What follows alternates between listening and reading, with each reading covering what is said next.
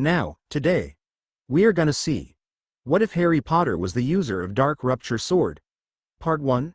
Join Patreon for early ACESS of Super Op stories, also adult and steamy Harry Potter stories too. Please subscribe this channel, because definitely I will try my best to provide a valuable content for you all. Also check the description to support the original author for this beautiful creation. He looked into Harry's face, but it makes no difference. In fact, I prefer it this way. Just you and me, Harry Potter, you and me. He raised the wand. Then, in a rush of wings, Fawkes soared back overhead and something fell into Harry's lap, the diary. For a split second, both Harry and Riddle, wand still in hand, stared at it. Then, without thinking, without considering, as though he had meant to do it all along, Harry seized the basilisk fang on the floor next to him. Harry had already started to stab down into the diary when Riddle yelled, "Wait." He wasn't sure what made him hesitate, what nuance of tone in the memory's voice made him pause. Fang still held threateningly at ready only centimeters from the diary's surface. Cautiously, he asked, "Why?" Riddle's voice was completely serious, "Because if you kill me, you kill poor little Ginny as well." He went still as he glanced from Ginny's motionless body to Riddle's triumphant smirk. "No. But God, what if it were true? You, lying," and his voice was edged, hard in a way he'd never realized his voice could be. "That'd be the Slytherin thing to do, wouldn't it? And you're so proud of your Slytherin blood."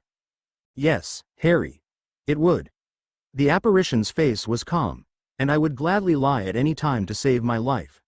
But in this case," its voice turned terribly, terribly cruel, "I don't have to." Riddle took a step forward, and this time Harry could hear the soft footfall as it hit the stone floor. Realizing that, he looked sharply at apparition, stomach beginning to knot. When he'd first entered the chamber, Riddle had seemed somewhat insubstantial, for all that he could hold material objects, but with each minute that passed, Riddle became more solid, more real, as if he moved from another world into this one. Even as he watched, Tom's edges began to sharpen. The process had to be almost complete. Then following that thought, when it was done, Ginny would be dead. Panic swirled through him. What should I do? Movement snagged his attention as Riddle took another small, sliding step forward. "But speaking of houses, Harry, let's talk about you. How Gryffindor would it be, to kill your best friend's little sister? How noble, to murder an unconscious 11-year-old girl?" "No," he snarled back, furious. "That's your specialty." But talking to Riddle was just wasting time. He didn't know how to break the charm or bond or whatever it was that was between the two of them. Even if he had known, Riddle held his wand. Harry glanced at Riddle's hand where his holly wand was grasped deceptively lightly between long fingers, then shook his head. "No way can I grab it without getting cursed before I even get close." And even if he could get it back, what then? Would his own curses even affect a magical memory? Would he have to cast it on the diary? And what if that doesn't incapacitate Riddle? Or what if it did, but the link still remained open, draining Ginny's life away? It'd take at least 15 minutes for him to get out of the chamber, find someone in charge, convince them to follow him, and get back down here. And that was if he could even get away from Riddle in the first place. And what about the blocked passageway? Or getting back up the pipe?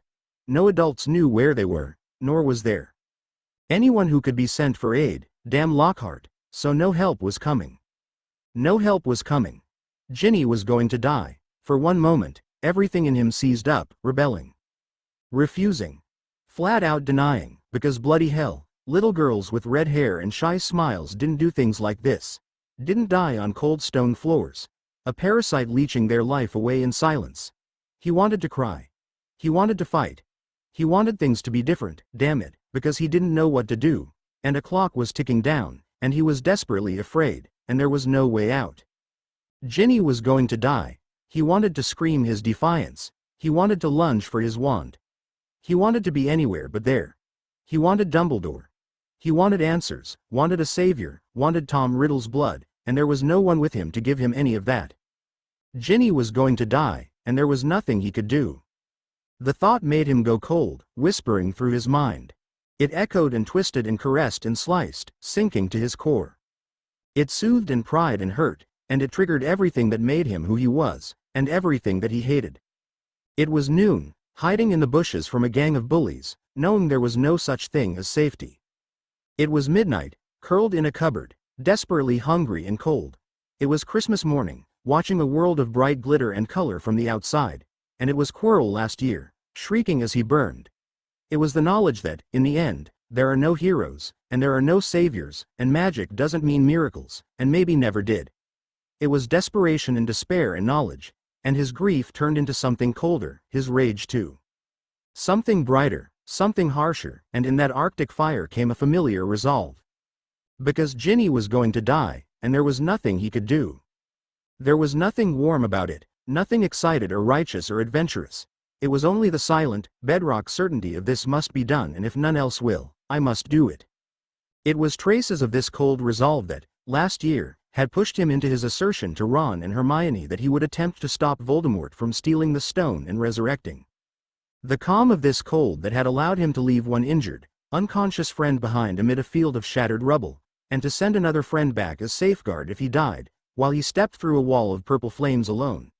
And it was this cold he had wrapped around himself, one pre-dawn morning several days later, as he stared at the lake and pondered his first kill. Above all else, it was that cold. The one he'd known alone on a chill morning, known and confronted and accepted, staring at hands that had set flesh to flame. Gryffindor, they said, was the house of the brave. I don't want to do this. It was a miserable whisper from a corner of his mind, begging for reality to go away. But want had never made his aunt and uncle love him, or his teachers believe him over Dudley, or brought his parents back. Harry was coldly, bitterly acquainted with all the thousands of ways. Want meant exactly nothing, but if he was going to do this, he had to know. Not for peace of mind. If Riddle was telling the truth, there would be no peace of mind. Because Ginny deserves this. His throat was tight. Even if it turns out she'll never know. Riddle had been watching him silently, expressionless save for the triumph in his eyes. Eyes that mirrored in hazel Harry's own. Eyes he now met squarely. Promise me, he began softly, asking for an oath he'd read months ago, flowery and wordy and antiquated, but binding by the very things that made a pureblood's pride. Swear by your life and the ancestors' blood you hold so precious, that you are telling me the truth. The triumph grew stronger. By my life and Salazar's blood, I am. He listened to Riddle's level voice, then nodded and swallowed the lump in his throat. His eyes were burning. His heart felt like gravel, cold and in pieces. Okay. He lifted his hand as if to cast the fang away. Riddle started to slash the wand down, and in a blur of movement, he slammed it straight through the middle of the diary. Harry's Gryffindor traits were always so much scarier than other people's. Riddle gave a long, piercing shriek, and Harry cast away the diary as it bled ink out across his robes and the floor. His enemy was writhing and twisting, screaming and flailing, and then he was simply gone. Harry watched only long enough to be sure it was over, then crawled over to where Ginny lay, reaching out to touch her skin. He was dimly surprised to notice his hand was shaking. "Ginny?" he asked, hoping for a moan, a squeak, a breath. Her unmoving silence made him terrified and hurt and nauseous. "Ginny?" But the whisper was almost defeated. And still no response came. He knew Muggles check pulses. A brief flash of hands at wrist or throat on the telly, stolen glimpses as Dudley watched while he did chores. But he didn't have any idea how. But there were other ways to check. Carefully, he held his hand just above her mouth and nose, hoping above anything to feel a faint flutter against his hand. "Please," he begged silently. "Please, please, please." Nothing. He didn't realize he was crying until he realized he could no longer clearly see her face. Didn't notice when it started, but couldn't make himself stop. He huddled on his knees by her cold body, and he cried. Above him, Fox was singing low, mournful notes of haunting beauty, but the phoenix did not fly down and cry for her. Not even a phoenix's tears, then, could heal a life severed so quickly. He didn't know how long he cried, but eventually, he became aware of Fox's song coming to an end. When silence fell, he painfully pushed to his feet. Moving slowly, he gathered up his wand and the diary, rolling them with the hat to stuff them all in his pockets. Then he made his way over to the dead basilisk's head, not flinching as he passed the bloody sockets, silent testaments to Fox's skill and courage. Bracing himself, he reached towards the hilt and dragged the sword free. He wished he could do something for Ginny right now. It didn't seem right to leave her lying there with the basilisk's corpse in muck and water, not while he took away the remains of her murderer. But I don't know a way to carry her other than the basic hover charm, and I've never held one that long. If I drop her... Everything in him flinched from the thought. He settled for bowing his head and promising quietly to her spirit, wherever it was now, that he would be back. Then he turned and, dry-eyed and with sword in hand, limped slowly out of the chamber. Harry Potter and the Chamber of Secrets. Paperback. PG. 346. Slytherin. The hat had almost put him in, and his similarity to Slytherin's heir Riddle himself had commented on. But he was beginning to think that this wasn't because he had un-Gryffindor qualities that fit only in Slytherin, but because the two houses, normally pictured as opposites, were in some fundamental ways quite similar. Ravenclaws in battle, he had no doubt, would coolly plan the sacrifice of distant strangers to achieve an important objective, though that cold logic could collapse in the face of sacrificing family instead. Hufflepuffs would sacrifice no one, though it means they sacrifice an objective in its place. Only Gryffindors and Slytherins were good at sacrificing those they loved. Sharp edges forging the sword god, he was exhausted. Discovering Hermione's clue, hearing of Ginny's kidnapping, the long hours waiting, the confrontation with Lockhart, the cave-in, fighting the basilisk, Riddle, Ginny. And Ron. Telling Ron had hurt, and left him feeling utterly helpless. He'd known his best friend for almost 2 years now, and he'd never seen him go that white. Not last year when he'd offered himself as a chess piece sacrifice. Not even earlier this year facing Aragog. At least he'd been able to say yes when Ron asked if her killer was dead too. It was a cold comfort, but it was something solid to hang on to. And Ron desperately needed something solid as his world started to shake. He'd gotten Ron and Lockhart to the hospital wing doors, hoping Hermione might be unpetrified and awake by now. Ron could steady himself with cold comfort, but he hoped she would be able to give him a warmer one. If only I could have stayed, but no, he still had things he needed to do tonight. So fearing Pomfrey might attempt to stop him, might dose him with potions or forbid adults to ask him questions, he'd seen Ron and Lockhart through the doors, then turned to do what he had to. Which brought him here. He watched the stone gargoyle finish moving aside, and entered the small room below the headmaster's office. Someone of authority would be there who he could talk to, even if Dumbledore was banished. He only managed a few steps up the stairs when he heard raised voices and stopped dead. A man whose voice he didn't recognize, Professor McGonagall, and Molly Weasley. No, wasn't there a limit on how many times a person had to inform someone a family member was dead, and to be forced to tell someone who'd taken him into her heart, worried over him through letters, hand-knitted a sweater and given him his very first Christmas gift. I'd rather be back fighting the basilisk. But Mrs. Weasley deserved to know. And Harry was the only one who could tell her. Closing his eyes, he gathered the shreds of his willpower. Repeating his vow, this must be done, and if no one else can, I must do it, he ascended the stairs. When he got to the top, he saw the rest of the people in the room. The male voice he'd been unable to identify was Lucius Malfoy, a cringing Dobby crouching at his boots. Mr. Weasley was there, one arm around Mrs. Weasley, both of them radiating worry and fear. Dumbledore. Harry had no idea when he'd come back, but he felt a rush of gratitude at his appearance. Calmly presided over it all from behind his desk, face set in an unusually grave expression. Harry's entrance brought silence to the room. He avoided looking at the Weasleys and simply ignored Malfoy, remembering all too well the venomous confrontation at the beginning of the school year. A brief glance and nod was all he could manage to Professor McGonagall. Mainly, he kept his focus on Dumbledore's face as he limped across the space separating them. It took the clang of the bloodied, ruby-encrusted sword dropping on the desk to break their stasis. He met Dumbledore's eyes for only a moment, before looking at the ground. He couldn't meet their eyes and say this. Professor Dumbledore, I need to talk to you. Can you send Mr. Malfoy away? Harry. The headmaster's voice was concerned and warm and comforting, and he wanted to close his eyes and just let it go. Hand it all over.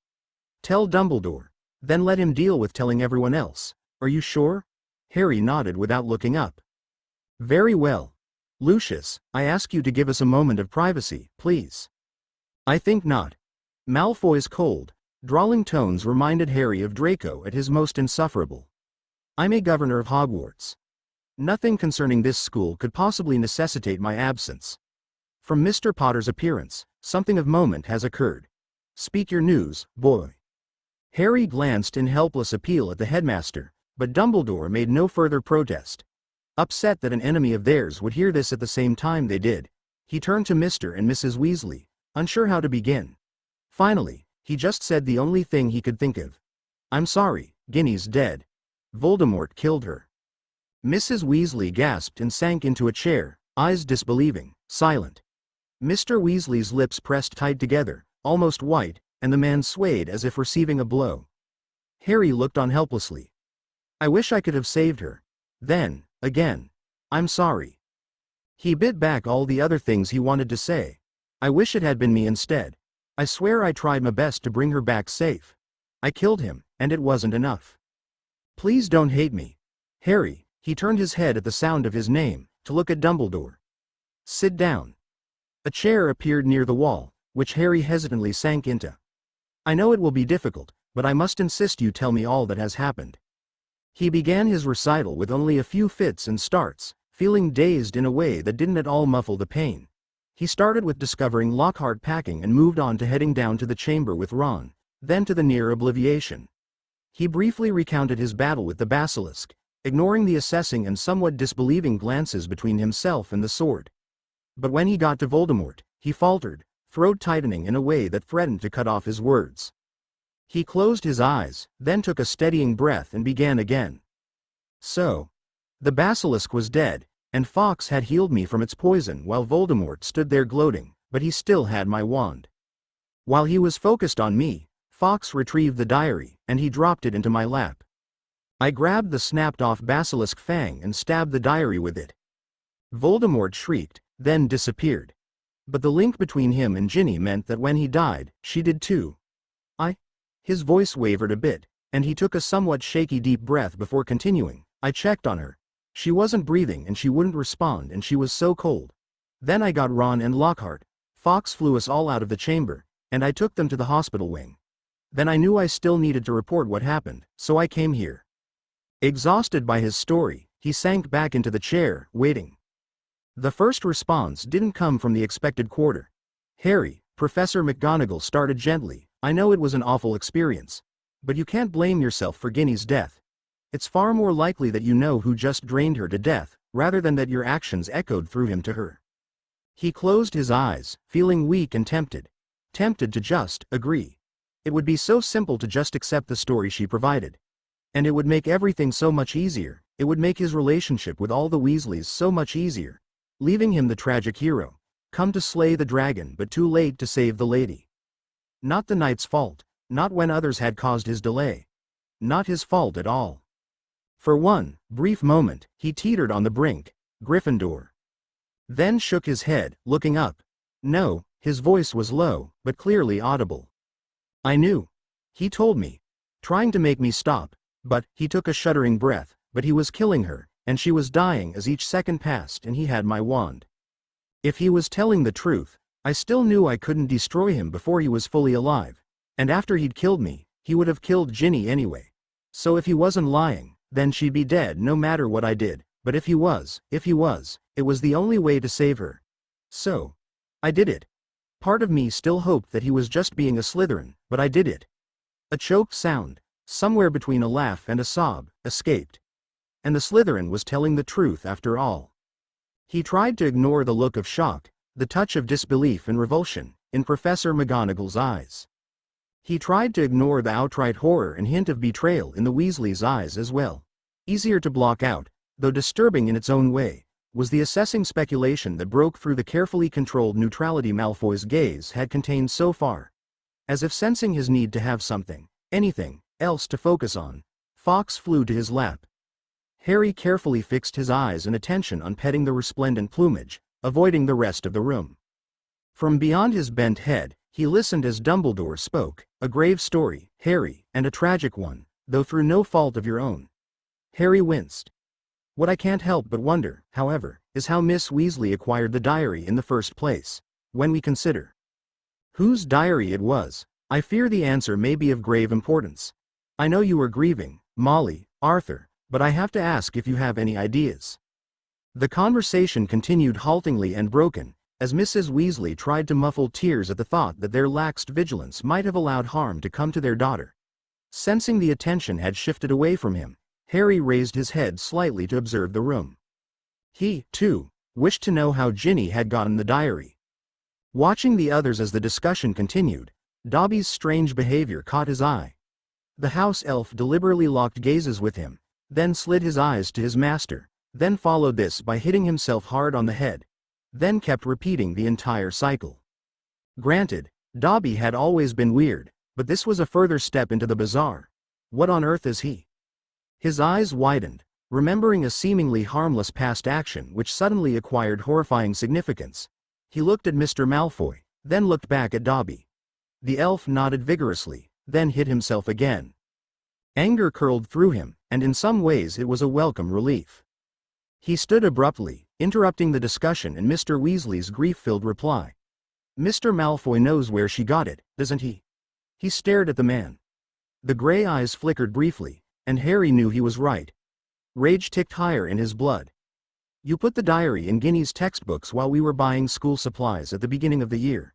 And then, softly, certainly, accusation as heavy as the weight of Hogwarts itself. You killed her.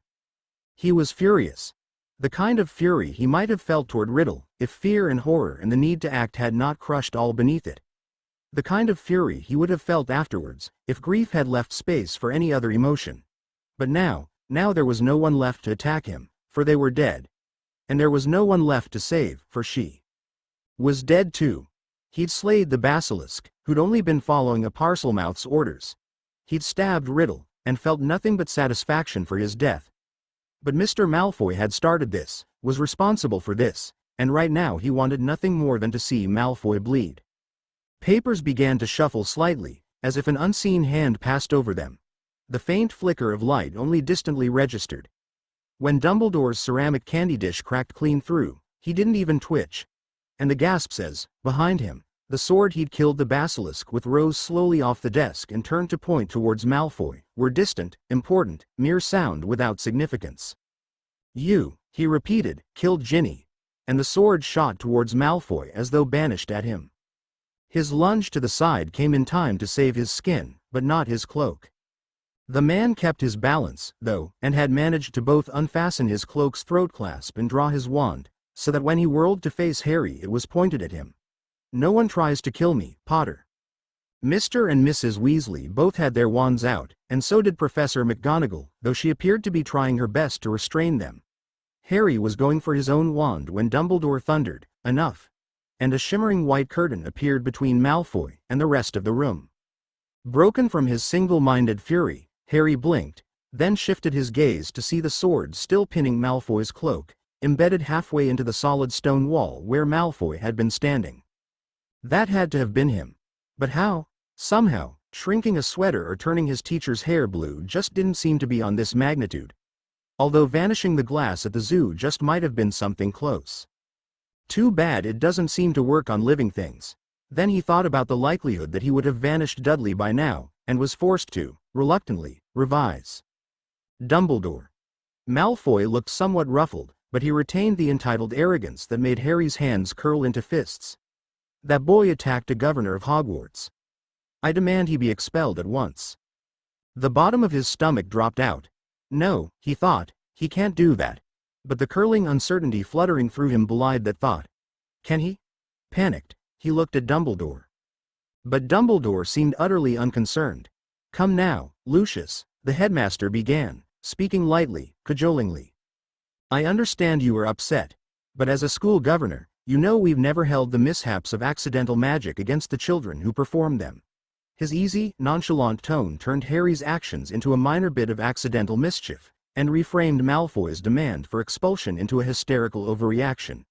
It's not fair to punish a young witch or wizard for something they have no control over. A mishap? Malfoy almost choked, voice rising in furious indignation. Harry Potter tried to kill me. Indeed. Despite everything, Harry almost laughed at that serene acknowledgement. Malfoy's haughty, indifferent mask was well and truly shattered. The man seemed squarely caught between impotent rage and utter disbelief. But he used no wand, as we can attest. And I'm sure Harry didn't banish the sword on purpose, did you, my boy? He glared at Malfoy, not knowingly, ignoring the dark menace in his student's tone. Dumbledore smiled. Very good. He clapped his hands together. In that case, I'm afraid it must be ruled accidental magic. As an esteemed governor of our fine institution, you know all about the unavoidable difficulties young witches and wizards encounter while struggling to train their magic. Dumbledore peered at the man from over his half-moon glasses. Though you may wish to avoid Harry in the future, it was said offhandedly, almost an afterthought. His powers do seem somewhat volatile around you. Harry had never before realized that the headmaster's slightly absent-minded, grandfatherly calmness could be used as a weapon. It was, unexpectedly, awesome. But Malfoy recouped his poise quickly. Headmaster, if you'll not expel him for attempted murder, I'm afraid I'm forced to take this to the ministry. He is clearly a danger to others. The man didn't even bother with faking a tone of civic concern. We'll hear what they have to say about the matter. Dumbledore's face remained calm. That's a serious accusation, Lucius. One I don't believe you wish to pursue. Undoubtedly, a major inquisition would ask why Mr. Potter was so upset that he hurled a sword at you with accidental magic. And his story would have interesting consequences for your reputation. Gray eyes narrowed. You have no proof of any wrongdoing on my part.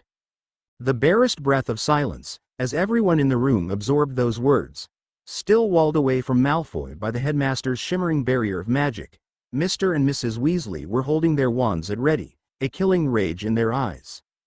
If I had, the headmaster said, every word precise, you would no longer retain possession of your wand, or your faculties.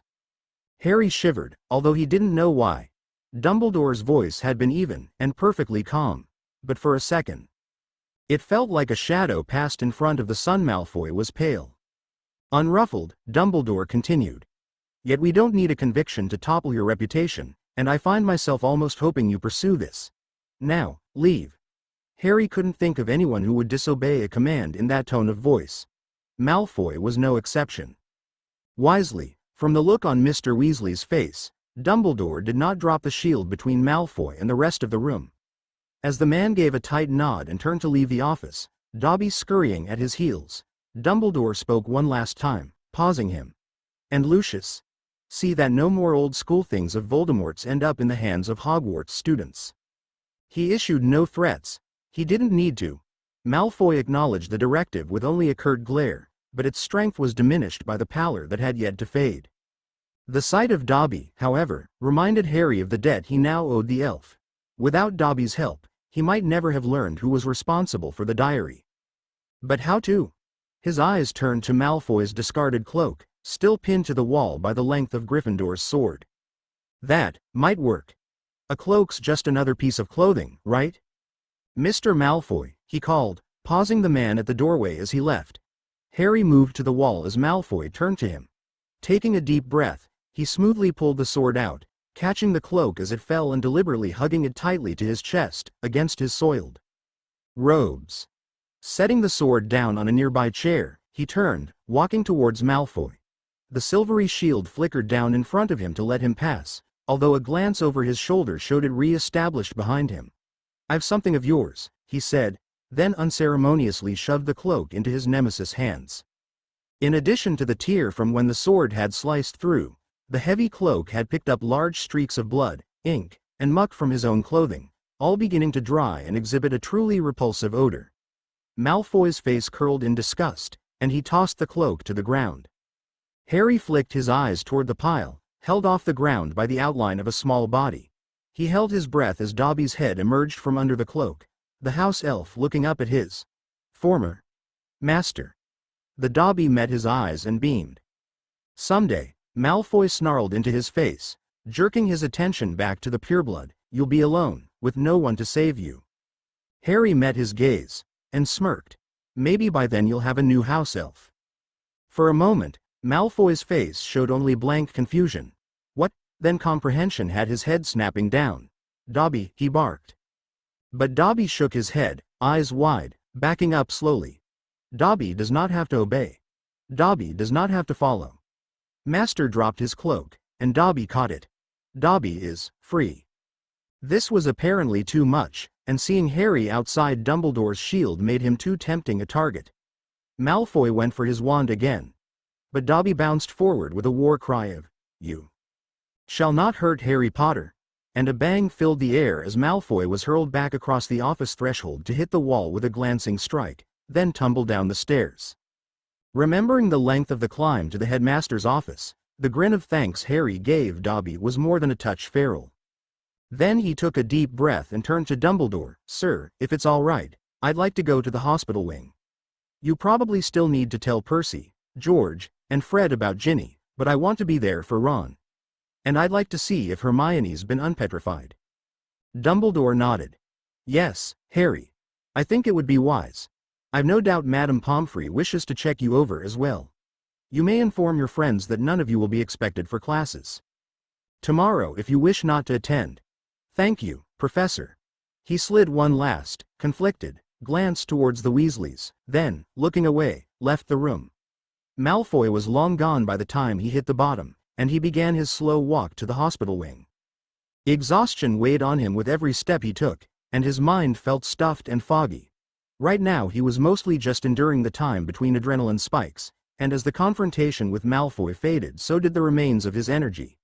He hadn't absorbed the implications of everything that had happened yet. Nothing felt like it had settled, but he did feel like he had made a decision, down in the chamber. One he didn't fully understand yet, but one well and truly chosen. Yes, made a decision, and learned something, about his house and about himself. Slytherin, the hat had almost put him in, and his similarity to Slytherin's heir Riddle himself had commented on. But he was beginning to think that this wasn't because he had un-Gryffindor qualities that fit only in Slytherin, but because the two houses, normally pictured as opposites, were in some fundamental ways quite similar. Ravenclaws in battle, he had no doubt, would coolly plan the sacrifice of distant strangers to achieve an important objective, though that cold logic could collapse in the face of sacrificing family instead. Hufflepuffs would sacrifice no one, though it means they sacrifice an objective in its place. Only Gryffindors and Slytherins were good at sacrificing those they loved. But with one friend who had lost weeks to the hospital wing and who could so easily have lost her life instead, with another mourning a dead sister, with himself going into battles he barely survived, and making decisions he should not have to make, he dreaded what they might be called upon to sacrifice next. And he decided. He would do much, to see that it did not happen. Dumbledore had said that Voldemort was trying to resurrect when he went to steal the Philosopher's Stone. And since Dumbledore had destroyed it, the Philosopher's Stone, immortality, unlimited wealth, the pinnacle of alchemical achievement, rather than see it fall into Voldemort's hands, that implied that Voldemort could come back. A prospect that made him go cold. He'd barely survived a disembodied spirit in the memory of a 16-year-old boy. He had few illusions about the outcome of a confrontation with Voldemort in his prime. Gather the shards forging the sword. The hospital wing was dark and quiet when he peeked in. Carefully, and as silently as he could, he snuck along the beds full of sleeping students. When he found his friends, his throat tightened. Hermione's features were no longer frozen under the force of the dead basilisk's petrification. Ron was on the bed to her right, no doubt dosed into peaceful sleep, but the faint light illuminated dried tear tracks on his cheeks. Ron was the second oldest of the three of them, but right now he managed to look even younger than Harry. He shook his head.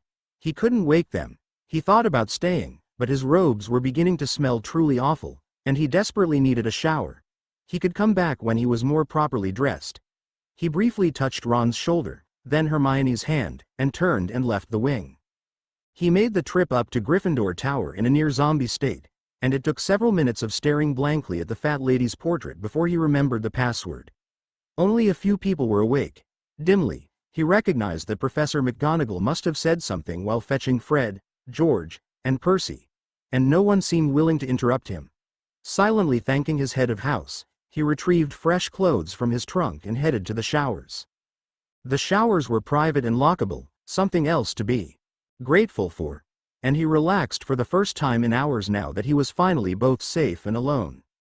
He reached into his pocket to remove his wand and hid a roll of scrunched cloth instead. He pulled the sorting hat out, realizing he'd forgotten to return it to the headmaster earlier. "Sorry," he said, gently setting it on the floor, out of the shower a reach of stray spray. "I'll bring you back to Dumbledore tomorrow." He wasn't sure if the hat could hear him when not on his head, but he figured better safe than regretful. Beneath the hat was his wand and the diary. The wand he carefully set on the shelf inside the shower, the diary he tossed on the floor, kicking it slightly aside to make room for his robes. Leaving them in a dirty pile, he turned the temperature to as hot as he could stand, and slid under the spray. He had to scrub hard to get fully clean, the ink having started to stain his skin and the dirt remaining stubbornly embedded under his fingernails. The blood and muck in his hair had dried, making a clump in places, and the clear saliva of the basilisk required scraping removed from his forearm. It felt like hours before he was completely clean. Finally, patches of skin slightly reddened from scrubbing, and thoroughly grateful that Hogwarts showers didn't run out of hot water, he sank down the wall to sit under the spray. It had been long enough that his bruises from landing on various hard surfaces were beginning to truly show, and his time spent curled kneeling on the cold stone floor of the chamber had left his muscles stiffened. Massage and heat source at once, he couldn't find it in himself to leave. Besides, he needed to think. This was the third time he had been forced to stop Voldemort. This was the third time lives were sacrificed for that cause. My parents, when I was a baby, he counted off. Professor Quirrell, broken by Voldemort's possession, and now Ginny. And Voldemort was still out there, alive. Will he come after me again? Part of him desperately wanted to say no. Voldemort was supposed to be focused on taking over the wizarding world. What type of general in the Muggle world would focus all his plots around, say, Eton? It made no bloody sense. Voldemort should be attacking government buildings and Aurors, not going after a school child. It was a comforting thought. Harry ran a hand through his hair, twisting his fingers through the wet tangles. Unfortunately, I'm pretty sure it's completely wrong. He remembered Voldemort's behavior last year, his preoccupation with discovering how an infant had been his downfall. Then, earlier this day, Riddle had told Harry that he'd forced Ginny to write her own farewell specifically to lure Harry down into the Chamber of Secrets. Voldemort, he was beginning to realize, could not leave proof of a weakness unconquered. So, what did that mean? Voldemort will be back for me. He squeezed his eyes shut, resting his head back against the tile wall, trying hard to keep calm. The implications of that, illustrated in the lives already lost, terrified him. At the end of first year, Dumbledore had said that Voldemort was trying to resurrect when he went to steal the Philosopher's Stone. And since Dumbledore had destroyed it, the Philosopher's Stone, immortality, unlimited wealth, the pinnacle of alchemical achievement. Rather than see it fall into Voldemort's hands, that implied that Voldemort could indeed come back. A prospect that made him go cold. He'd barely survived a disembodied spirit and the memory of a 16-year-old boy. Wouldn't have, in fact, if not for the aid he had received. He had few illusions about the outcome of a confrontation with Voldemort in his prime. Any incarnation of Voldemort might still attack him, but if Voldemort returned fully recovered God, he would be hunted. He had to keep Voldemort from coming back. No, to truly be safe, for my friends to be safe, I have to get rid of Voldemort once and for all. Which, he had no chance in hell of doing, not anytime soon, at least. More than anything else right now, he realized slowly, I need more knowledge. He hadn't known enough about the wizarding world to even understand that enchanted diaries could be dangerous. He hadn't known what could stop them. He hadn't known what spells would work on Riddle's insubstantial image, even if he'd managed to reclaim his wand. The list of things he hadn't known tonight could fill a trunk. But that also meant he needed help.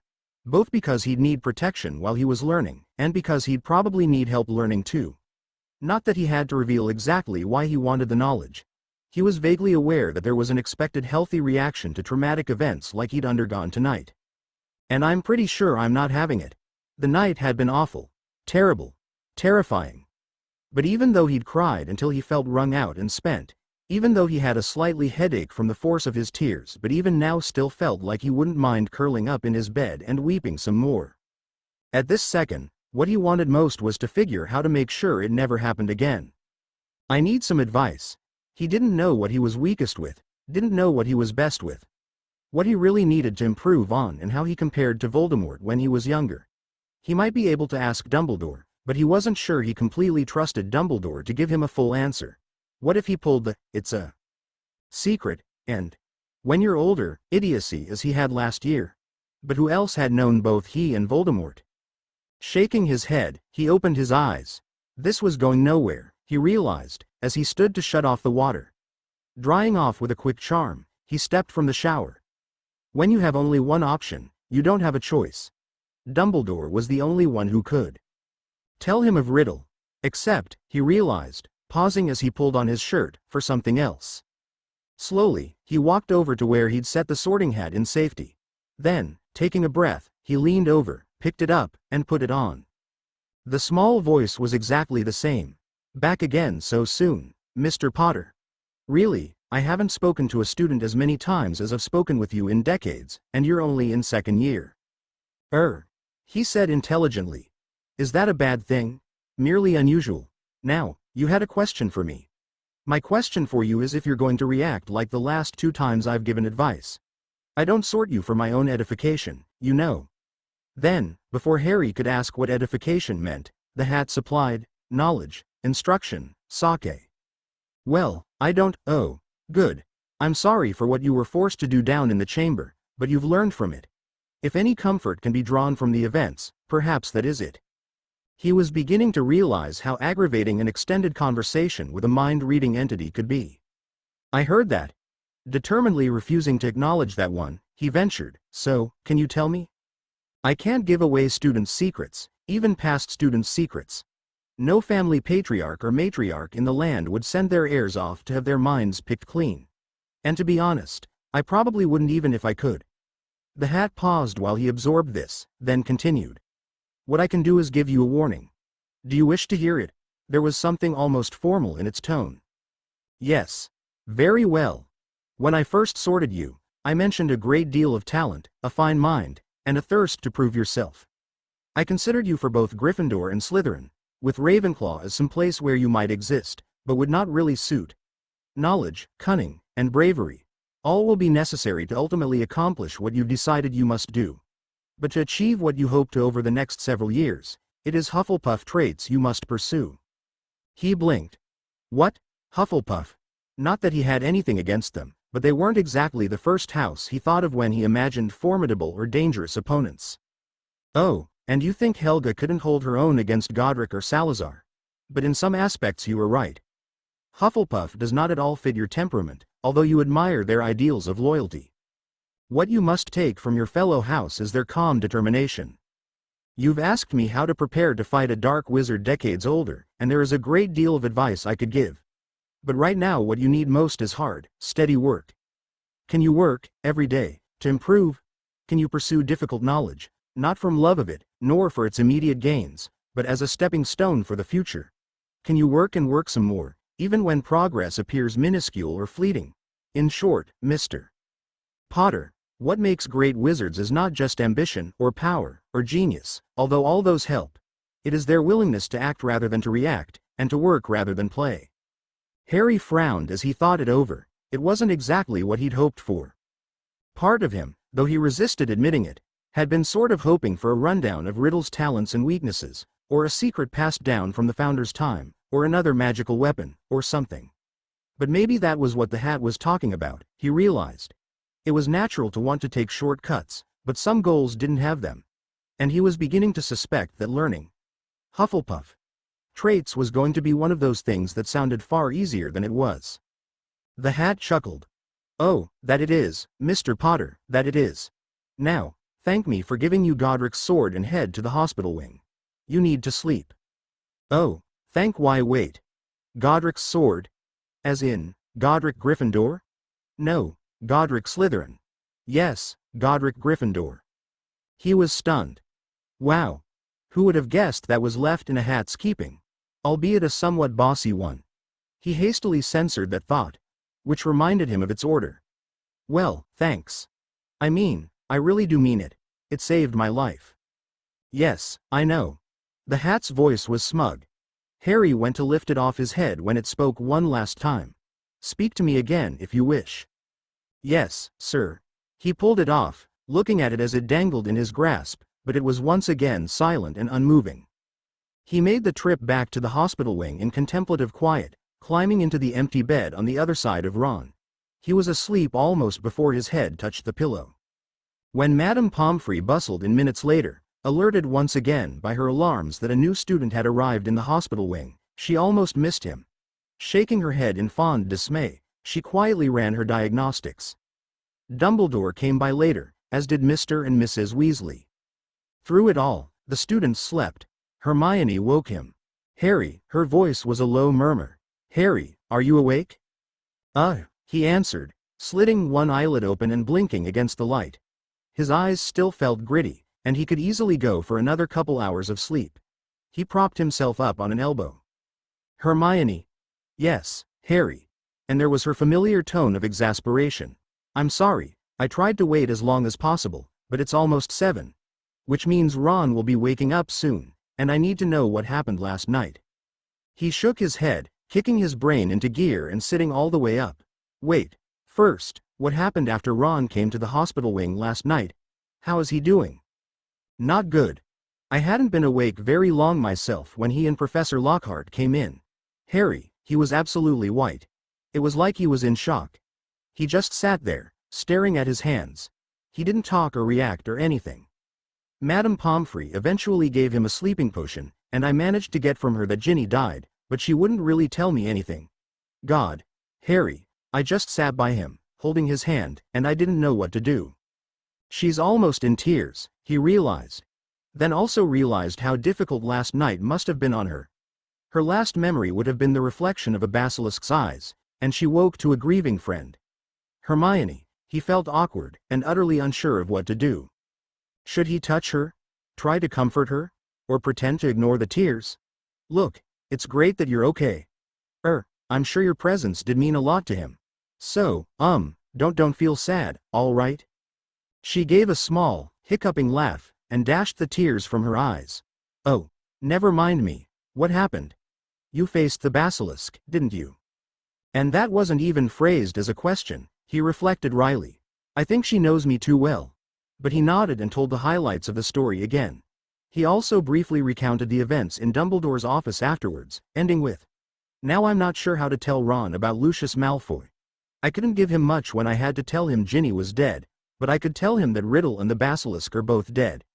How'd I tell him that the man behind it all is currently walking free?" She stared at him, aghast. "You can't think to keep it from him." "No, damn it, that's not what I meant.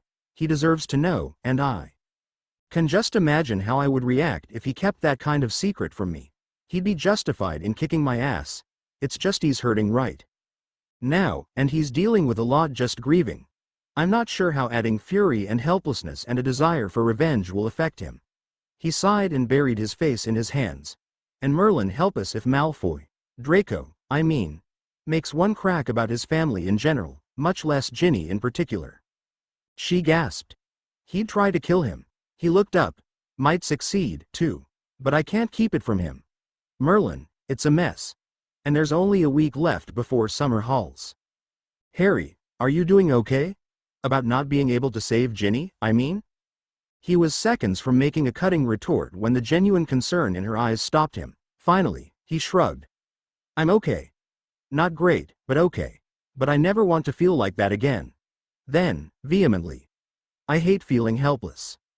The silence stretched for several minutes before he asked, "So, do you get some extra time to study for exams?"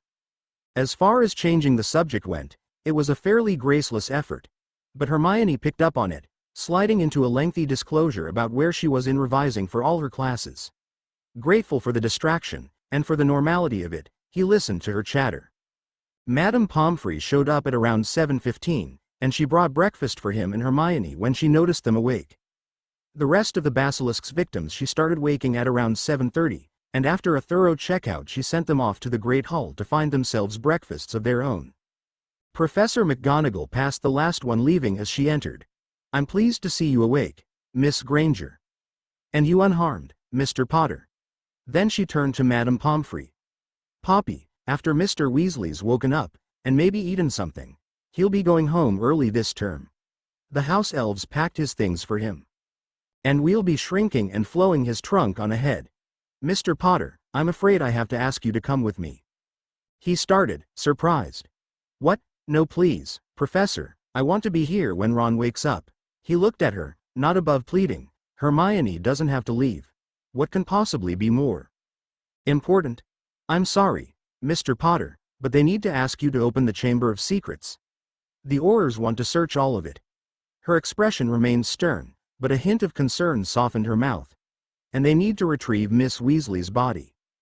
The words were said kindly, but not even the nicest delivery on earth could have softened that blow. His stomach hurt and he looked away. Oh. Then he turned back to Hermione. I hope I'll be back in time, but if I'm not, tell him I wanted to be here, please. And that I'll write to him. She nodded. Of course, Harry. She reached out and grasped one of his hands. It'll be okay. It has to be. He wasn't sure how to tell her that things wouldn't be the same kind of okay ever again. He met the waiting group of Aurors at the entrance to the headmaster's office. Professor McGonagall introduced him to the 10 men and women, one of whom, it turned out, was actually not an Auror, but an expert from the Department for the Disposal of Dangerous Magical Creatures. And only about 3 of whose names he remembered by the time the introductions were over. Then the professor rested her hand on his shoulder a moment before she murmured her best wishes and vanished up the stairs to Dumbledore's office. He was left staring at the Aurors, feeling just slightly abandoned, while most of them watched him passively back, and the remaining few stared. This way, then. The entrance is in Moaning Myrtle's bathroom, so it's not too far. The head Auror, something Peters, had salt and pepper hair, a commanding presence, and was attempting to be professional. Harry caught the edge of a whisper as Peters said something to the group behind him. Whatever it was enough to jolt the 2 or 3 of them that had been staring at him into suitably blank faces. Actually, most of them had seemed pretty impervious to the normal hero worship he was subjected to. So, Mr. Potter. Dumbledore said that there was a basilisk down in the chamber before you killed it? Yes, sir. Do you think there are others still down there? He bit his lip, considering. I don't think so. I'm pretty sure Riddle, Voldemort, would have called upon them to fight, too. And I think there would have been more shed skins if more of them were about. He peeked into the bathroom, but it seemed empty of Myrtle. I'm not sure if basilisks are territorial or not. In here, guys. Sir. It took him a minute to actually locate the exact tap again. Then he took a deep breath, stared at the scratched snake, and hissed out, open. There were several intakes of breath behind him at the sound of the parseltongue, but he refused to acknowledge them as the sink smoothly sank away in a repeat of last night's events. He turned to them. It's pretty dirty down there, so if you have some sort of clothing protection spell for the ride down, you might want to cast it. I'm not sure how much we cleaned it up on our slide down last night. The Aurors all drew their wands and cast a spell or 2. Peters was even kind enough to cast one on him. Thanks, he said. Then he turned and dropped down into the slide, a muffled shout echoing after him from the entrance. The trip was as long as he remembered it, and he quickly scrambled out of the way once he hit the bottom. Peters missed him by mere seconds. Don't do that, the Auror captain said, wand out as he stepped in front of Harry. But I thought I was supposed to be your guide down here? Guide? Yes. Scout? No, let us go first into danger. That's what we're here for, okay? He couldn't entirely mask his doubt about that command, but he shrugged and acquiesced. They did no more than he did. He just hoped Peters didn't seriously expect him to turn and run if the Aurors found trouble. Especially snake trouble. The ramifications of having a parselmouth around couldn't be that hard to grasp, could they? By now a third Auror was emerging from the chute, so Harry moved a few feet down the passageway to leave more room. There's a rock fall ahead where Lockhart almost brought the ceiling down on our heads. We might need to clear it out a bit.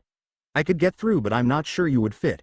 There's another parseltongue gate before the actual Chamber of Secrets, though. To his considerable relief, they managed to clear the rock fall away without creating another one. Peters held up his hand to pause him when he moved to unlock the inner door. Just a minute, Harry. All right, everyone. Mr. Potter is fairly sure there's not another basilisk waiting for us down there, but before now centuries of wizards would probably have been ready to swear that there wasn't one. You all got briefed on basilisks before we came over, but it's recap time. Matheson, dangers. One of the younger Aurors, who looked like he couldn't be many years out of Hogwarts, straightened. Fangs, highly venomous, a lethal gaze, spell-resistant, large, and fast for its size. Excellent. Smith? Weaknesses? Enough magic will overwhelm its natural defenses and bring it down? Eyes are normally a weak point in creatures with spell-resistant hide, but that doesn't work with a basilisk. Peters narrowed his eyes. Anything else? Looking like a student suddenly aware he'd left an unanswered question on a pop quiz, Smith appeared to be thinking rapidly. Oh. Also, the first crow of a cock at dawn, sir. Though, I guess that's useless here. Not useless, just not necessarily needed. If we do run into another basilisk, we'll be retreating immediately, then returning bright and early here tomorrow with one. Unfortunately, conjured animals don't work, or it'd be a handy backup plan. Nor does any cry other than the first one at dawn. You're still thinking inside the box, but acceptable. Then those eyes shifted focus to him. By the way, Harry, how exactly did you do it? He shrugged, uncomfortable with the attention. Fox blinded it for me, then we had a bout of hide and seek for a bit. It found me and I found a sword at about the same time. When it lunged at me with its fangs open, well, he shrugged again. I didn't know what to do other than hold on and stab. The sword went through the roof of its mouth and into its brain. He ignored the soft, bloody hell from Matheson. That pretty much killed it instantly, except one of the fangs went through my arm.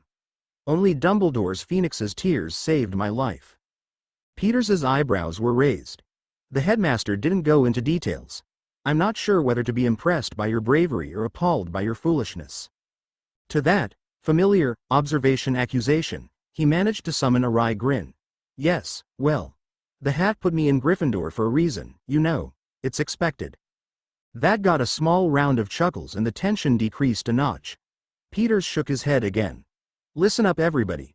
Mr. Potter opens the chamber and the first team goes in ahead. I want 3 teams. Divide by training exercise triads. I'll be with Smith, Matheson, and Brandt. Mr. Potter will be with me. Questions? At the negative replies he nodded, then looked to Harry. If you would? He once again opened the chamber, although this time all the Aurors seemed to be prepared for the sound of his talent. Then, obedient, he stepped back and allowed the first team through. For the next several minutes he followed Peters like a small, silent shadow, knowing that this, the chance to observe Aurors prepared for a combat situation, was part of what he'd realized he needed. The way they moved, how they kept in contact, the pattern of search they employed, all of it was fascinating. In other circumstances the impressed exclamations when they stumbled across the basilisk's corpse would have been an ego boost, but his gaze had been inexorably drawn to Ginny's still form. He looked up to see the captain's face, but the man was already speaking. I see her. It took 20 minutes for the Aurors to satisfactorily explore the side passageways, many which seemed to just loop back into the main chamber. An abandoned potions laboratory was found, as was what one of the Aurors tentatively identified as a rituals chamber. A bedroom and a bathroom, too, were searched. They all rendezvoused back in the great antechamber, and Harry spoke up loud enough to get the captain's attention. Sir, the basilisk was originally hidden in a chamber behind that statue. Do you want me to open it? A quick glance around assessing the assembled Aurors' readiness, then the captain gave him a nod. Harry turned to face the statue, hoping the password and not in. Actual blood or house connection was all that was needed. Hissing, "Speak to me, Slytherin, greatest of the Hogwarts 4, he mentally rolled his eyes at the size of ego Salazar Slytherin must have had. To make that a private password, but the passageway opened smoothly, and the first team levitated each other up seamlessly and disappeared through its mouth. The sight gave him the slightest shiver. Only a minute had passed before a blonde head popped out. Looks to be all clean, Captain. I think this might have been an experimental snake breeding workroom. Room for more? Sure, sir. Come on up. She was right, Harry observed as he followed the captain up. There was space for all 11 without undue crowding. Harry absorbed the details of the room, fascinated. There were a variety of splintered metal cages flattened against walls or the floor. No way of telling what had happened to their original occupants, whether they'd died, or been eaten by the basilisk, or been taken with Slytherin when he left Hogwarts. One of the large cages was probably where the basilisk had been kept before it outgrew it. Dusty, dirty, surfaces bare, and smelling strongly of snakes. Whatever secrets Slytherin had once discovered here, nothing seemed to remain. It was only after he idly compared the size of the basilisk now with what its size must have been in Slytherin's time, judging by the size of the largest cage, when he realized that the room, although by no means small, must have begun to feel tiny as the centuries passed and the basilisk grew. There probably wasn't enough room for it to have stretched out fully, and if commanded to stay here to avoid discovery, he shuddered. He didn't regret slaying the beast in the least, but he could almost pity it. He had far too much experience with being locked in to wish it on anything else, human or otherwise. One of the Aurors brushed by him, and he recognized that he had missed an order somewhere. Following the last two out, he hopped off the statue, feeling himself caught almost immediately in the now familiar feeling of the levitation spell. When all of the Aurors were back down, Peters declared himself satisfied that no threats to student safety remained in the Chamber of Secrets. He then cast a spell which lifted Ginny's body, and solemnly gestured for Harry to lead the way out. At the mouth of the chute he paused, but Peters didn't hesitate, carefully scrutinizing the wall besides it. A few careful taps eventually turned the slide into steps, and they began to ascend. Harry wasn't the only one sweating slightly by the time they reached the top. He took them back to the headmaster's office, said goodbye, and took his leave. He barely turned the corner before he was racing back to the hospital wing. That must have been at least an hour. Ron's got to be awake by now. He skidded around the corner, coming to a walk just before he ducked through the hospital wing door. Ron was still there, subdued but awake and fully dressed, talking to Hermione. His entrance caught their attention. "Ron," he said, breathing a sigh of relief. "I thought they might take you home before they let me go." His friend was no longer a pale white, and life had returned to his eyes, but with life was in awful grief there, too. "They almost did, but I asked for another 5 minutes. There was nothing else down in the chamber." He shook his head, "Just more muck and dust. We found where we think he'd been breeding experimental serpents, but either none of the other snakes were as long-lived, or the basilisk ate them all." Ron, and his voice held everything he had no idea how to say, concern and affection and guilt. "Time for you to go, Mr. Weasley." He jumped slightly when words sounded behind him, and when he turned he caught sight of Professor McGonagall waiting a few feet in from the entrance. He turned back to Ron and lowered his voice. "There are things you need to know, but I'm not sure if your parents will tell you." Then, in a normal tone, "I'll write to you over summer. I'll fight my aunt and uncle for it if I have to. Take care of yourself, all right?" He stepped back, clearing the way. "Thanks, Harry." Hermione's goodbye was more tearful but equally brief, then she stepped away as well. Together they watched Ron disappear through the hospital wing door. Then they looked at each other, and in silent agreement made their way up to Gryffindor Tower.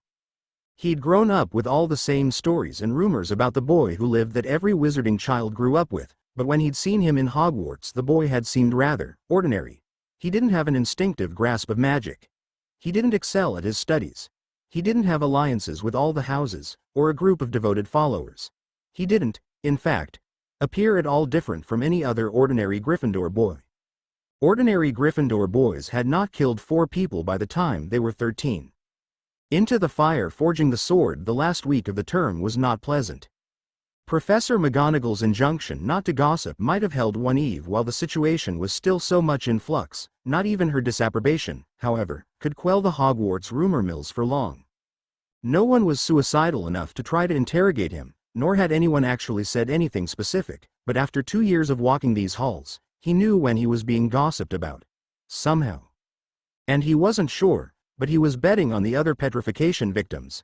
Ginny's death had become common knowledge by the afternoon of Ron's departure. The Daily Prophet headline the next morning was all it took to set rumors aflame. He sat through the interminable, and inevitable, announcement at dinner that night. Dumbledore kept the public story vague, alluding to remnants of Voldemort that could still cause grief. The basilisk's existence was announced amid gasps, and his slaying of it also touched on. According to Dumbledore, Harry had arrived too late to save young Ginny, and the headmaster asked they be sensitive about his feelings. No mention of the diary, or Lucius Malfoy, was made. While other tables immediately erupted into gossip, his surrounding housemates at least made an effort to be circumspect. Hermione was to his left, shielding and distracting him as best she could. He was grateful, but all too aware of the empty space on his right where Ron would normally be doing the same. The days after that were an exercise in restraint. He could only be thankful that the whole air of Slytherin nonsense seemed to have been dropped. Even Hogwarts's rumors, He thought with a touch of bitterness, seemed to draw the line at believing he'd petrified one of his best friends, and killed the little sister of his other. The prevailing rumor spawned in its place. That it had all been aimed at Harry from the beginning, first to isolate and frame him, later to kill him, was probably inevitable. At least that pompous little bastard Ernie Macmillan was squirming for promoting an evil plot.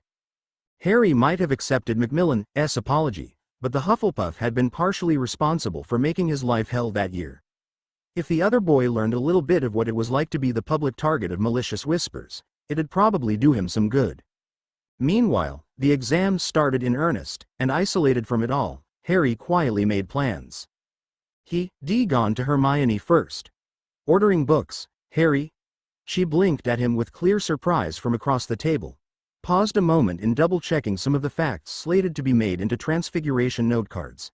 He wasn't sure exactly why she bothered, since he was positive she had them all memorized anyway by now, but it seemed to be a comfort. Yeah, he sent her a smile. I figured if anybody would know about ordering them by owl, it'd be you. Well, sure. I mean, I've got Flourish and Blot's standard catalog. 4 galleons and I get a new issue every month as long as the store's in operation. But, why? He gave her a level stare. Because I want to order some books? Harry. I got that part. Honestly. But what I meant is that, well, she floundered a second before continuing. You've never been interested in academics before. And now you're ordering extra books for summer reading? What are you planning? He shrugged. I don't know. She made a sound a bit like a spitting cat, and he had to laugh. No, I swear I'm telling the truth. He turned serious. I've lived 3 years of my life in the wizarding world. 1 year as an infant with my parents, 2 years here at Hogwarts. My time at my aunt and uncle's doesn't count. They're about as far from the magic world as you can get and still be on Earth. 3 years, Hermione, and I've been attacked 3 times. I don't think it's going to stop. She was watching him closely, and he could see her thinking furiously behind brown eyes. And you want to order a bunch of books on defense, or curses. Harry, tell me you're not planning anything stupid. Practicing magic at home. Running off to kill Lucius Malfoy. You're only 12, he'd kill you. He was shaking his head even as she spoke. I'm not reckless, Hermione. The only way I'd try that was if I was pretty sure I could kill him. I don't even have a clue where to find him right now. Not that I would have been at all disappointed if he'd been just a little bit slower at dodging last Friday. I'd have been only too pleased if the sword had pinned him to the wall instead of just getting his cloak. But I'm not foolish enough to believe a book on curses and several weeks of practice casting them are enough to take on an adult follower of Voldemort. And can you imagine the reaction when the order came in, if the clerk gossiped and the newspaper got word of it? He rolled his eyes and adopted a breathless, news announcer voice. Boy who lived buys books on dark arts, up next. Interview at Flourish and Blot's, Harry Potter going dark. He gave a snort of disgust, and shook his head. No, I'm not saying I won't be requesting a book or 2 on defense, but mostly I'll be ordering history books. History books? She narrowed her eyes. Explain. He let his eyes unfocus as he struggled to put to words a concept he couldn't really explain even to himself. It's like. He sighed. Right now, I don't even really know anything about Voldemort, or Dark Lords, or fighting at all, really. I mean, I don't know how Voldemort got followers, or power, or how he conducted his campaigns. Is that it? You just want to know how Voldemort fought in the past? No, not quite. It's more like I want to know how Dark Lords of the past have usually gained power, and how they're usually defeated. What made some of them win for a while, and what made them easy targets for the Ministry? Was it something about the Dark Lords themselves? The way they were fought? And how were they fought? I'm not talking about dueling, more about, he struggled to find the words. About how the conflict is shaped. Armies or raids or spies and back-dealing. Why did it end the way it did? He made a sound of frustration. I'm not explaining this well. No, she shook her head, sounding somewhat impressed. No, I get it. You're not talking about dueling tactics, you want to learn strategy. Yes, I mean, obviously it isn't enough just to kill leaders, not when it leaves people like Lucius Malfoy walking free. If it gets bad again, I don't want to leave behind any more of Voldemort's followers free to kill my friends or their family. She was still looking at him like he announced he was going to climb Mount Everest this summer. Dubious, but a little impressed. It was somewhat aggravating. "What?" he asked, a tad sharper than he'd intended. "Nothing. It's just, honestly, Harry, I didn't think you'd be this mature. You don't really like studying, and you're smart enough to know. Theory's not your strong point like practical magic is. I half expected you to dive into memorizing all sorts of curses and jinxes, and not pay any attention to a larger picture. In the past few days you've grown up a lot, Harry." Her voice turned just a little wistful as she continued, "and you were already one of the most adult 12-year-olds I know." He gave a last glance around and sighed. "You know I killed Quirrell last year." She took a deep breath, and looked like she was about to interrupt, so he shook his head. "No, I'm trying to explain things. You deserve to know since I'm asking you for help." She settled back in her seat, obviously willing to wait and listen, so he began again. "Okay. Like I said, last year I killed Quirrell. I didn't like it, certainly didn't enjoy it, but it didn't really hurt me. He was practically Voldemort's slave by then, even if he might not have wanted to be in the beginning. And he was trying to steal the Philosopher's Stone. We did not need an immortal Dark Lord with all the power, wealth, and influence a Philosopher's Stone could bring him. Besides which, he was trying with a certain degree of success to kill me at the time." He glanced at her to see how she was following all this, and at her encouraging expression he took a deep breath and continued. "I never had any real nightmares over it. I never hated myself over it. And the only thing I really feared from it, or was wary of, rather, was what all of that said about me." Here she tried to interject again, but he cut his hand across the air, stopping her. "No, like I said, I don't hate myself. But I look at Ron, or even you, or at some of the first years wandering around, laughing and playing and talking, and I know that my reaction isn't the same as most of them would have." He shrugged. "It isn't. I don't know why. If it's me, or something from the killing curse, or what, but I'm different. I mean, how would you have reacted? Or Lavender Brown? Dean Thomas? Or, God forbid, Neville? You see." Perhaps sensing he didn't want a really long answer, she only nodded. "Okay." He took a moment and another deep breath, getting ready to say what he had to next. It seemed like he was continuously being forced to talk about Ginny, ripping off a scab each time the wound had only just begun to heal. "Down in the chamber, I had to kill Ginny to kill Riddle." He did his best not to acknowledge the look of pity in her eyes. "Yes, she would have died anyway. Yes, there was absolutely nothing I could do to save her. No, it wasn't my fault she received the diary in the first place. But I did do it, and I did it knowingly. Not my fault, but my responsibility.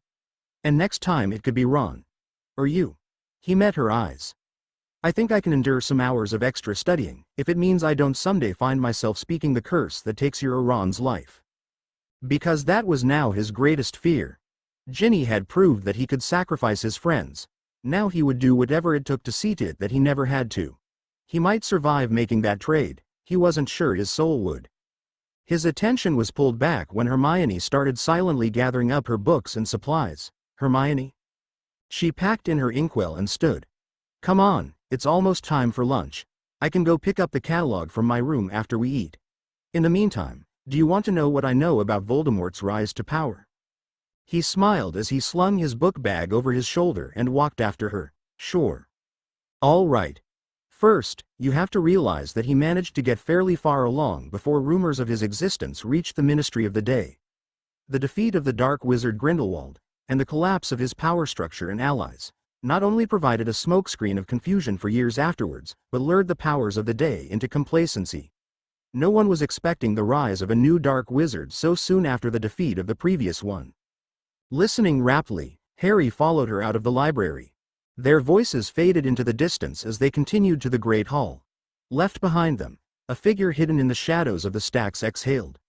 He hadn't planned to eavesdrop, although once he'd heard part of the discussion there was no way he could have walked away. Now he had to decide what to do with what he had learned. Not that he'd overheard anything that could really be considered too much of a secret. The boy who lived was studying history. Send a notice to the prophet. But it was the way Potter had talked. The reasons for his interest and the way he was approaching it. Hermione Granger was not the only one who would have expected Harry Potter to head straight to the Dada shelves. And those soft revelations at the end. He'd grown up with all the same stories and rumors about the boy who lived that every wizarding child grew up with, but when he'd seen him in Hogwarts the boy had seemed rather ordinary. He didn't have an instinctive grasp of magic, he didn't excel at his studies, he didn't have alliances with all the houses, or a group of devoted followers or the teacher's unstinting regard. He didn't, in fact, appear at all different from any other ordinary Gryffindor boy. Ordinary Gryffindor boys had not killed 4 people by the time they were 13. And, he thought with just a touch of shocked hilarity, Potter still has a few more months to add to that count before his next birthday. It would make more sense, he thought dimly, attempting to reconcile what he'd thought he'd known with what he'd just heard, if Potter's a raging psychopath of some sorts. But Potter really just wasn't. He was always polite. He would defend anyone from being picked on. He never started fights, although he didn't back down from them either. He'd chip in good-naturedly in school projects. The Parselmouth ability had been rather surprising, but he himself had, in fact, only been rather darkly amused at the whole air of Slytherin nonsense. Harry Potter was not the type to walk around petrifying other children out of childish spite. At least I judged that one right. He'd gone to some lengths to present himself as quietly apolitical in his house, and he'd consequently managed to avoid most of the power games a contemporary of Draco Malfoy would otherwise be forced to endure. He hadn't paid much attention to the boy who lived other than his own casual curiosity, and for the occasional enjoyment derived from watching Malfoy fume helplessly. But if what he'd just heard was any indication, the public knowledge about Harry Potter and his exploits wasn't even half the true story. He might quietly keep an eye out next year. He wasn't sure exactly why or what he was looking for, but he had a feeling Harry Potter might turn out to be more interesting than he'd expected. Might, in fact, one day become what his grandmother called a penguin, a pivot. And in the meantime, it sounded like Lucius Malfoy might want to start watching his back. Harry's books arrived at breakfast on the last day of term. He picked up the small parcel of shrunken books and tucked it in his bag without opening it. After breakfast he'd see if he could get an older student to cast Notice Me Not charms on each of the books, maybe one of the prefects. He did not plan for them to stay locked in his trunk all summer, and hopefully the charms might prevent his aunt and uncle from noticing the presence of magic books in case of an accident. It'd be even easier if he could get a time-released unshrinking spell on them. He'd be able to just pocket them, avoiding the effort of smuggling them up to his room. But as the Ministry apparently couldn't differentiate between his spells and house elves, he wouldn't bet they could tell his spells from another student's either. Thinking of which, he really should see about getting that previous warning cleared. The train ride was long and uneventful. He said his goodbyes to Seamus and Dean in the tower that morning, so they were having fun farther up the train. Neville stopped by to talk for a little bit, but for the most part he and Hermione had been left alone. His uncle's greetings had been as charming and convivial as ever, and the trip back to the house was made in silence. Harry found an opportunity to slip down and pick the lock on the cupboard while the Dursleys were eating dinner, and stashing his gains was quickly done. Really important things, and things he'd not thought to get charmed, his invisibility cloak, his album, and some extra food, were hidden under the loose floorboard. His school books and the books from Flourish and Blots, all charmed unnoticeable by a friendly 7th year, were simply shoved out of plain sight under his bed. Since Petunia never cleaned his room, he figured they'd be safe enough from casual glances in the course of snooping. At any rate, he was easily done in time to look perfectly innocent when his uncle came by to ensure he wasn't doing any funny business. Hedwig was padlocked inside her cage over his protests. A state of affairs he was determined to quickly rectify, and gave a quiet, mournful hoot when he gave her an owl treat. Then he sat down on his bed, pulled out a blank sheet of parchment, ink, and a quill, and began to scheme. When he'd gone to Dumbledore to return the hat, and to hand over the diary, he'd asked some questions about what he'd managed to do with Gryffindor's sword. Before, he'd sort of assumed that, once a wizard started training, accidental magic wouldn't happen anymore. This turned out to be an only halfway accurate summation of events. Once a child entered training, accidental magic the witch or wizard didn't mean to do, didn't even realize they were doing, often enough, did stop happening. But, Dumbledore had asked him with a serious gaze, had he truly not meant for Lucius Malfoy to be hurt? Remembering his overwhelming desire to see the senior Malfoy's blood, he wasn't sure he could honestly say yes. And that, Dumbledore had explained, was the difference between accidental magic and uncontrolled magic. A subset of wandless magic, Uncontrolled magic was just that. Magic that happened when, usually due to strong emotions, a wizard or witch lost control over their power. The headmaster had laughed a little when he immediately burst into a flurry of questions, most of which boiled down to, why use wands? But he had answered them. The drawback to uncontrolled magic was that it wasn't strong. No, that wasn't quite how Dumbledore had put it. The problem was that it wasn't focused. His anger at Lucius Malfoy had flung a sword, but it could have just as easily only shattered windows, or have set his robes on fire, or have shoved the man back several paces. The point was that there was no way Harry could know. And if he got placed into the same situation a second time, the uncontrolled magic might manifest differently. All of which meant it really was next to useless in a duel. As strong as it might be, scattered around a wizard or witch without direction, it couldn't do the same kind of damage in the way a curse or hex could. A simple shield is all it takes to fend off most attacks from uncontrolled magic. If Malfoy had held his wand close to hand, that was all it would have taken to halt the Gryffindor sword. And it wasn't exactly fast or a surprise attack. It usually took a bit of time to build up, and it could manifest a variety of secondary magical effects as warning signs. Flickering lights, a small breeze, tremors as if the wizard or witch stood at the epicenter of a small earthquake. So it wouldn't be any use at fighting Voldemort or Death Eaters, which is fine, he thought, smiling. Because I suspect I just might have another use for it. When he'd inquired, in his absolute best tone of pure idle curiosity, whether Ministry monitoring wards picked up uncontrolled as well as wanded magic, since they didn't seem to pick up, or at least punish, accidental magic. Dumbledore had paused, pulled down his half-moon spectacles, and looked at him. He looked down, fighting a blush, and made a note to work on his pure, idle curiosity tone. Somewhat to his astonishment, Dumbledore had told him that it might be picked up if strong enough, but there were no laws against it. A loophole, he'd added, and not a sanction. Then, making a somewhat cryptic comment about the wisdom of judgment and restraint, he'd handed Harry a lemon drop and sent him on to his transfiguration exam. Sometimes, I really like that man. Which all brought him to tonight, waiting for the Dursleys to retire to bed, so Harry could sneak out and see what he could accomplish. For his plan to work, he didn't need his magic to be controlled, or predictable, or powerful. All he needed was to be sure that he could make something abnormal happen at will. If he could, well, tomorrow would be Sunday, and his uncle would be home. It just might be time to negotiate. 1:07 a.m.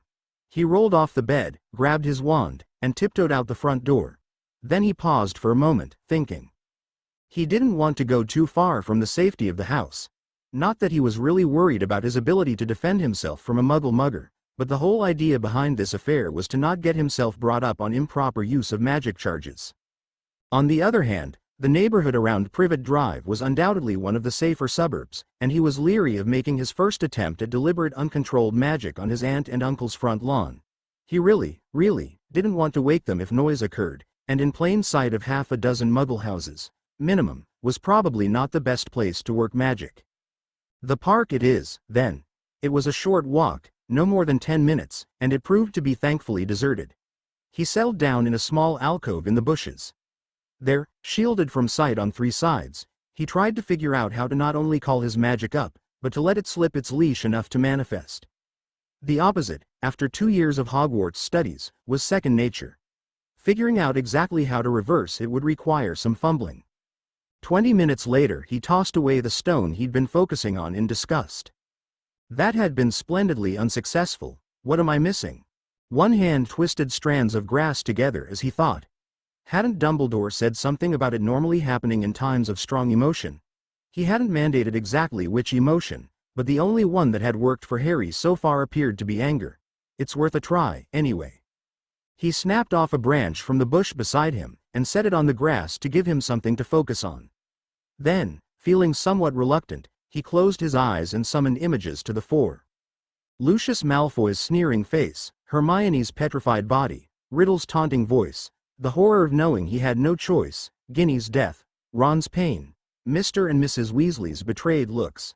He took his anger and he fed it his guilt and his horror and his pain, transforming fear and grief into tongues of fire that licked at his self-control. Distantly, he heard the brush around him rustle, as if a gust had come up, but only distantly. Higher and higher he built it, till anger flared to fury. Then he opened his eyes, and focused it all on the twig in front of him. The wood exploded, splinters flying everywhere. He flung his hands up as he turned his face away, but he wasn't quite quick enough to shield himself from the flying wooden shrapnel. He felt a sharp sting as a larger piece sliced his cheek as it flew by, and he hissed in pain as smaller splinters peppered his hands and forearms. After a few seconds of stillness, he slowly brought his hands down, wincing as he looked at himself. Dumbledore could have mentioned that when he said uncontrolled magic was dangerous, he'd meant to both the target and the caster. Alternating swearing, wincing, and hissing, he slowly started to pull splinters out. When he was finished, there were small beads of blood across his hands and arms, and he was becoming somewhat dubious about the project. He definitely needed to try this another way. First, because that had made him feel sick. Creating that much hatred and rage, he shuddered. He wasn't entirely comfortable knowing he could feel like that, and he didn't want to feel it too often. Certainly not when he was only trying to rattle the Dursleys. Besides, it felt like he was using his friend's pain, exploiting it. He could do that if he had to, would do it, if necessary, but pulling that out for what would be parlor tricks with his wand just felt like he was demeaning both them and himself. Besides, he reflected wryly, that wasn't exactly what I'd hoped for. He wasn't, after all, trying to kill his aunt and uncle. Nor was he trying to break their stuff, although a small, dark part of him idly wished he could. All that would do is make his uncle more difficult. No, what he was going for was, what had Dumbledore called it, the secondary manifestations of primary magical phenomena. The flickering lights, the sudden breeze. Not at all dangerous, but to a family who loathed his kind, positively unnerving. Rage, it seemed, was more likely to make his magic try to incinerate them. Usually strong emotion implied not always. Maybe emotion just made it easier. He closed his eyes again and tried to recall exactly what it had felt like, not emotionally, but with his magic. But as much as he saw back to that moment, he couldn't remember anything but the rage. He grimaced, raising a hand to tentatively probe the small cut on his cheek. All of which meant that, if he wasn't giving up on his idea, he'd have to try again. But this time, definitely without the stick. An hour and a quarter later, it was just beyond 3:30 in the morning when he rose and staggered home. It had taken him 5 more tries that night before he'd been able to separate himself from the tempest of his emotions enough to find the comparative whisper of his magic being released. 3 more tries after that, closely paying attention to the sensation, before he thought he understood fully what was happening. And what was happening seemed somewhat paradoxical. When he unleashed uncontrolled magic, it was an act of both pushing and letting go at the same time, much like trying to move an object by hand without touching it. The difficulty, therefore, was rather obvious. Part of uncontrolled magic was instinctive. Wizards and witches apparently grabbed for their magic when distressed. That's why Neville had bounced instead of getting seriously injured when he was tossed out a window, and was one of the reasons why magical people were far less likely to die in an accident than muggles. Quidditch played by wizards and witches was dangerous, if fun. Quidditch played by muggles, if they could figure out how, would be fatal. He remembered reading about it last year, in one of the earlier chapters of Introduction to Magical Theory, but until now he hadn't really understood what the textbook meant. And strong emotion, as a fairly good indication of significant distress, roused the magic normally held in quiescent discipline by the wizard or witch. That was the first part of it. The second part followed naturally. Normally, the wizard only calls magic when about to channel it into a spell. So there you have a furious or terrified wizard, pulling his magic up by the bucket loads, and not paying attention to it in the slightest. The magic, meanwhile, is active, and the control that normally molds it into concentrated energy patterns is gone. So the magic just continued to gather, till even vague, unspecified desires could give it form. Or more often, a target. But before that point, that much magic, charged magic, active with anger or fear, concentrated in one place but with only the vaguest direction, usually had effects on the natural world around it. Having figured out how it felt, however, actually attempting it without the fury was shelved for another night. Right now his head was pounding, he felt like throwing up, he was completely emotionally exhausted, and at 5 hours past the time he normally went to sleep, he was physically exhausted too. He nearly tripped over Dudley's discarded trainers, and a hasty grab at the hall table was all that saved him from a fall. A glass of water from the kitchen tap, and he headed up for bed. Vaguely, he hoped the Dursleys might be so displeased at having him back that they were simply glad not to be forced to put up with his presence for breakfast. Right now he felt like he could sleep for a week. His prayers were not answered. His aunt's persistent rapping at the door at last roused him, and if his eventual, "I'm up, Aunt Petunia," sounded less than amiable, at least it wasn't the snarl he'd almost greeted her with. And no wonder, he thought, blearily staring at the alarm clock. 3.5 hours of sleep is far too little to expect anyone to be human. He checked his arms, but while the various pricks still hurt, none of them were obvious to casual scrutiny. The slice on his cheek was more problematic, but there wasn't anything he could do about it. He ran his hands through his hair, changed his clothes, and, figuring he'd done all he could without a mirror, headed to the kitchen. Breakfast was made quickly and without complaint, and his uncle, suspicious, "What happened to your face, boy?" was easily satisfied by a fabrication about tripping over his shoes last night. Their obvious amusement over this he bore stoically. His uncle's gruff orders about what was expected from him this summer, no freakishness, do whatever chores he was assigned, stay out of their way, actually dovetailed rather nicely with his own plans for studying. After 6 years of experience, washing and drying the dishes was quick work, as was mowing the lawn and weeding. He finished up at 10, took a 15-minute shower, and headed back to his bed, setting the alarm to wake him in 2 hours to make lunch. After the lunch dishes were done, his aunt didn't have anything for him to do. His uncle was taking Dudley to the movies, so he got out of washing the car, and he returned upstairs to his room, his afternoon his own. Pulling Insurrection, The History and Tactics of Dark Lords from under his bed, he propped his chin on his hand and started reading. And so the weeks passed. His reading of history continued slowly, and he interspersed it with other subjects. He decided to go through his older textbooks, or older portions of his textbook, making sure he understood everything where before he'd been happy to get by. Back in primary school he'd pretty much been forced to teach himself math from the book, and he'd noticed that when he had a problem understanding a section, the answer was usually something he hadn't really understood a few sections back. He didn't see any reason why that should be different with magic. Besides, quizzing himself as he attempted to memorize entries from 1001 magical herbs and fungi, which was used up till Newt-level potions, was a welcome break from the monotony. Magical theory, despite his newfound resolve, was still not his strong point. He actually wasn't sure how well his resolution to totally change his study habits would have gone.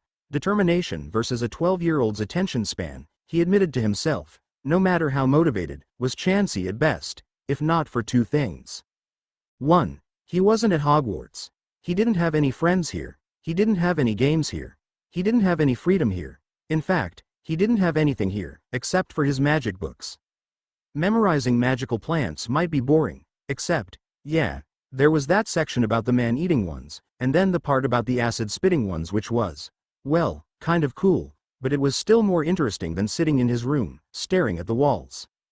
The second thing that kept him from slacking off was that he had started to find a lot of the stuff kind of interesting. Oh, not all of it. For every man-eating plant out there were twice as many perfectly harmless ones, but history was actually kind of cool when you read it less like a history textbook and more like a military book. He still couldn't wade through all the various developments creating the International Confederacy of Wizards, or the names of the Ministers of Magic, or the creation of a regularized standard of wand production, without yawning and his thoughts starting to drift. Several of his books had found themselves shoved back under the bed, abandoned, despite his resolve, but reading about various battles? That was just wicked. Some of the stuff some of these Dark Lords had come up with had been just gross. He shuddered, remembering a section on the torture techniques of one 17th century Austrian Dark Lord.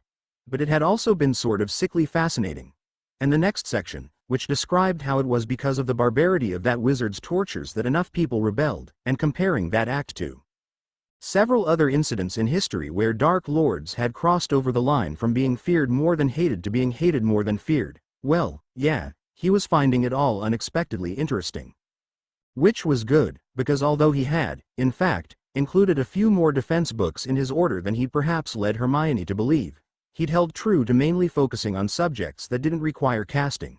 This way, he'd figured, when he got back to Hogwarts where he could cast spells, he wouldn't have to waste extra time on things like potions or herbology. His nocturnal progress was somewhat slower, but he'd kept at it. He thought, nearly ready. It had been well and fine to simply do his chores and retreat to his room for the beginning of the summer, but he had to meet with Ron. Had to talk to him in person. For that he had to be able to move about freely. His relatives and he had existed in a state of happily ignoring each other, save for when Harry took directions on various chores. But now he needed more. He'd never actually expect his relatives to help him with anything, but he needed to make sure they wouldn't hinder him, either. Which, he knew, they'd do for spite if given the chance. So he needed something to convince them. His uncontrolled magic was the key. In the absence of emotion, deliberately calling on uncontrolled magic took a strange twist of thought and formidable power, but it wasn't tremendously difficult. Trying to tame it enough, once released, to ensure nothing happened he didn't wish to happen, and all that happened was what he did wish to happen, was what took ferocious strength of mind. Once he'd learned to call it up without emotion, a feat of several weeks alone, it had taken weeks more of practice before he learned enough control to make sure he could do the most basic of things. Gather enough magic to force electric appliances to flicker, cause things around him to shake, or the air to begin feeling heavy. He wasn't positive how much more it'd take to shatter glass. Thank Merlin he'd thought to get his glasses charmed unbreakable in his first year. But he was pretty sure he could do it without difficulty. Tomorrow, he'd talk to his uncle about his new status of freedom. His letter to Ron was already waiting, and Hedwig knew to be back by tomorrow eve. Part of him hoped there would be no need for dramatics, but he knew his aunt and uncle too well to really expect everything to go smoothly. The other part of him was looking forward to it, but no matter what happens, he acknowledged to himself, after tomorrow, things are going to be different. Harry knowing how to pick locks is in the book. No, Dumbledore did not use Legilimency on Harry. He's been a teacher and the headmaster of a school for decades. You think he doesn't have a good idea what Harry is scheming towards? Something had happened with his parents and Harry. Something that had to be related to his sister's death. What it was, he didn't know, but they'd grown subtly uncomfortable with his mentions of his best friend, and his mother delicately discouraging of their friendship. He'd started simply not mentioning Harry at all, and noted carefully their hidden relief. In his mind, Harry's words repeated, temper the steel. Forging the sword.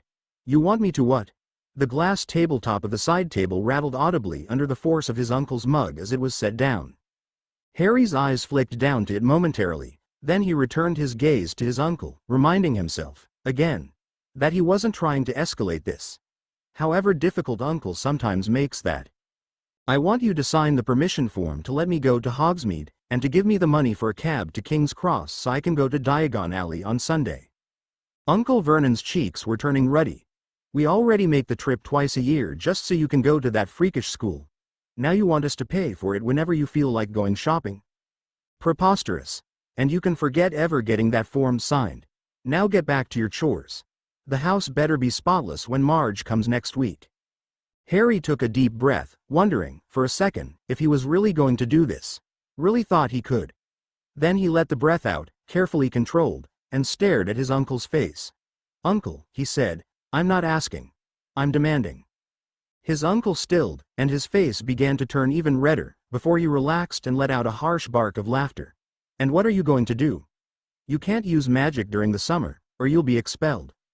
No, I think you'll not be demanding anything. In fact, I don't think you'll be bothering us at all.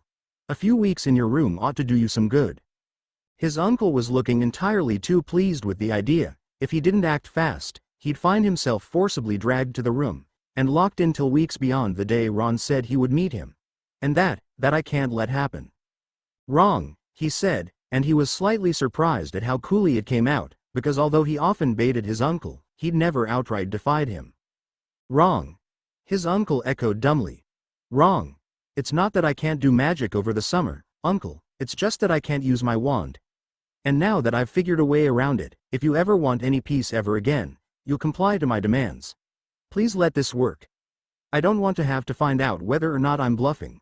Reaching out, he gathered his magic as he'd practiced for the past month, and as the lights began to flicker, he raised an eyebrow at the figure across the room from him. What the boy? Are you doing this? Sign the paper, and give me the money. I'll pay you back. His uncle looked more upset than furious, and uncertain, which boded well, he thought, until the tableau was broken by an unexpected appearance. Vernon? Vernon? The power's gone out. I knew we should have switched over to British Energy. Celia and I were talking about it just this Tuesday. As his aunt stepped into the living room, her words faltered. Vernon? What's going on? He spoke before his uncle had time to. It's nothing, Aunt Petunia. He didn't take his eyes off his uncle. Uncle Vernon was just going to sign my permission form and lend me some money. What the, Vernon? Is he? Her voice dropped to a horrified whisper. Is he doing this? Harry twitched, upping the amount of magic he was gathering, hoping to end it quickly. Several knick-knacks across the room started shaking, and a persistent rattling drew his eyes back to the side table, where the glass mug shaking on the glass table began to make noise. Unfortunately, the noise also seemed to shake his relatives out of their shock rather than shocking them further, and his aunt shrieked, Vernon, make him stop. His wife's presence seemed to propel his uncle forward. Now boy, stop this immediately. In the battle between horror and anger, horror had lost, and his uncle's face was rapidly getting redder. He gritted his teeth, refusing to back down. Sign the paper, boy. The shaking around the room got more pronounced, and the glass mug had begun to walk itself closer to the edge of the side table. His own temper was beginning to slip. Sign it. If you don't stop now, his uncle took one step forward, then another. Don't let this turn physical. He watched the large man warily. Sign it. Finally reaching the end of the table, the mug tipped over and landed on the carpeted floor, breaking in several pieces with a loud crack.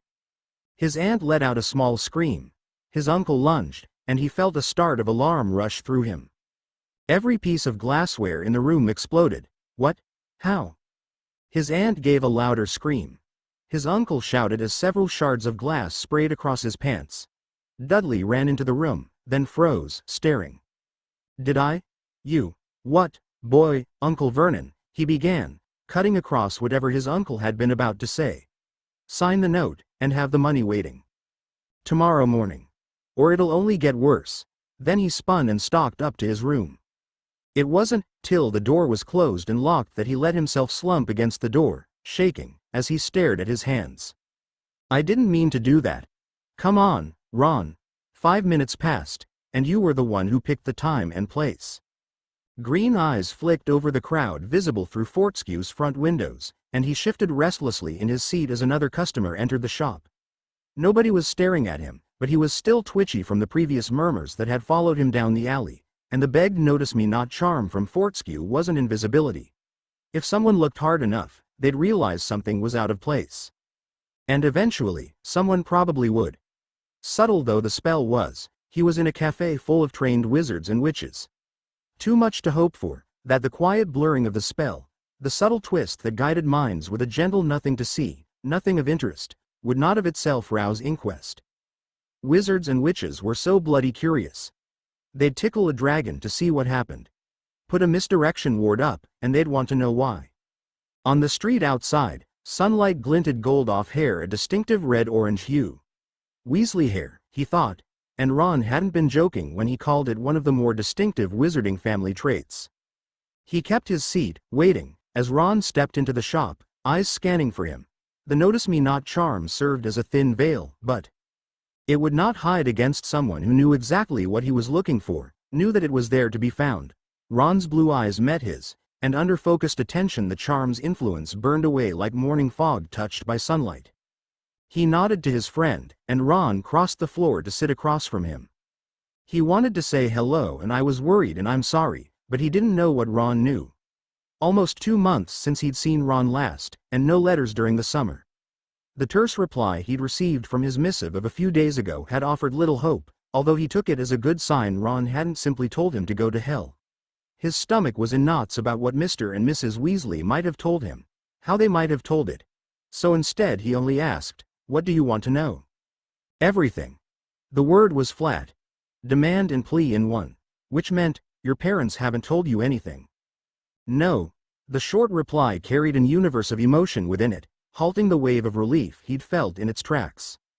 In Ron's voice bitterness mixed with hurt, betrayal touched pain, and all of it was almost buried under the fierce thrum of an anger that burned. They're not ready. Or I'm not ready. Someone's not ready. They weren't very clear. One hand clenched hard on the table, knuckles white. But I went to them and asked them who gave Ginny the diary, and they said they couldn't tell me. Couldn't. It's not can't, it's won't. They lied to me. For almost 2 months, they've lied to me. They buggering. Well, know who. Ron's gaze shifted to meet his straight on. And so do you. Blue eyes burned into him, and it was hard not to flinch. Ron had always had a hair-trigger temper. Quick to take insult, quick to jump into a fight. Prickly, protective and defensive at turns, and God knew he could hold a grudge over the silliest of things. But this was different. This wasn't anger. This was rage. This was the urge to strike out, to hurt as he was hurting, to ease your own suffering with the suffering of others. It was something he'd never seen in Ron before, and for 1 second he almost doubted the wisdom in sharing what Lucius Malfoy had done. Almost doubted because, God, he could almost understand now the decision Mr. and Mrs. Weasley had made. Because the tone in Ron's voice scared him, because he was afraid that, with Ron feeling like this, he was more than capable of doing something very, very stupid. Almost. But he had his own memories of rage. He'd felt it on a cold stone floor, as Ginny's life drained away. He'd felt it in an office later, staring at Lucius Malfoy's contemptuous face. He'd called it and chained it and used it in the weeks past, twisting emotion into a weapon to rouse magic within him. If he was an adult, maybe Ron would scare him, maybe the idea of a kid angry enough to kill would scare him. But he was a kid, too. And he had his own body count, and this was Ron. Okay, he said finally. Let me start from when we separated. My best friend killed my sister. Ron stared down at the wizarding chessboard, pieces temporarily in suspended sleep, their quiet and frozen figures a fierce contrast from the lively personalities the animation charms gave them. He reached out a freckled hand and picked up a pawn. Or sacrificed her. The result was the same. And knowing this, he was supposed to do what? He had a good idea how he'd have reacted if he'd learned about it at the same time he'd learned of Ginny's death. He'd have gone for his friend with his fists. But he wasn't the same Ron he'd been, those last few weeks of last term. Not after the past 2 months. Months of silences, of catching his mother crying when she thought he couldn't see. Months of an emptiness at the table, of a subdued father and older brothers who were acting wrong. The twins spent more time with each other than ever, and they'd stopped playing pranks since their first one had resulted in their mother screaming in fury before breaking down into tears. She'd apologized, but everyone had seen the cracks, and no one could forget. There'd not been a prank since. And Percy, he didn't know what was going on with Percy. His brother had always been a stuck-up prig, and although the arrogance seemed partially intact, the pompous self-importance was gone.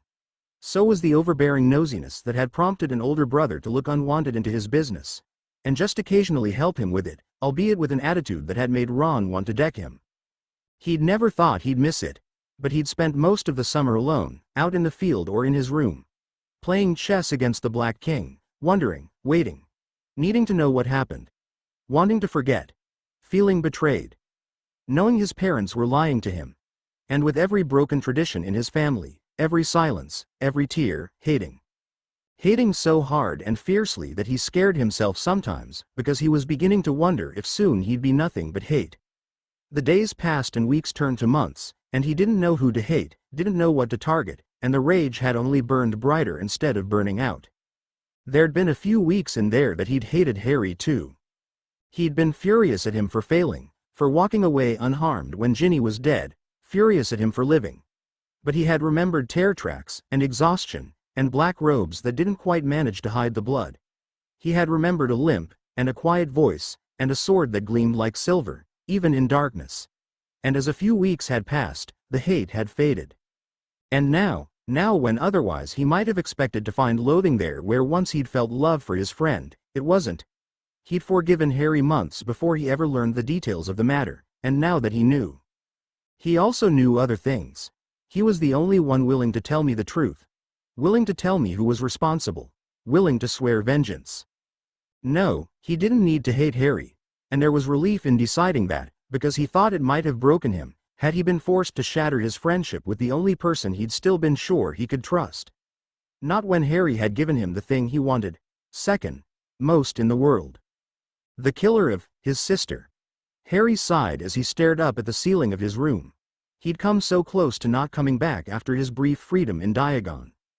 Especially since, from the looks his aunt and uncle had been giving him as they shoved money into his hand earlier that morning, he wasn't entirely sure he'd not wake up one night to his uncle trying to smother him with a pillow. The only thing that had forced him back was not seeing any other option. Somehow, he thought even in the wizarding world a 13-year-old living entirely unaccompanied by an adult in a hotel would raise eyebrows. He didn't want people thinking he'd run away. He especially didn't want people talking to the Dursleys, trying to figure out why. Not until he figured out what had happened. Or why, rather, the what was obvious. Too much power, too little control. But I could have hurt somebody, really hurt them. Which would be acceptable if I meant to do it, but not just because I was surprised while holding on to power. Not when I might be surprised when my friends are around. He'd come within minutes of writing a panicked letter to Hermione, who always knew the answers to his questions, or would work tirelessly to find them until she did. But he'd come to his senses at the last moment. Or chickened out. The descriptions were probably equally valid, as he considered Hermione's likely opinion on his tactics to force his uncle's compliance. The thought of that lecture was enough to make him wince. But, well, he hadn't noticed until yesterday's wake-up call, but he wasn't sure his experiments in uncontrolled magic weren't having a bad effect. He'd spent the first months of his first year learning control, discipline, and how to channel and shape his magic to his will. Until the incident in Dumbledore's office with the sword, he hadn't manifested any accidental or uncontrolled magic in over a year. But now when he got too unsettled, his magic swirled. Startled him too badly while he was working with it, and things got broken. He felt like he could work with his magic easier, but he didn't like being this out of control. It was dangerous and it was stupid, and he only had a few weeks to get it under control before the start of the term. Otherwise, well. The moment he shattered every potion vial in Snape's potion labs on accident, Hermione's lectures would be the least of his worries. Rolling over on his side, he propped himself on an elbow, and stared at the wadded half-inch ball of paper he'd set on the bed stand, visualized goal firmly in mind. He grinned as it lifted into the air by the barest increments, but it lifted. And slowly, it moved. Even the half-hour it took before he'd been able to finish negotiating 5 painstaking circles around his desk lamp, an improvement from the 4 he'd been able to manage last week, couldn't dull his spirit. The surge of excitement he felt on it finding its way back to where it started made him grin, and set the ball on fire. He swore as he dropped his sweater on top of it, putting it out. Right, let's try that once more. Taking a deep breath, he began the exercise again. He'd be at Hogwarts in 2 weeks, and lack of control was not an acceptable option. Not when he'd be around his friends. Her friends had changed. Peeking around the edge of the large tome in her lap, Hermione bit her lip and watched them worriedly. Well, of course they'd change, she reminded herself. After Ginny's death, we all change. Even me. Not so much because of Ginny's death. It was a horrible tragedy, but truthfully, she'd barely known the younger girl, aside from a vague awareness of her as Ron's little sister. Yearmates in Hogwarts, especially during the younger years, tended to be tight-knit within their own circle. She shared neither dorm room nor classes with Ginny Weasley, and the younger redhead had been far too shy to approach Harry Potter or his best friends. But Ginny's death, she glanced up again. Ron was scowling out the window at the passing countryside and Harry was brooding over a book. She'd glanced at the title earlier, an analysis of Auror actions in the Grindelwald conflict. 4 months ago, Harry would never have picked that book up. 4 months ago, Ron would never be so quiet. 4 months ago, she wouldn't have been just sitting there, afraid to break the silence. They're hurting. They're hurting and they're furious, and I have no idea what to do. And there's something they're not telling me. Hermione was smart. She knew she was smart. It was a fact, determined by her genes, and her high IQ was as unremarkable to her as her bushy hair. A gift from her parents, born of them. Nothing for her to be proud of. The use she'd put that intelligence to, however, the way they greeted each other on the train. The way Harry's not pushing Ron to talk. The way Ron isn't demanding an explanation from Harry. Sometime over the summer, they talked. Letters or a meeting, they talked. Something neither of them had done with her, despite the letters she'd sent to them. She absent-mindedly flipped a page, wondering if her aggravation was irrational. She didn't expect them to tell her everything, but darn it, one of them could say something to her. Why the hell didn't she choose females for best friends? If Harry and Ron were girls, they'd already have talked everything out months ago. What had happened, how they felt, what to do next. Instead, she got silence. A whole summer of silence. The sliding of the compartment door interrupted her brooding, and she dropped her book on accident. Wincing. Her book. She leaned down and scooped it up, then sat back up.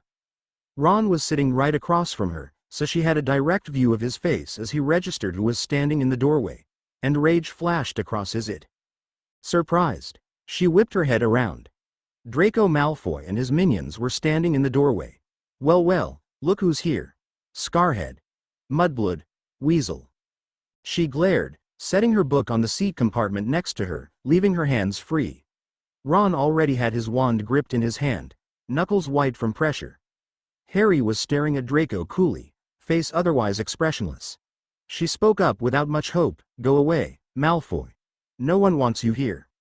He stuck his nose higher in the air and continued on, drawling and snooty at his best. Why so down? Mourning the littlest weasel? She gasped, astonished that even he would dare bring that up. Ron's hands clenched. Harry slowly stood. Back off, Malfoy. Back off right now. She glanced at his face, then shivered. His eyes were like green chips of ice. Which is why she could barely believe Draco's stupidity when he opened his mouth again. I don't know what you're crying about. I'd have thought the weasels would be happy. One less mouth to feed. Unless, perhaps, they'd made other arrangements. It's like watching a train wreck, Hermione thought, as Malfoy's voice turned slyly insinuating.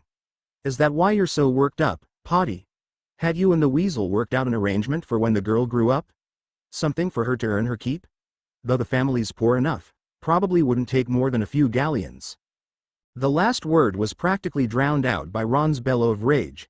She was still staring in shock when Ron's fist hit Malfoy's face. Blood literally flew.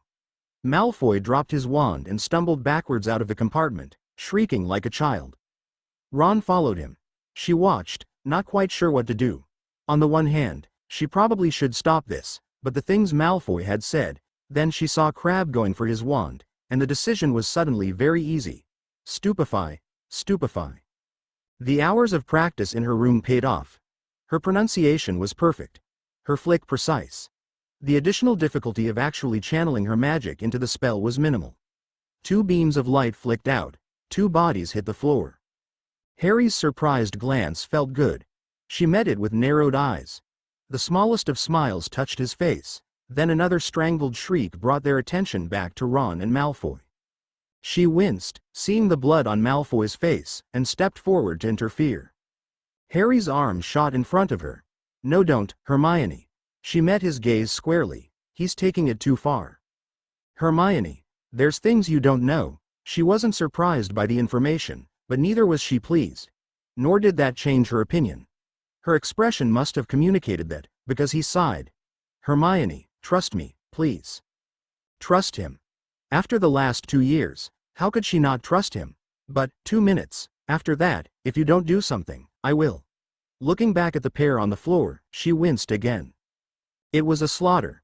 Ron was taller, heavier, and meaner. He'd also been raised with 5 older brothers. Without a wand, Malfoy never really had a chance. The commotion was starting to catch attention, though, noise-dampening spells on each compartment or not. A small crowd had begun to gather. Malfoy was curled around himself, barely fighting, and down the corridor Hermione could see prefect badges. Harry. He nodded and stepped forward. Ron. The redhead didn't turn. Ron. A wave of something thrummed through the room, then a gust of cold air. It caught the redhead's attention. Blue eyes dark with fury glanced back. Green met them unflinching. Then, quieter. Ron, enough. A glance at the worried and furious faces approaching, some bearing badges, and he added, besides, authority is here. Ron followed his glance, looked down, then rose and stepped back. Looked down at the unmoving Malfoy again. Gaze poisonous. If you ever call Ginny a whore again, I won't stop here. Ignoring the gasps around him as the comment carried, he whirled and strode back into the compartment, stepping over Crabbe and Goyle's stunned bodies without pause. Hermione. The word was enough to let her know what Harry wanted, and she stared at him hard for a second before she decided making sure Ron was okay was more important than raking Harry over hot coals. But as soon as this was over, they were going to have a talk. Rue touched his expression, and he nodded.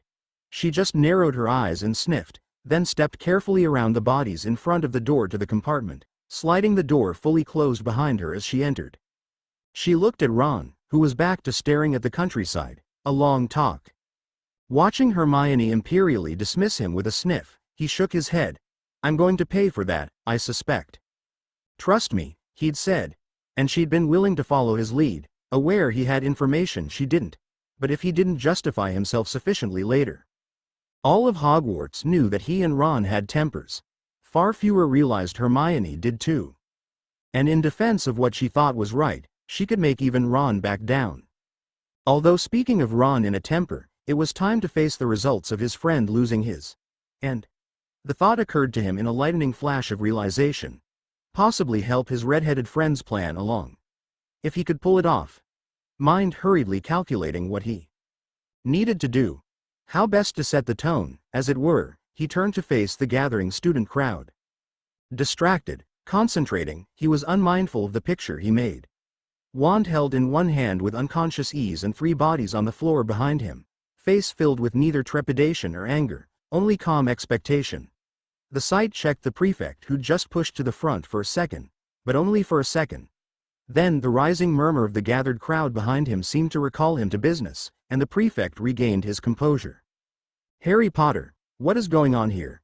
And why," thought Adrian Greengrass, "isn't our resident celebrity third year more concerned?" The gaze that met his inquiry was not dismissive, but it was coolly unconcerned. As if having been caught in the midst of a fight, one that apparently resulted in 2 unconscious students, and one groaning on the floor in pain, was of no importance. An impression strengthened by the calm way Potter met his eyes and spoke, half to him and half to the gathered crowd. "Malfoy came into our compartment without permission, refused to leave when asked, and insulted us. When he accused Ginny of being a whore, the Weasley family of participating as her pimp, and myself as one likely to buy her services, Ron had enough. Unfortunately for Malfoy, his wand wasn't able to back up his words. And he consequently got what he deserved." The younger boy was smart enough not to say it out loud, but it echoed in the silence, and in the hushed whispers between watching students. If it truly had played out as Potter was imitating, the consequences to Malfoy's social position would be far-reaching. That sort of blatant insult could only be considered gauche coming from one of the House of Slytherin, and, had they both been of the age of majority, would likely have resulted in a formal challenge to a duel. Young as they were, if Malfoy had handily won the scuffle, he could have passed it off as an attempt to goad a less self-controlled wizard into hasty action, and won a certain cachet of ruthless practicality. Such tactics might have resulted in appreciation within his house, even if others were more likely to have seen it as sheer cruelty. But to have tried such a maneuver, and been handily, and publicly, slapped down with effortless ease. But the social consequences for the young Malfoy heir could wait. That explains Malfoy. What happened to Crabbe and Goyle? Potter raised an eyebrow. The move to interfere. He waited, but apparently, that was all the explanation Potter felt merited. Adrian ignored the new whispers to that tidbit from the crowd, more concerned with the teen in front of him. Although the younger boy's tone was not insolent, the sheer unconcern for what had been a blatant violation of one of the strictest school rules, his apparent complete comfort in the face of disapproving authority, his total lack of anything that even hinted at regret, or even trepidation. Adrian had been a prefect for 2 years, though he'd not managed to snag the coveted head boy slot this year. He was a far cry from being inexperienced with his duties, and he knew how normal boys reacted to the unsaid threat of the wand of authority coming down. Sarcastic, contrite, blustering, scared, defiant, insolent, cowed. He'd dealt with them all. Calm acceptance was something new. But not, he thankfully realized, something that was likely to undermine his authority, or something he didn't know how to deal with. And, in any case, a violation of this magnitude merited referral to one of the professors anyway. In the meantime, very well. You will discuss this with the professors once we arrive at Hogwarts. Until then, you are confined to this train compartment. Abigail, he nodded to one of the Ravenclaw 6th-year prefects, will stand guard outside the compartment until we get to the castle, then escort you to wait in the headmaster's office. In the meantime, he swept his eyes across the watching students. No one else is allowed in. Darchard and I will take the Misters Malfoy, Goyle, and Crabbe to another compartment, also to be separated. You will have your chance to tell your story whenever the professors decide to deal with you. Understand? Yes, Prefect. Harry Potter nodded, deepening it, somehow, into the slightest of bows, acknowledging the crowd without being flashy or awkward looking, then without waiting for further dismissal, turned and opened the compartment door. Watchers caught a glimpse of Hermione Granger, looking up from her book, wand in one hand, and Ron Weasley's profile turned out the train window as Potter stepped through, murmuring something too soft to be heard. Then the door slid closed without so much as a backward glance. After a moment's hesitation, Abigail moved to take up position next to the door. He sighed, then turned his glance to Darchard, a 7th Hufflepuff prefect he knew to be both sharp as a tack and unflappable. Looks like a simple stunning spell for Crabbe and Goyle. Malfoy is the only one who appears damaged. Let's take them up near the prefect's compartment. We can evict students from one of the nearby rooms, and Smithers knows a few healing spells. As for you all, he addressed the still staring crowd, clear off. Anyone still here in 30 seconds will lose 10 points for their house. The students scattered like leaves in an autumn wind. 2 innervates and a mobile corpus later, and he and Darchard had 2 complaining boys, and one still insensate one, on the way to the front of the train. He tuned out the whining protestations of innocence, seeming all the more disgusting contrasted against Potter's calm acceptance of his actions and their consequences. One thought uppermost in his mind: that this year wasn't beginning any quieter than the last one had ended. And, surprise, surprise, the Gryffindor trio were at the center of this, too. It had been at least 10 minutes since the door clicked shut, Abigail leaving them alone in silence. Harry watched Hermione staring around at the headmaster's office, and for the first time in hours, actually felt like cracking a smile. He'd forgotten. Unlike Ron and himself, Hermione had most likely never had cause to visit this hallowed center of educational authority. The portraits looked down on them, some in suspicion, some in curiosity, and the murmurs were somewhat intimidating, as past headmasters speculated on their crimes, looks, and general character. Ignoring them, Harry glanced around. Having been in the headmaster's office before, he wasn't just marveling, but rather looking for 2 things in particular. Or people, perhaps. If they were both sentient, was that more correct?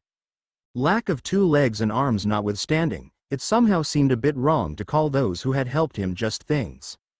Still, scanning his surroundings, he didn't see the Sorting Hat, then shook himself, realizing that, of course, the hat would be down in the Great Hall tonight. As for the other, it looked like Fox, too, was out and about somewhere. Feeling just a touch disappointed, he shrugged and turned toward Ron. He was about to make a comment on one of the various spinning gizmos on Dumbledore's desk, when the office door opened. Dumbledore entered first, clothes merrily riotous with colors and sparkles. Behind him, clothing and hair tailored severely. McGonagall strode in. He watched, dreading it, but the billowing black robes of his most hated professor failed to make an appearance. Nor did Malfoy, Crabbe, and Goyle. Dumbledore moved behind his desk, unusually solemn, and sat, watching them across the desk with a grave air, to his right. McGonagall stood, lips pressed together firmly. Harry glanced at Hermione and Ron, then faced forward. Staring down the prefect, he hadn't felt ill at ease, but faced with Dumbledore's grave mien, he began to feel a trickle of apprehension. For a few seconds the office was silent, then Dumbledore leaned forward, robes making an audible rustling sound in the quiet. "I'm afraid we have a serious incident to deal with. Abigail Carstairs and Adrian Greengrass have already given me their impressions of the events, as has Raphael Smithers, who, I will note, because of his knowledge of healing spells, was the one to tend to Mr. Malfoy on the train. At this point, I ask that you tell us your side of the story." Since Dumbledore seemed to address the question to him more than the others, he took a deep breath, then responded. "Malfoy came into our compartment without us asking, then immediately started calling us names. When Hermione asked us to leave, he called Ginny. Under Dumbledore's level stare, he faltered at actually saying the word. Anyway, he implied that the only reason I was upset that she was gone was because we'd had an arrangement for the future." He trailed off, desperately hoping the aged headmaster understood what he was trying to say. "You know." Dumbledore pressed his lips together, but nodded, face still calm. Yes, Mr. Potter, I understand. Then what happened? Ron hit him. The silence after he said it seemed loud, so he hurried into his next sentence. Anyway, Malfoy dropped his wand, then tried to hit Ron back. Then Crabbe and Goyle started moving toward them, and Hermione did this spell. Here he paused, turning to look at her. What was it, Hermione? It was the stunning curse, Headmaster. Stupefy. He nodded. So Hermione cast the spell on them, and they dropped, and meanwhile Ron and Malfoy were fighting. Then the prefects arrived and separated us, and took Malfoy, Crabbe, and Goyle off somewhere, then confined us to our train compartment, and that was pretty much it. I see. Succinctly put, Mr. Potter. Ms. Granger, Mr. Weasley, is there anything you want to add? No, Headmaster. No, Headmaster. Very well, we will be speaking to Misters Malfoy, Crabbe, and Goyle momentarily, as they were delayed by waiting for Mr. Malfoy to be checked out by Madame Pomfrey. Assuming their story collaborates yours, we will probably not meet again on this matter. If the discrepancies are significant, you will be called to another meeting. Tomorrow. Professor McGonagall will give you your punishment after we have interviewed the Slytherin students, and I and the heads of both houses have conferred. Punishment? Came Ron's unbelieving question. After what they said? The headmaster looked down at Ron above his half-moon glasses. Regardless of how you were provoked, it was you who still decided to initiate the first act of violence. According to even yourselves, Mr. Malfoy was only using words, albeit ones clearly aimed towards being hurtful. Nonetheless, it was your decision to escalate, rather than to find a prefect, or respond also by only using words. This is a school. Fighting among yourselves is not acceptable behavior. But should events have turned out as you describe, never fear. Misters Malfoy, Crabbe, and Goyle will have their own punishment. Harry couldn't decide what he wanted to protest first, and while he was trying to decide, Hermione spoke up. Sir, you keep saying if it turns out the way we described, isn't there a way for us to prove what happened magically? Like a pensive? Yeah, added Ron. Everyone knows Malfoy's a lying weasel. Mr. Weasley. McGonagall remonstrated, and Ron flushed. Well, he is, he whispered to Harry. Then, louder, sorry, Professor. Aside from a glance, Dumbledore seemed to ignore the side play. I'm impressed, Miss Granger. Where did you read about pensives? She flushed. I was reading about the wizarding justice system over the summer, and they were mentioned regarding applicable evidence. Oh. Well, I don't think such will be necessary in this case. I assure you, Professor McGonagall and I are very good at judging when a student is telling the truth. Is there anything else? Yes. Harry spoke up. Look, even if Ron did throw the first punch, you can't argue that Malfoy didn't deserve it. Not when Malfoy's father was the one who killed Ginny. Mr. Potter. Unlike Ron, he just ignored Professor McGonagall's scandalized rebuke, keeping his eyes locked on the headmaster's, demanding he concede the point. Ah. It was said softly, then the headmaster sighed. I'm sorry, Mr. Weasley, Mr. Potter, but there's no proof that Draco Malfoy is aware of his father's sins. Young Miss Weasley's death is unfortunately public knowledge, and it's entirely possible Mr. Malfoy simply seized on such a weapon intending to be cruel, but without realizing quite how deep the spell would cut, coming from him. Hermione spoke up, but sir, if he did know, then surely using that knowledge is much worse than Ron merely hitting him. And Malfoy brags that his father tells him all sorts of things. No, I'm sorry, Ms. Granger, Mr. Potter and Mr. Weasley, but the facts stand. Mr. Malfoy's cruelty is undeniable, and will be punished as it merits. But you three chose to escalate the problem, and you three were the ones to attack first. Under the circumstances, I can do no other than to assign a punishment also. Now, you should head down to the Great Hall. If you hurry you might be able to catch the tail end of the sorting, and will be able to enjoy the feast. Harry stared at Dumbledore, feeling somewhat betrayed by the man's attitude, and more than a little irked by the assumption that attending a meal would placate them, but the man's expression didn't change. Fine. He turned and made for the stairs, aware of Ron and Hermione following. Outside the office, watching the gargoyle jump back into place, Hermione hissed, I can't believe this.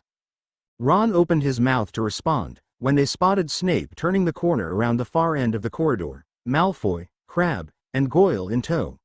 Harry grimaced, and shook his head. Come on, let's go. Before they get here. But tonight. He met their eyes. After the feast. Tonight we need to talk. Hours later, settling into the cushions scattered around the far corner of the armory floor, Harry leaned back and smiled. The thing about Hogwarts was that most people forgot it was a castle, or rather, they forgot what being a castle meant. To the current students, the teachers, even the wizarding population, it was a school. But it had, once, been a fully functioning fortress built for defense as well as education. And when an invading force had threatened, the entire population of Hogsmeade found shelter within its walls. All of which meant that, despite the increase in population over the past 1,000 years, empty nooks, crannies, storage closets, dormitories, and abandoned storerooms were not in short supply. Crammed close together for 7 years, boarding schools had their own etiquette about private territory. Although clutter, trash, or signposts all magically disappeared, over the years students had developed their own ways of subtly staking claim on unoccupied portions of the school. He, Ron, and Hermione had found this place at the end of second year, buried away from the main population and throughways of the school. Because it was so isolated, even they didn't tend to use it that often, what with the library, common room, or even the Great Hall available as close and convenient common space. Last year had been a practical demonstration, though, that sometimes they just wanted to be alone. Now, if they needed to talk, work, or just hang out uninterrupted, it was a good place to come, and it certainly beat Moaning Myrtle's bathroom for illicit polyjuice brewing, should the necessity ever reoccur. At that thought his smile faded, and he glanced at Ron. Besides, the entrance to the Chamber of Secrets, I don't think either of us could stand the memories, to work there again. The Hogwarts Armory was a pretty cool place, though. Unlike a Muggle armory, it wasn't filled solely with steel, though there were more than a few swords and axes stored.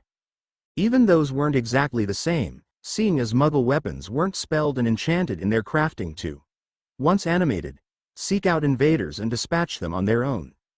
Suits of armor stood by, waiting in quiescence, and their self-made comfortable little corner, through an admitted bit of creative rearranging, was completely screened from the door by a combination of those suits of armor, a stack of self-firing longbows, several barrels of a dry, iridescent green powder Hermione had never managed to identify, and a pile of mirrors designed to ensorcel any unwary invader who looked into them. The last had nearly caused a great deal of trouble when they caught him and Hermione unaware.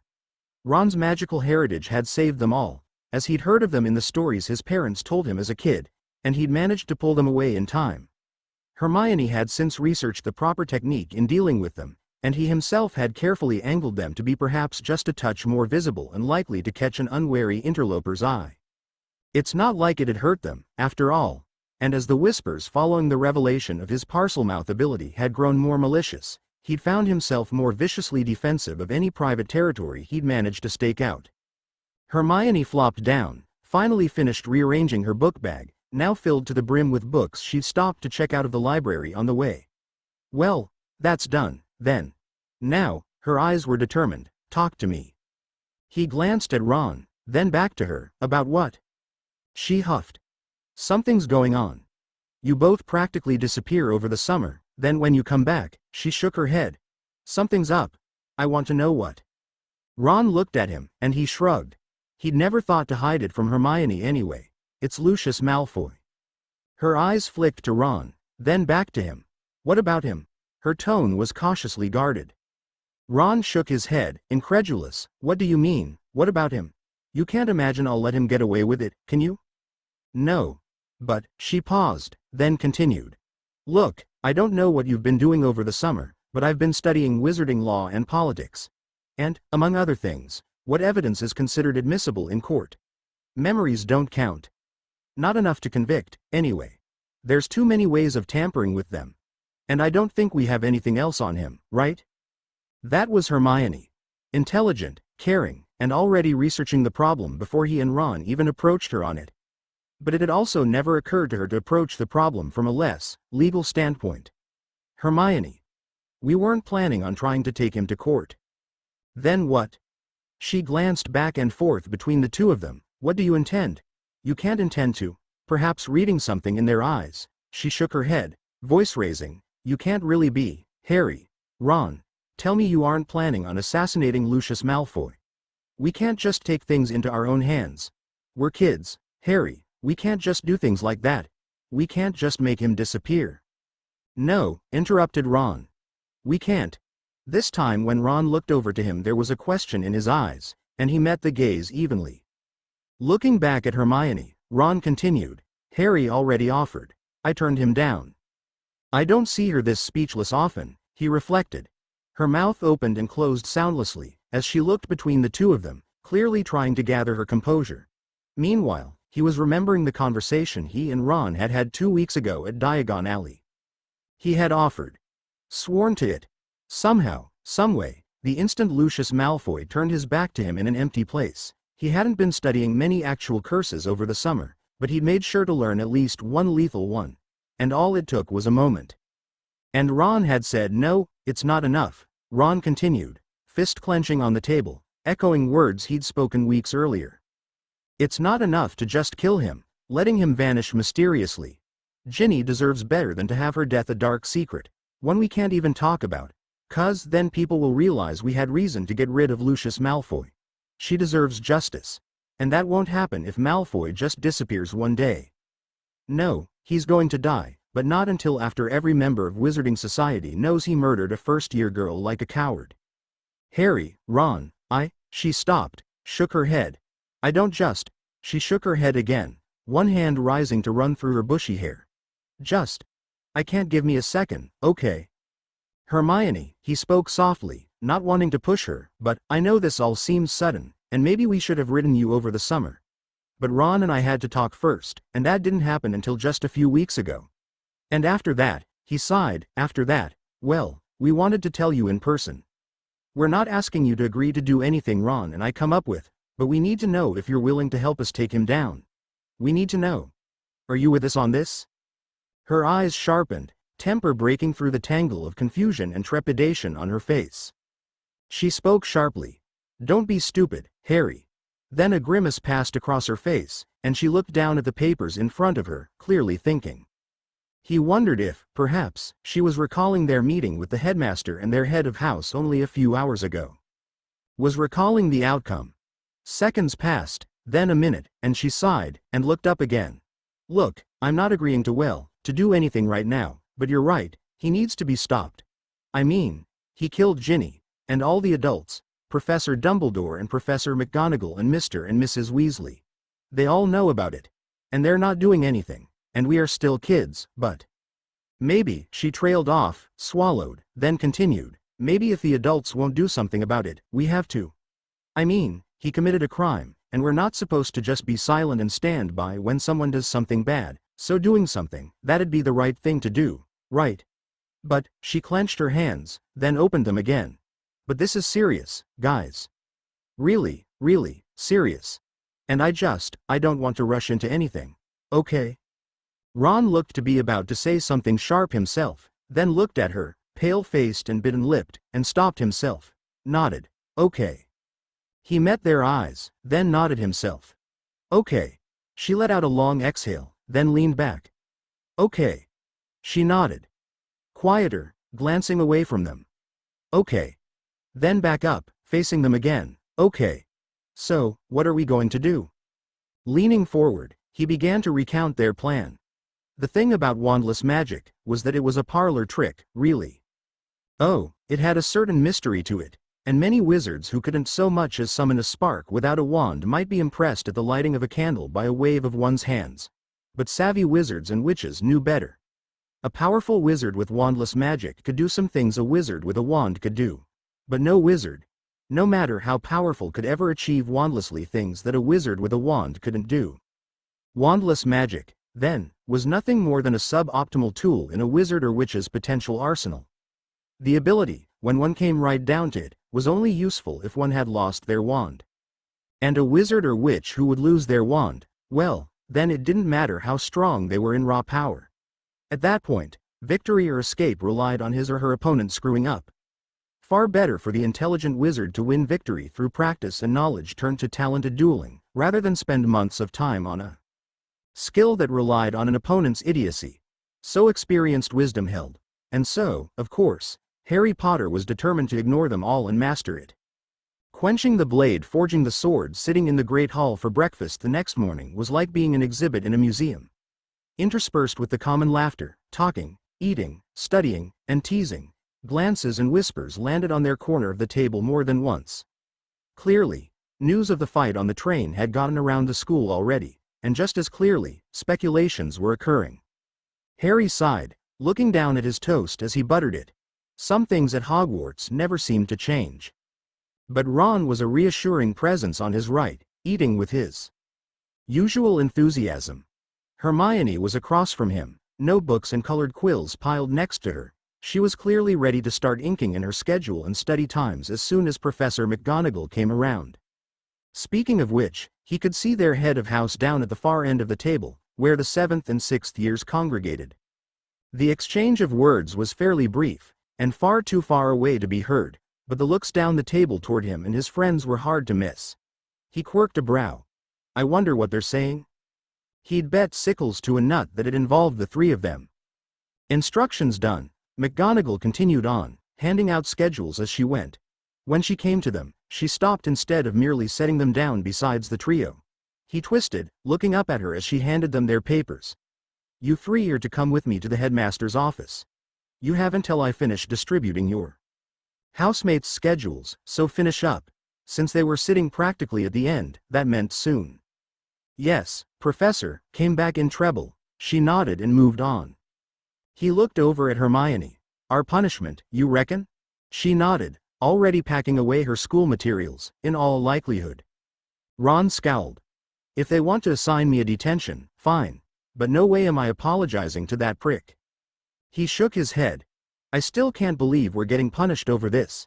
He didn't say it loudly, but wished he'd spoken quieter still, when Professor McGonagall spoke from behind him.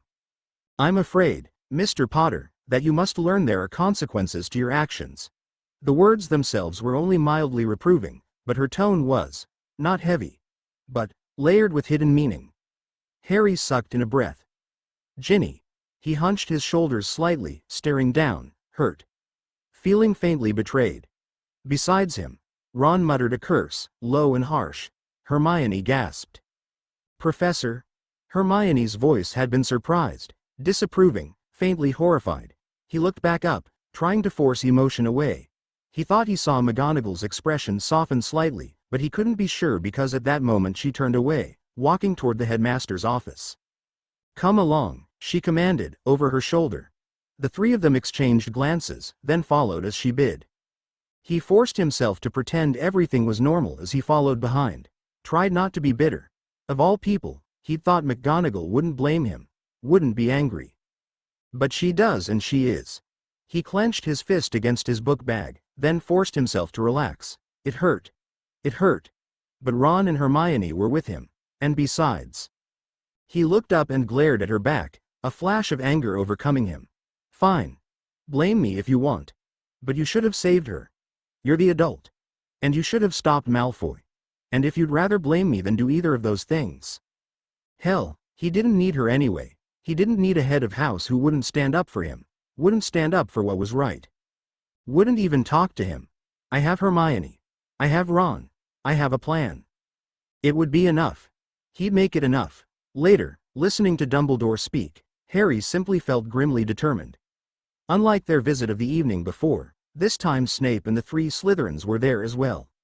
Perhaps from some misguided notion that they should all know each other's punishments for fairness's sake. Still stinging from McGonagall's words earlier, Harry didn't care.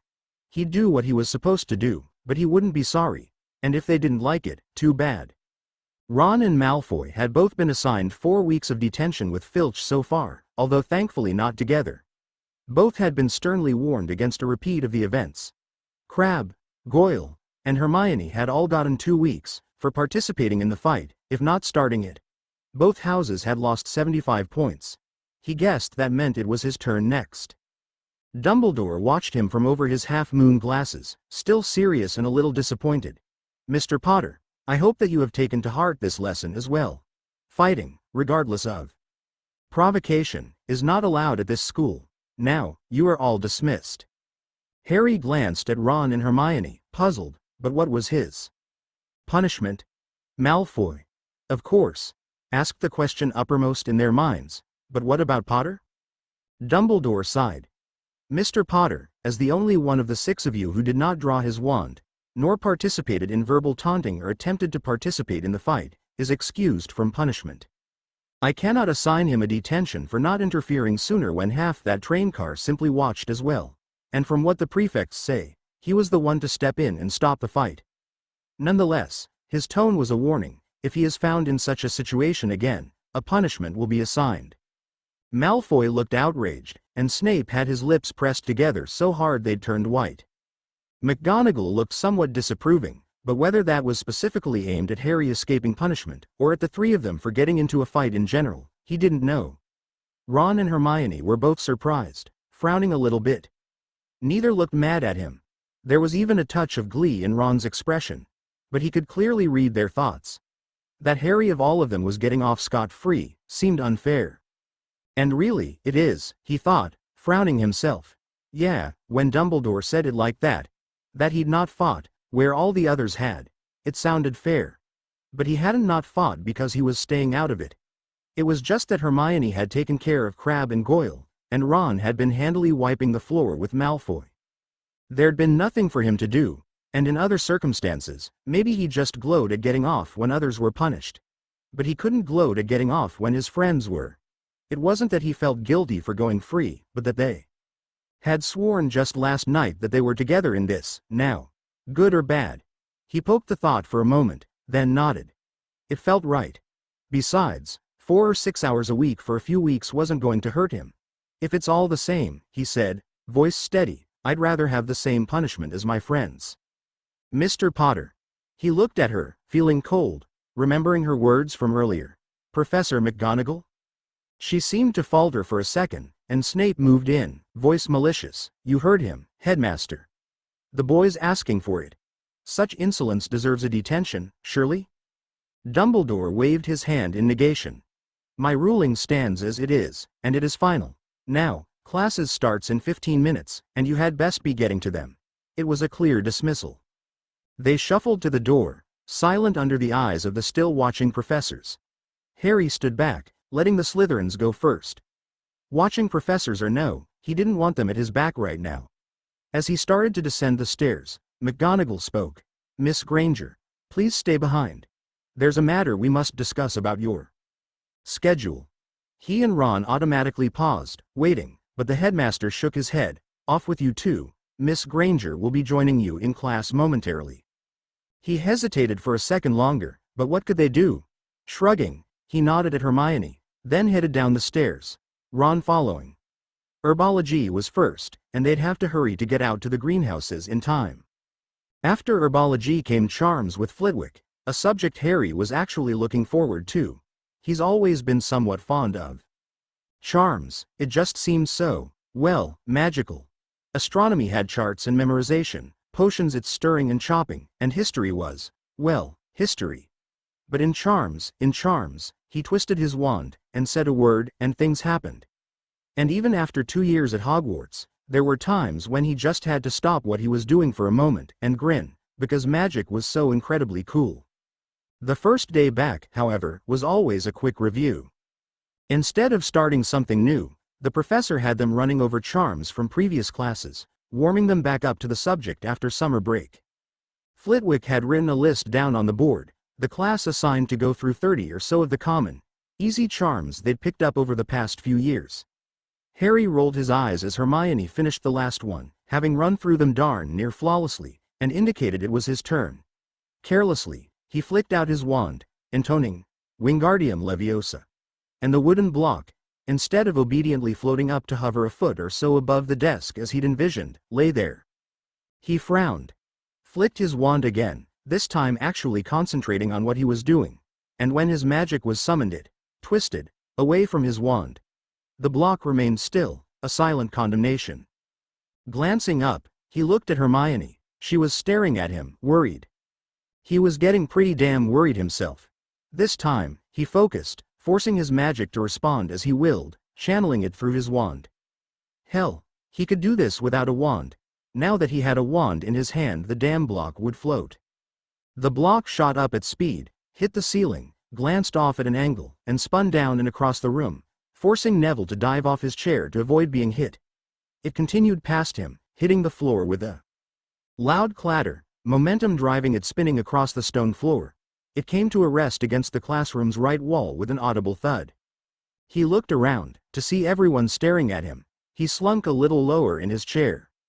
Flitwick laughed, and with a flick of his wand the wood was floating back to Harry, the professor's spell a sharp contrast of perfect control.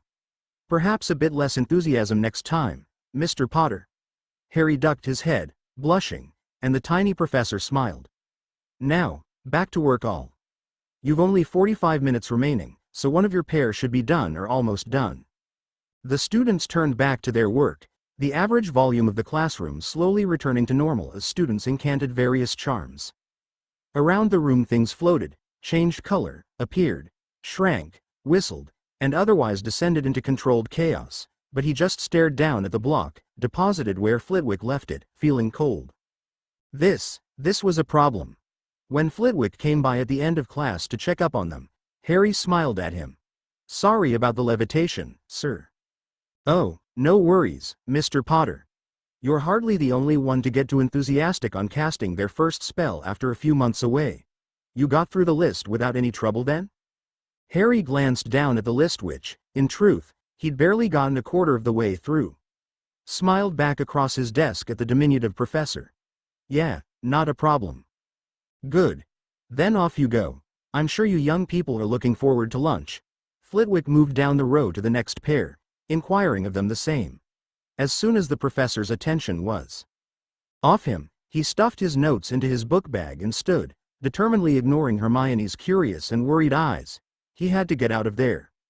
He hurried out the door, past where Ron waited for them without pausing, not stopping at the exclamation behind him, nor slowing as Hermione and Ron caught up with him. Harry, he shook his head, glancing around. She had kept her voice low, but he was all too aware of the interested glances, drawn by Ron's exclamation when he'd first swept by the redhead and out the classroom door. Not now, Hermione. Not here. She followed his glance, then nodded. Looking a touch ticked off and a touch worried, Ron checked the time, then spoke. Grab some food from the Great Hall then head out by the lake? He calculated the chances of getting away from them for several hours on his own to quietly freak out over his magic not working. Then glanced at Ron's determined expression. Sighed. Gave it up. Grab some for me. I'll head down to the lake. He was thankful they didn't argue, just peeled off towards the tables even as he continued on, striding through the castle doors. Headed down, across the courtyard, through the portcullis, then across the grass. Jogged to a meadow they were all familiar with, near the water and shaded by trees, out of casual sight from the front of the school but not so far away as to be near the forbidden forest. There, he dropped his bag, then shucked off his overrobe and draped it on. The grass beneath him. Flopped down. Glanced around to confirm he was alone. Slowly reached out one hand, concentrating. A branch from the forest floor wobbled a second before it obediently rose to hover before him. He stared at it a few moments, as it hung there steadily, not moving even as he dropped his hand back to his lap. Pulled out his wand. Stared at it. Looked back at the branch, still. Silently floating motionless in the air, then dropped his head in his hands. And now what? It started as a way to force my uncle into letting me see Ron. Crumbs from their sandwiches scattered across his lap and legs tucked under him. Harry looked at the two of them seriously. I sorta scouted out the idea with Dumbledore. Well, not exactly, 'cause I didn't tell him what I wanted it for, but he looked at me, so I figured that meant he knew. Harry? He stopped. Yes, Hermione? From the beginning? He sighed, right. The beginning. Well, technically the beginning was Lucius Malfoy and the Sword of Gryffindor. He glanced at Ron who looked focused and a little concerned, but was otherwise relaxed. Not brooding, not angry, and somehow, he just really didn't want to bring up Lucius Malfoy right then. So he shrugged and reached out a hand toward the book that had served as an impromptu sandwich tray. Following the same course as the fallen branch earlier it rose, albeit slowly, a foot into the air. Ron choked on his juice. Blimey, Harry, when do you learn to do wandless magic? He shook his head. Not wandless. Uncontrolled. Ron looked at the book still hovering between the three of them. I don't know, mate. Looks pretty controlled to me. He opened his mouth to refute that, then stopped. Yeah, he still had trouble with larger objects, and if he was transporting something fragile or valuable, he'd choose to carry it or use his wand. But he wasn't blowing things up or setting them on fire anymore. And there were implications to that. But later. For now, he shrugged. Yeah, well. You should have seen me when it started. Harry. Hermione's finally broke in. How are you doing that? He fumbled for words to explain a process he'd only felt. It's well, you take your magic, and you sort of tell it well, order it, really, but obviously not with words, and then you use it. What do you mean? It's sort of like seeing what is and what you want to be, then you just make it happen, using your magic. See? She was staring at him with utter incomprehension. It's hard to explain. She rolled her eyes. Never mind. I'll look it up. He slouched down, sulking. Ron shook his head. Look, it's really cool Harry can do wandless magic. I know some adults can do it, but I've never heard of a kid able to. But what does that have to do with whatever happened in class? Harry straightened up, glad he'd had some minutes to himself, groping for words to explain a concept he barely understood. Most of what understanding he did have intuitive. I'm not sure. But, I think, working without a wand. It's not at all like casting spells with one. Maybe that's why not many people do it, not when wanded magic is so much easier, quicker, more powerful. But it's, well, you call it differently. Use it differently. And I just spent 3 months doing nothing but using magic without a wand. And switching back was. He shrugged. Hermione was watching him. You're telling us you spent 3 months retraining yourself, entirely on your own initiative and without guidance from a teacher or even a book, to access and use magic in a way completely foreign to the steps and technique necessary to performing wanded magic, and now you're having problems switching back? He met her eyes guiltily. Yes? Harry. I thought Dumbledore would have said something if it wasn't safe. He probably would have. Ron broke in. Harry looked at him, except Ron, he kinda didn't. No, the redhead refuted. I mean, everyone knows he's a bit batty, but he never does anything to let a student get hurt. Like storing at the school a fabulously powerful and wanted stone with the power of immortality and unlimited gold? Hermione shook her head. Well, to be fair, if we'd left it alone we'd never have gotten injured. Which may have been true, but Harry wasn't really feeling charitable toward Dumbledore at the moment. We should have just ignored the fact that Voldemort was after an item with the power to convey eternal life? Because that sounds like a great idea? Anyway, Ron continued in a louder voice, ignoring the two of them, it's not like it hurt you, right? So it was safe. Technically. Maybe not smart, but safe. And I mean, I saw you performing some of the charms Flitwick assigned. How'd you do that? It's not that I can't do the charms, it's just I never had to actually think about using magic before, not after I got the first few spells down. I mean, making sure I had the spell right, or the correct wand. Movements, but other than that, flick the wand, say the word, perform the magic. Now I have to actually think about what I'm doing. Force myself to work it the old way, to channel the magic through the wand, into the structure of the spell, and not to sound like he was whining. But it had used to be so simple compared to now. Well mate, maybe all you need is practice. And he wanted to embrace Ron's optimism, but it sounded just a little too easy. And nothing in his life had ever been easy for him, aside from magic. And now that too was gone too. Practice? You think that's all? No, he's right. Hermione nodded. You just got so used to trying to do things without a wand. All you need is to get used to doing it with a wand again. He sighed, slumping. Yeah, maybe you guys are right. But, what do I do until then? I don't want anyone to know about this. Hermione and Ron exchanged glances. Well, Hermione said, you got through charms without Flitwick realizing something was wrong. I'll do some research tonight, after detention. That won't help me period after next. Ron pulled the crumpled schedule from his pocket, studying it as he spoke. Why? Who's after next Perot? Yeah. He said grimly. Oh. He gloomily contemplated the incoming pain. Flitwick's teaching style was anarchic and engaging, and he held his classes with a cheerful disorder. In the chaos, it was easy to deliberately slip between the cracks. McGonagall, however. McGonagall ran her classroom with the precision and sternness of a drill instructor, and had as much patience for disruptive students. And transfiguration spells, converting, as they did, matter into other forms, tended to go spectacularly wrong when they went wrong. He groaned into his hands. He was doomed, unless... He looked up as Ron spoke with a philosophical tone. Well, you wanted to do detentions with us anyway. Why are you looking at us like that? He grinned. He was saved. I have an idea. Hermione tilted her head. An idea on how you'll make sure you don't disrupt the class.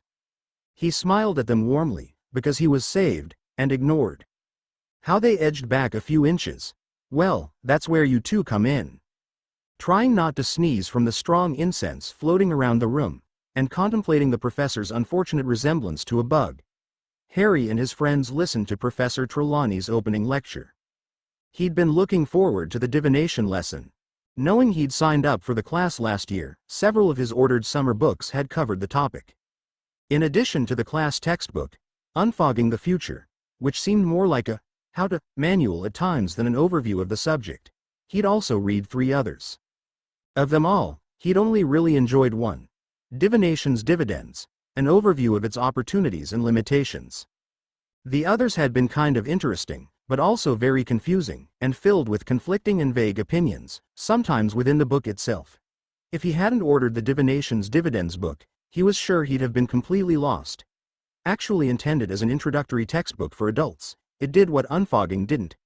Gave an overview of all forms of divination, dispelling rumors about what was and wasn't possible with it while also giving some sort of order and underlying principles to what even the author had admitted was an imprecise and varied art.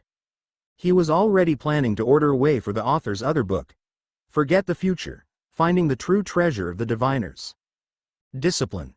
But the fact that Professor Trelawney was starting her class with trying to get them to scry something of the future, not even explaining the basics, was filling him with a very bad feeling. And he glanced at Hermione's slowly narrowing eyes and winced. I don't think Hermione approves of Trelawney. Then Neville tripped over his own feet, shattering a cup, blushing as Trelawney swooped in, and Harry sighed. I've not even looked into the tea leaves yet, but somehow I have a bad feeling about this. And then transfiguration is next. His earlier feeling of doom was rapidly returning. They were coming out of transfiguration and headed down to the Great Hall for dinner when Hermione spoke. Guys, we need to have a meeting. They could both hear the capitals. Not just a study date, then. Ron shook his head. Can't be tonight. You and I both have detention till 10. We could try sneaking out after curfew, Harry half asked, half suggested, contemplating the merits of the plan. No, Hermione asserted. It's not urgent. Stupid to get in trouble over it. But it should be soon, tomorrow night? Harry shrugged. Sounds good to me. We should be able to slip away after dinner. Everyone will assume you're either at detention again, or that we're studying. She nodded. Tomorrow then. Her voice was firm, but there was a touch of something in it. He frowned, but didn't push. If Hermione said it could wait, then it probably could. Maybe she was still just angry at Trelawney's stunt earlier trying to predict his death. Not that he'd particularly enjoyed that either, but it had been worth it to watch Ron lose his cool at a professor, and get away with it. Apparently, predicting his best friend's death was a great way to get Ron pissed.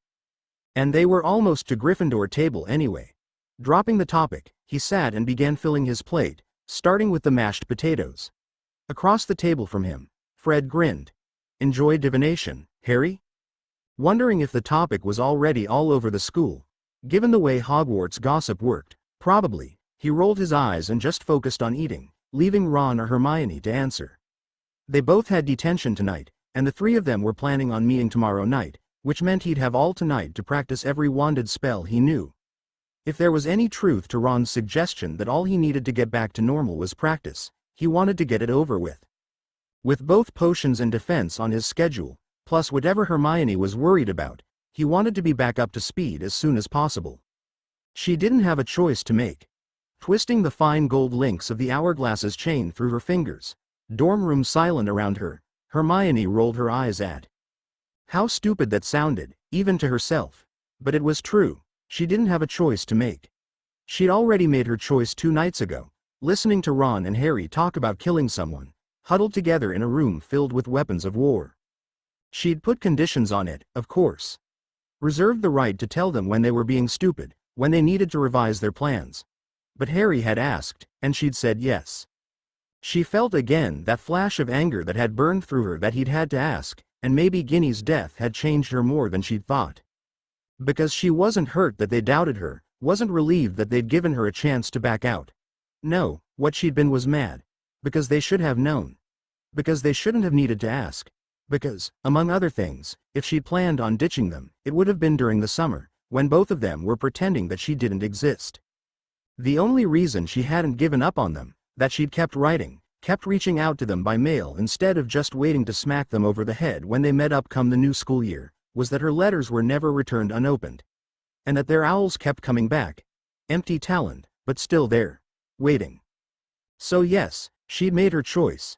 She made it first 2 years ago, lying to the professors after the two of them had come between her and a mountain troll, when they could have run away. Had made it again when sneaking out with them to a duel in an effort to keep them out of trouble, made it when she helped them plan how to smuggle a dragon.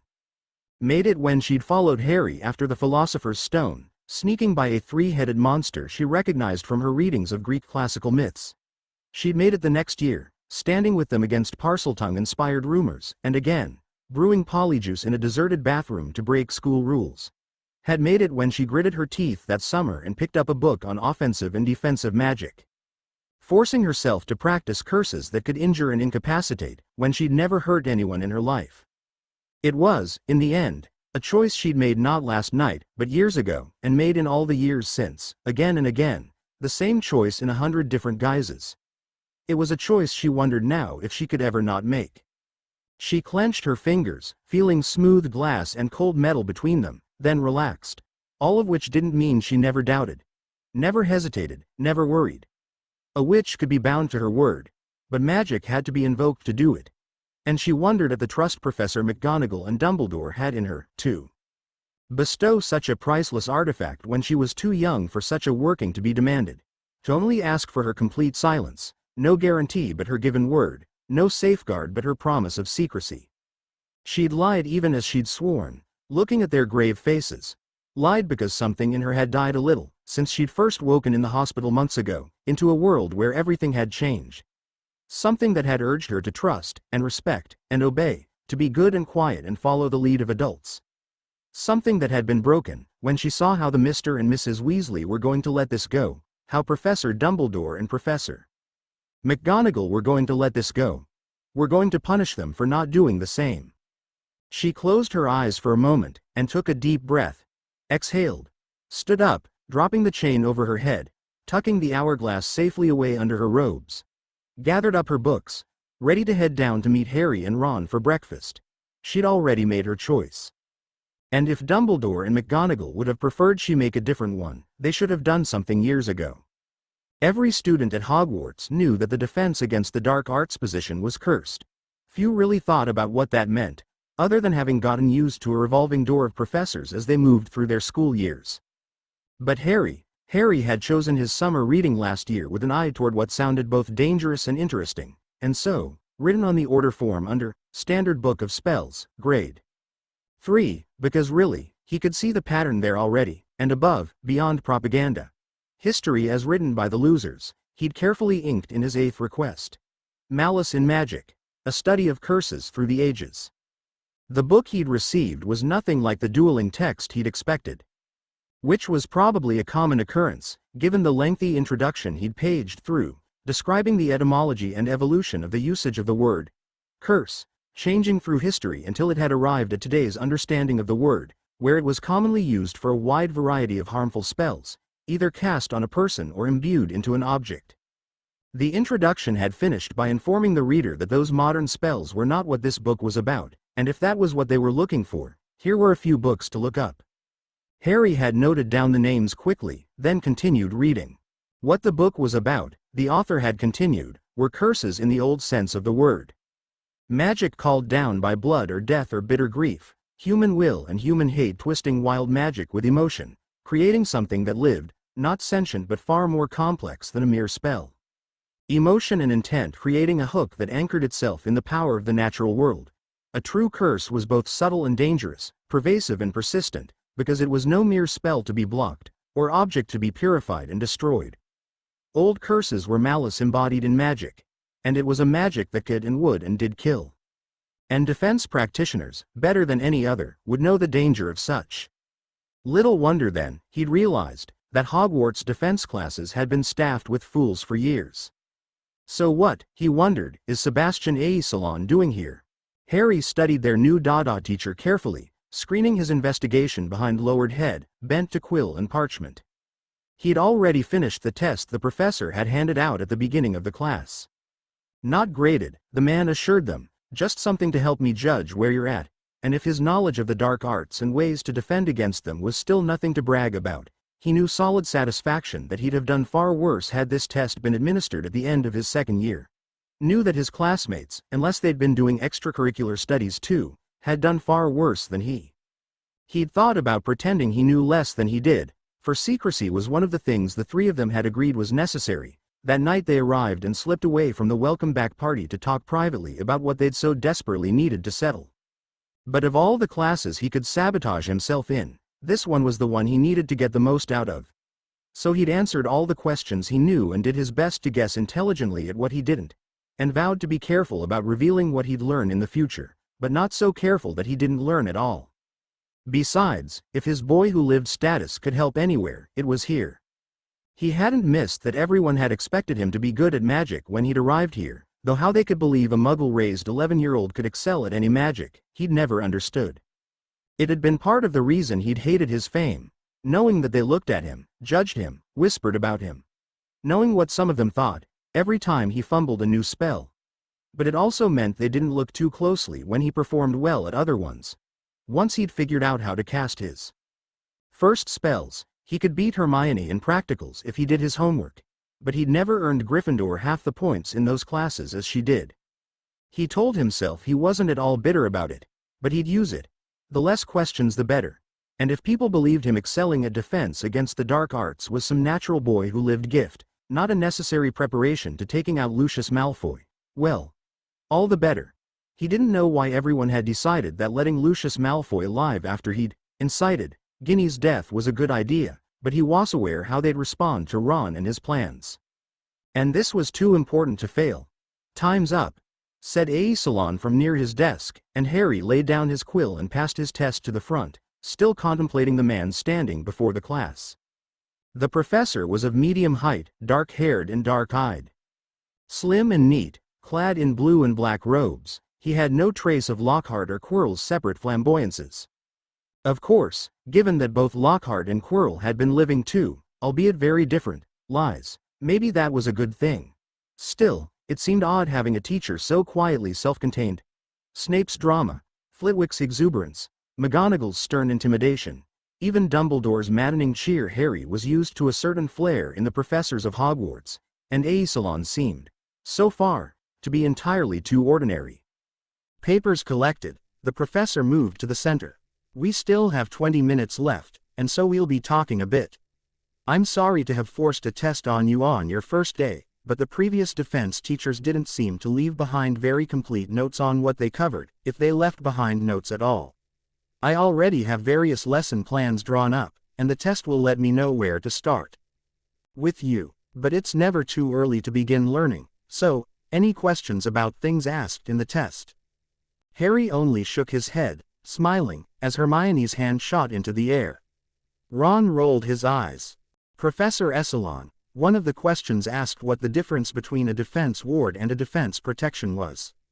I thought they were the same."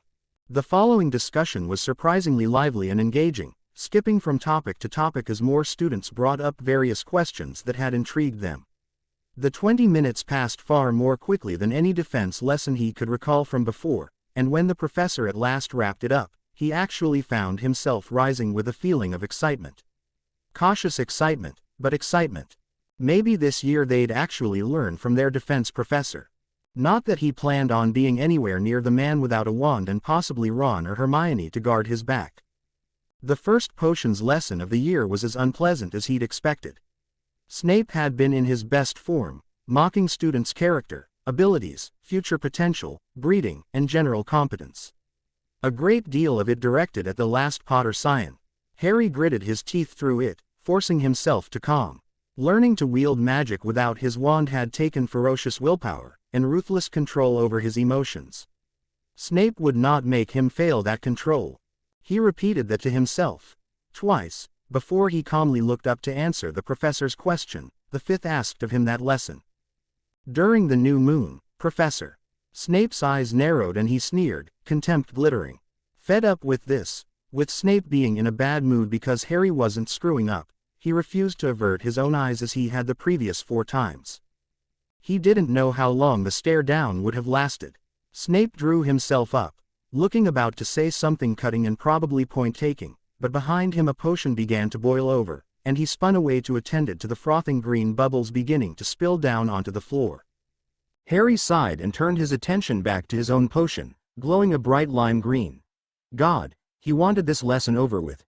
He gave the cauldron's contents a quick double stir clockwise, then once counterclockwise. Cast a spell to alert him when 2 minutes had passed, then sat back, waiting. Movement from the corner of his eye grabbed his attention, and his hand shot out, snapping closed around a bundle of orange-leafed plants before it landed in his cauldron. Followed the trajectory back, where Draco Malfoy was scowling at him. Raised an eyebrow as he sniffed, pulling back at the pungently spicy odor characteristic of Firebloom. Adding that would have created an explosion that would have put Neville's usual contretemps to shame. It might even have sent Harry to the hospital wing. Again. He briefly contemplated sending it back, but while he had a seeker's reflexes, he unfortunately didn't have a chaser's arm. Besides, he knew who Snape would believe in the ensuring argument. So he smiled at Malfoy and mouthed a "thank you" at the infuriated boy, dropping it into his potions kit with a mocking smile. Firebloom was difficult to acquire, after all, its most common usage in several borderline illegal potions. There was no reason to waste potential resources. That night they flopped down on familiar cushions in the back corner of the armory, and Harry watched Hermione eagerly, a day and a half's worth of curiosity about to be satisfied at last. "All right, Hermione," Ron said as they watched her organized papers from her satchel, one of his hands searching through his bag blindly, pulling out a bottle of Bertie Bott's every flavored beans even as he kept his eyes on his friend. "What's up?" She took a deep breath and took something from under her robes, then reached up and pulled it over her head. Away from her, they could see it was a necklace. One they'd somehow not noticed, despite the fact that, in the 2 years they'd known her, they'd never seen Hermione wearing jewelry, until it was in her hand. Interesting. She reached out and placed it on the table in front of them, where he could see it clearly for the first time. A small gold hourglass glinted in the light, the sand at rest in the bottom half of the glass. "This," she said, "is a time turner." And just the name suggested so many possibilities. "It's the reason Professor McGonagall asked me to stay behind in the headmaster's office," she continued. "I've been careful not to pull out my class timetable in front of you guys, but, well, here." And she scooted it across the table at them. He picked it up and felt Ron leaning in towards him, so he tilted the paper to allow Ron to see even as he read it over. At first glance, it didn't look much different than his own, but... "Hermione?" Ron's voice was an odd combination of resigned and curious, like he had to ask, but wasn't sure if he really wanted to. "No, why does it say you're scheduled for ancient runes, Muggle studies, and arithmancy at the same time?" And their studious friend blushed. They just all sounded so interesting. "I couldn't choose only 2. So I asked Professor McGonagall if there was a way for me to take more classes, and she said she'd have to think about it over the summer, and there might be, because I was such a responsible student. And I thought I'd end up with private study, maybe. Or taking classes with another house, because I was sure the scheduling would be kind of odd. And I've done both those before in primary school, but then she kept me after she told you guys to go to herbology, and she and the headmaster gave me this." It was said with only a few pauses to breathe. Harry was impressed. "Hermione," Ron said, apparently able to put aside the mind-boggling implications of having multiple courses scheduled for the same hour, and being given an object named a time turner to deal with this contradiction. For the even more mind-boggling Hermione-type craziness of trying to take every course Hogwarts offered. At the same time. "You're Muggleborn. Why are you taking Muggle studies?" "Because I want to see how wizards perceive us. It'll be a fascinating insight into wizarding society." "Of course." He watched Ron drop his head onto the table, muttering something he could only vaguely make out, with words in there like, crazy, and should have known, and smirked. Because yes, it was crazy. And so incredibly Hermione that really? They should have known. I assume, he spoke, because Ron had given up trying to induce self-amnesia via table force trauma, and was now doing a good impression of trying to instead self-medicate into that state via Bot's jelly beans, that time turners can, well, turn back time. She grinned, eager and smug, eyes alight with possibilities, exactly. And he had to smile back, just a bit ferally, because this had so much potential. He reached out and picked up the necklace, glinting gold in the light, such a tiny thing to hold power over time itself, and grinned, so. How can we use this? Lumos charm providing light. Hermione closed the book she'd been reading and dropped it beside her on her bed, thoughtful. She hadn't had as much time to research wandless magic as she would have liked, and had been forced to use her time turner last night after detention to squeeze the second book in as it was. But if 2 books were hardly a complete research list, at least they'd been thorough and relatively simple ones. And from her initial foray into the library, there actually weren't many books dedicated to the subject. The thing about wandless magic was that it was a parlor trick, really. Oh, it had a certain mystery to it, and many wizards who couldn't so much as summon a spark without a wand might be impressed at the lighting of a candle by a wave of one's hands. But from the tone of the authors of the books, savvy wizards and witches knew better. A powerful wizard without a wand could do some very, very basic things a wizard with a wand could do. But no wizard, no matter how powerful, could ever achieve anything wandlessly that a wizard with a wand couldn't replicate. Replicate more easily and more strongly, at that. Wandless magic, then, the books continued, was nothing more than a suboptimal tool in a wizard or witch's potential arsenal. The ability, when one came right down to it, was only useful if one had lost their wand. And a wizard or witch who would lose their wand, well, then it didn't matter how strong they were in raw power. At that point, victory or escape relied on his or her opponent screwing up. Far better for the intelligent wizard to win victory through practice and knowledge turned to talented dueling, rather than spend months of time on a skill that relied on an opponent's idiocy. It was a conclusion that made sense, but still, she frowned. The book had mentioned how a trained wizard might spend years learning to do even the simplest of things on demand. And Harry had spent months on it, yes. But not years. And she had a sneaking suspicion why. Wizards don't usually make serious attempts at learning magic without a wand till they're fully trained. It's a curiosity, something to explore or play with after they graduate. After they've had 7 years of nothing but wand magic. And Harry said that trying to do it was completely different from trying wand magic. Different enough that it messed with his control when he tried the old way. Maybe switching back and forth from wanded to wandless would have kept him from having problems with wand magic, but I can't imagine it would have been good for his speed at learning wand-less magic. From what Harry had said, it had been 2 months of practicing every night before he really learned how to use his magic at will. 2 months of teaching his magic to function in an entirely different way than it had previously. 2 months without wand magic muddying the effort. She tried to imagine an adult wizard going 2 months. Probably double or triple that, if not more, given that they had more than triple the amount of training in wanded magic than Harry had. Without using magic once, shook her head. No way. Wizards use magic for their jobs, for travel. To cook their food and clean their clothes, to play their games and weed their gardens and call their friends. An adult wizard giving up magic for a year just to learn how to levitate a feather or light a candle. Only a kid would do it, really. A kid forbidden from practicing wanded magic anyway. Oh, there undoubtedly were wizards out there who would be willing to go without magic for months or years, if the prize at the end was great enough. But for the ability to do a weak version of first-year spells? She shook her head again, marveling. No wonder wandless magic is rare. No wonder it was written off as a curiosity of little import. Centuries of wizarding experience told everyone who looked into the subject that it involved great sacrifice for virtually no reward. And the ambitious usually invested their efforts in more time-effective pursuits. Not worth the effort, was the general conclusion.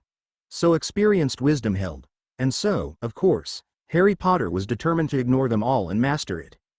Having reread Deadly Hallows, is anyone else amused by a story and a war, 7 books long, that ends without anything actually being resolved? Blood prejudice is still there. Bias against magical creatures is still there. And likely to get worse, given some creatures' involvement on the side of Voldemort. Even an inefficient schooling system. Hello. Trelawney, Binns, is still there. And as far as we know, a corrupt ministry and judicial system is still there too. It's like Harry spent 7 books fighting a war that, in the end, accomplished absolutely nothing. Except for the lives he saved killing Voldemort, of course. But he'll probably be ticked when he has to do it all again in 20, 40 years. Or move to Majorca. I'm not sure if I admire the realism, or find it incredibly frustrating, probably both. You're not even halfway through your schooling, Mr. Potter. I'm going to be your defense professor for a long time. You don't think you'll ever learn to trust me? Harry looked back to where a salon stood beside his desk, and he thought about what to say. Thought about saying, I faced both my previous defense professors at Wand Point, and was forced to kill one and hospitalize the other. Or, I don't trust Professor McGonagall or Professor Dumbledore, and they have a 2-year head start on you. Or even, answer any questions I have, teach me anything I ask, and I'll consider it. But all of those responses revealed far too much about himself to be safe. So he met A. Salon's eyes steadily, and said instead, I don't think you'll still be here next year. Then he turned, and slipped out the door, crafting the pommel. Forging the sword, Ron tilted his head to the left and frowned. Tilted it back right. Brushed a lock of hair back from his eyes and squinted. Frowned again. Tilt. Oh, for God's sake, Ron, what the hell do you see? He looked up at that impatient comment, meeting his best friend's exasperated stare. Mate, I've no bloody idea. Across from him, Harry raised an eyebrow and reached to pull the tea saucer from his unresisting hands. Not like you. Granted, some of the shapes you've come up with aren't in the textbook. Stopped. Blinked. Looked back up at him. Ron, how much tea did you use? He sighed, recalling the single pile of sludgy tea leaves clogging the bottom of the saucer. Too much, I reckon. Harry snorted, and pushed away the crockery in disgust. Unless it's predicting your coming death by a sludge monster, Trelawney won't be interested. Surprised, he stared at Harry. What? The younger boy asked. He shook his head. Nothing, and it probably wasn't, but... I've never heard Harry use that tone of voice before. It had been contemptuous. And Harry didn't do contempt. Anger, mockery, and sarcasm, yes. Frustration, frequently. Condescension occasionally, though Hermione tended to have a monopoly on that. Disgust even, sparingly, and mostly in regards to the Slytherins, who deserved it. But contempt, much less contempt towards a teacher. I know he's unhappy with McGonagall, and Dumbledore, and hell, we all loathe the greasy git. And Trelawney's about as genuine as a leprechaun's gold, but if anyone was going to be upset about it, I'd have bet a galleon that it would be Hermione. So why was Harry so something? He's acting like Trelawney's actually wronged him, he realized. And I still can't believe the barmy old bat had the gall to predict his death Monday, but he acted more amused and long-suffering than anything else, especially after McGonagall confirmed it was a lie. Not happy, but not this, complete and utter dismissal. Like he's starting to discount everything Trelawney says. And it wasn't like Ron had a great deal of faith in their divination professor from what he'd seen so far, but she had to have been hired for a reason, right? A quiet, scraping noise had him turning his head, distracted from his thoughts, and he goggled as he watched Hermione drag her low, overstuffed chair across the small gap between their table and the one she'd been sharing with Lavender. Any other classroom and the professor would have pounced. With Trelawney, there was a fair chance she wouldn't even notice, especially given the tiny aisles and overcrowded feeling of the room. It's a damn good thing I'm not claustrophobic, and what is Hermione doing? She's a fraud.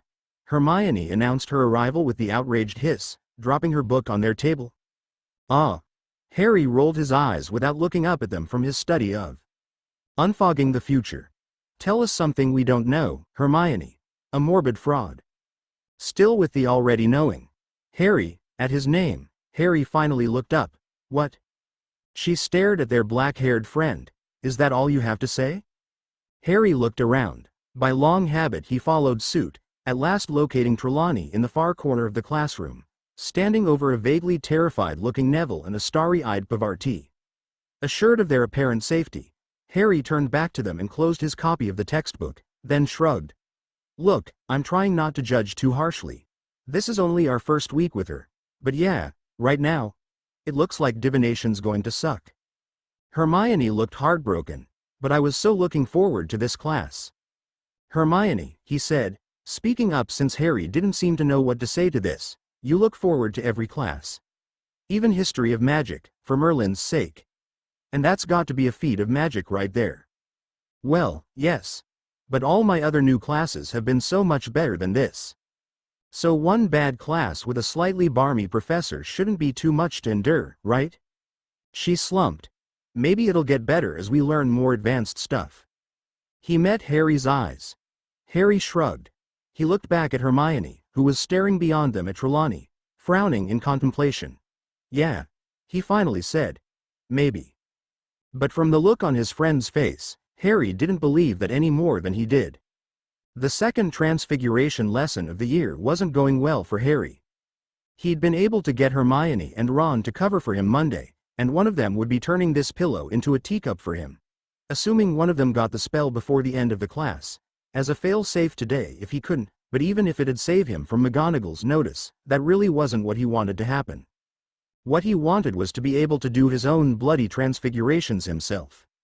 Right now, he thought grimly, it's not looking good. It was even worse than Charm's class, and Charm's class had been bad enough. He was quickly learning that, when you were completely and utterly failing at things you could do effortlessly last year, class could really, really suck. It probably didn't help that he refused to show any weakness to Professor McGonagall. It made him wary of experimenting too wildly while still in the classroom, afraid of explosions or other side effects. But his traditional way of casting transfiguration spells, pointing his wand at the object and carefully enunciating, wasn't working. Not that he'd ever been the most talented student of their year when it came to transfiguration. Most of the time, his first attempts would leave remnants going from one object to another, a box that retained its floral patterned button antecedents, a cup that looked like silver but still retained the feel of wood, but at least there'd still been some changes. Some signs that, yes, he actually was getting closer. It might take him a dozen tries before he'd be comfortable with a spell, but eventually he'd get there, gradual progress or no. He glared down at the innocent-looking pillow in front of him. Hell, I'm not even getting it to change texture. And he couldn't even understand why. With charms, it had been frustrating and concentration demanding, but he'd at least had an idea of what was going wrong. He was learning to direct his magic through a wand again, and was forced to be extremely careful of how much magic he fed into the spell, and that still felt weird, really weird, because before the summer he'd never even noticed being able to feel his magic like that during spell casting. But all that had been, well, not easy, but still understandable. With transfiguration, it was like he was missing part of the spell, which was ridiculous, because he had the swish down, and his pronunciation was bloody perfect, and he was making sure to use his wand. Besides him, Hermione's pillow blurred, then slowly morphed into a simple teacup, slightly lopsided but entirely serviceable. She made a sound of delight, then glanced at him and bit her lip, looking guilty. Ah, hell. He forced himself to smile at her, and his heart lightened when she smiled back, relieved. It's not her fault I screwed myself up. And she hasn't lectured me about it at all, which had to be a strain. But I'm kicking myself enough for both of his. Not that he was sure he would have made a different choice, even knowing then what he did now. Talking to Ron, it was important, and I didn't know at the time what Mr. and Mrs. Weasley had said to him about me, if they'd blamed me. I didn't want to find out in the middle of platform 9 3/4, and if they hadn't told Ron the whole story, he deserved to know. No, he couldn't regret it. Not yet, but if he didn't figure out how to fix himself soon, he might start. Care of Magical Creatures was in a classroom on the second floor. None of the three of them had ever been in it before, but Hermione had announced it was close to her Ancient Runes class, and led the way with some confidence. The teacher was not what he'd been expecting. The man looked like he'd been through a war. Or several. Short gray hair revealed a left ear appeared to have been sliced away at some point, and his right hand was missing 2 fingers. Something in the way he stood seemed off, too, like he had some kind of old injury hidden beneath the robes. Besides him, Ron was staring at the battered, scared visage in a mixture of awe and horror. He had a feeling his own expression wasn't that far behind. I'm Professor Kettleburn. The professor's voice was tough and no-nonsense, his gruff Scottish accent seeming to lend gravity to his words, and welcome to Care of Magical Creatures. Due to recent events, I don't think I need to emphasize to any of you the importance of this class. Around the room, students exchanged glances. He frowned. Is he talking about? I was scheduled to retire at the end of last year, the professor continued on, and I was all set to do it. Kind of looking forward to it, to tell you the truth. I've spent the last 13 years trying to drill the basics of magical animal care into teenagers, and I was entirely ready to retire someplace warm and sandy, and children-free. At least, I was until the tragic events at the end of the last school term. Harry set his jaw. He is. It reminded me of the importance of teaching you budding young sources of chaos the dangers, and more than ever now, reminding you of the joys to be found in magical creatures. He looked at Ron, worried. The redhead was grim, his fists clenched, but that was the only outward sign of distress. So, on to the format of this class. You were probably surprised to see your first class with me wasn't till Thursday, and I'm equally sure you noticed Care of Magical Creatures is the only class that meets on a Saturday. The reason for both of these things is simple. I believe that the best way to get familiar with a wide variety of magical creatures is hands-on experience. Neville went sheet white. Lavender squeaked. Several other students in the class looked pale. The professor frowned. What's the matter with all of you? Pavarti raised her hand. Professor, you're not actually going to make us meet a basilisk. Kettleburn stared at them. Where on earth did you get a maggoty-brained idea like that? Well, you were talking about basilisks, and then hands-on experience. Huh. The professor laughed. What do you think this is? Defense against the dark arts. We're learning care of magical creatures, not how to kill them, unless any of you are planning on becoming magical creature breeders, and I think in that case I should warn you that basilisk breeding is prohibited by the ministry. Hermione raised her hand. Then what type of magical creatures are we going to be learning about? Not a bad question, Ms. Granger, and the answer is, for your first year, non-dangerous ones. Unicorns, salamanders, bowtruckles, measles and the like.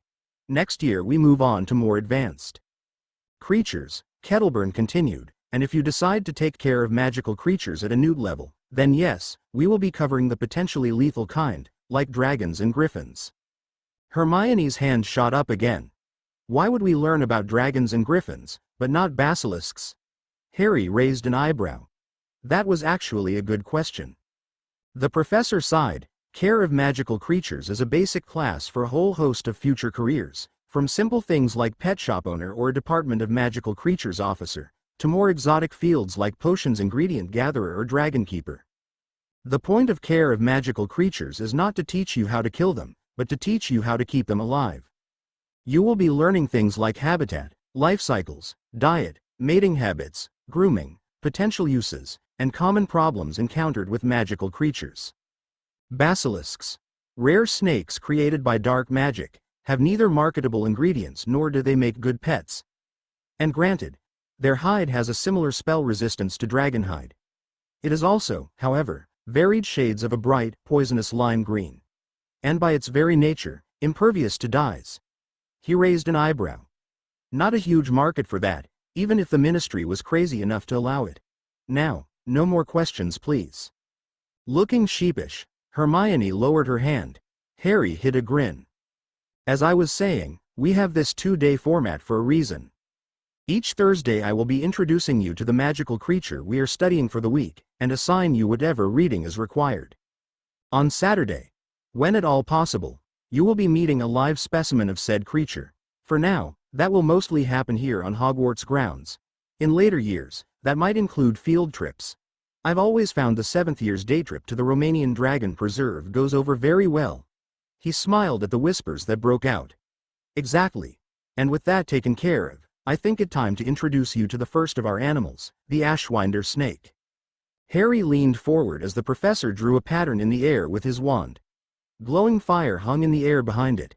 He flinched, forcibly shoving down memories of when he'd last seen that trick. Then slowly a thin, gray snake with glowing red eyes solidified from it. Ashwinders, Kettleburn began in a lecturing tone, are not really dangerous on their own. They're born of magical fires, and live only long enough to lay eggs in some dark and secluded spot. These eggs, while valued as potion ingredients, are very dangerous. Students scrambled at quills as he began the lesson. Picking up his own, Harry pushed aside the last unsettled memories brought on by the professor's lecture. I wish he hadn't mentioned Ginny, he thought, glancing at Ron, and I wish the first creature we're learning about isn't a snake. But at least it looks like this will be an interesting class. And Professor Kettleburn is certainly no Trelawney. Still, if he's not all about killing dangerous magical creatures, how'd he end up so battered? Lunch had been subdued for the three of them. Ron ate his food with a studied concentration, and Harry mostly just toyed with his own, not feeling very hungry. Hermione was clearly excited about the Care of Magical Creatures class they'd just had, but had clamped down on her energy in deference to their own more subdued mood. He was glad they had History of Magic after lunch. It was one class that could be counted on to always be tame. They'd ended up leaving for it early, and Harry found himself as one of the first students to arrive. Slowly, other students trickled in. Then Binns floated in and began his lecture. It had been a while since Harry really bothered to pay attention in History of Magic. He certainly hadn't Tuesday, the first lecture they'd had this year. His mind had been far too occupied with other things. Freaking out about his magic, stewing over Professor McGonagall.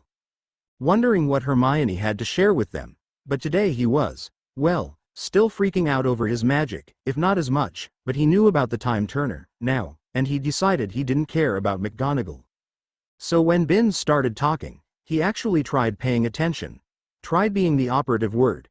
Binns is still the most boring professor ever.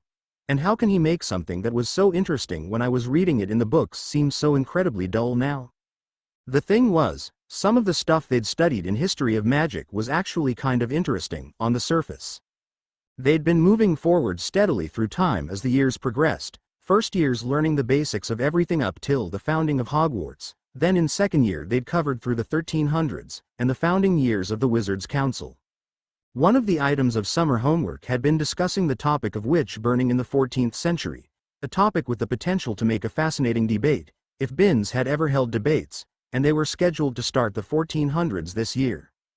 It could all be fascinating, like a fairy tale story, if only he taught it differently. Instead he just floats up there the entire class, reading from his notes, with about as much enthusiasm and vocal expression as a non-animated stone wall. Sometimes, Harry suspected that Binns didn't even like teaching.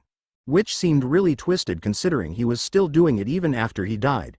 When the ghost coupled that uncaring attitude towards students with his absolute loathing of anything that couldn't be taken as proven, historical fact, no stories of daring adventures. No accounts of battlefields, or intrigue or scandal. Just facts. Half the time, facts on various government bodies, because no one seems to record the minutia-type details of life like they do. He sighed and rested his chin on his hand, tapping his pen against his history book as he thought. For that matter, the class might be called History of Magic, but really, it isn't. It's more like History of Magical Britain in the last 2,000 years, with a few side trips into the rest of Europe, and a focus on the government's development. Well, it was true that History of Magic was a shorter title. Wait. He looked up, tuning in to Binns' lecture long enough to realize he was discussing the committees the witch burnings had inspired in the young Ministry of Magic at the time. History of the magical government. That's what we need to know. The majority of the information would in all probability be useless for their purposes. Most of it would be out of date. But it'd start to give him an idea of what laws there were, and, most importantly, the story behind them. He scanned the classroom, noting the glazed eyes of virtually every slouching student. Not even Hermione seemed completely immune, though she soldiered along gamely. Most of them had long ago learned that simply doing the required reading from their textbooks was enough for a passing grade, and a great deal less agonizing than listening to Binns drone. This is going to be boring. And annoying. And probably frustrating, because there's so many more interesting things to learn about than the Ministry of Magic and the various ways it's expressed or abused its authority throughout the centuries. But maybe it's a good place to start. He bit his lip and opened his notebook, flipping to an empty page and scribbling the date and topic in the upper right-hand corner. I told the Sorting Hat I was willing to work, even when the work was boring, or seemed to go nowhere. I told Hermione the same. And I told Ron I would help with bringing Lucius Malfoy down, no matter how long it took to get him convicted by the Ministry. I promised all of them, and I promised myself. And Gryffindors keep their promises. He dipped his quill in the ink and started taking notes. I reviewed your tests Wednesday, Professor Salon announced, but it's still going to be a few days before I'm ready with a finalized lesson plan for this year. I'm afraid a day and a half wasn't quite enough time, especially not when I'm evaluating 6 different years. Which means today's class is going to be a little unorthodox. Unorthodox. He tilted his head, watching the professor. This sounds interesting. Now, we can't actually commence with a full-scale lesson, but I'll take this opportunity to give you an overview of what I hope we will accomplish this year. To begin with, do any of you know what third years are expected to have knowledge of by the end of the year?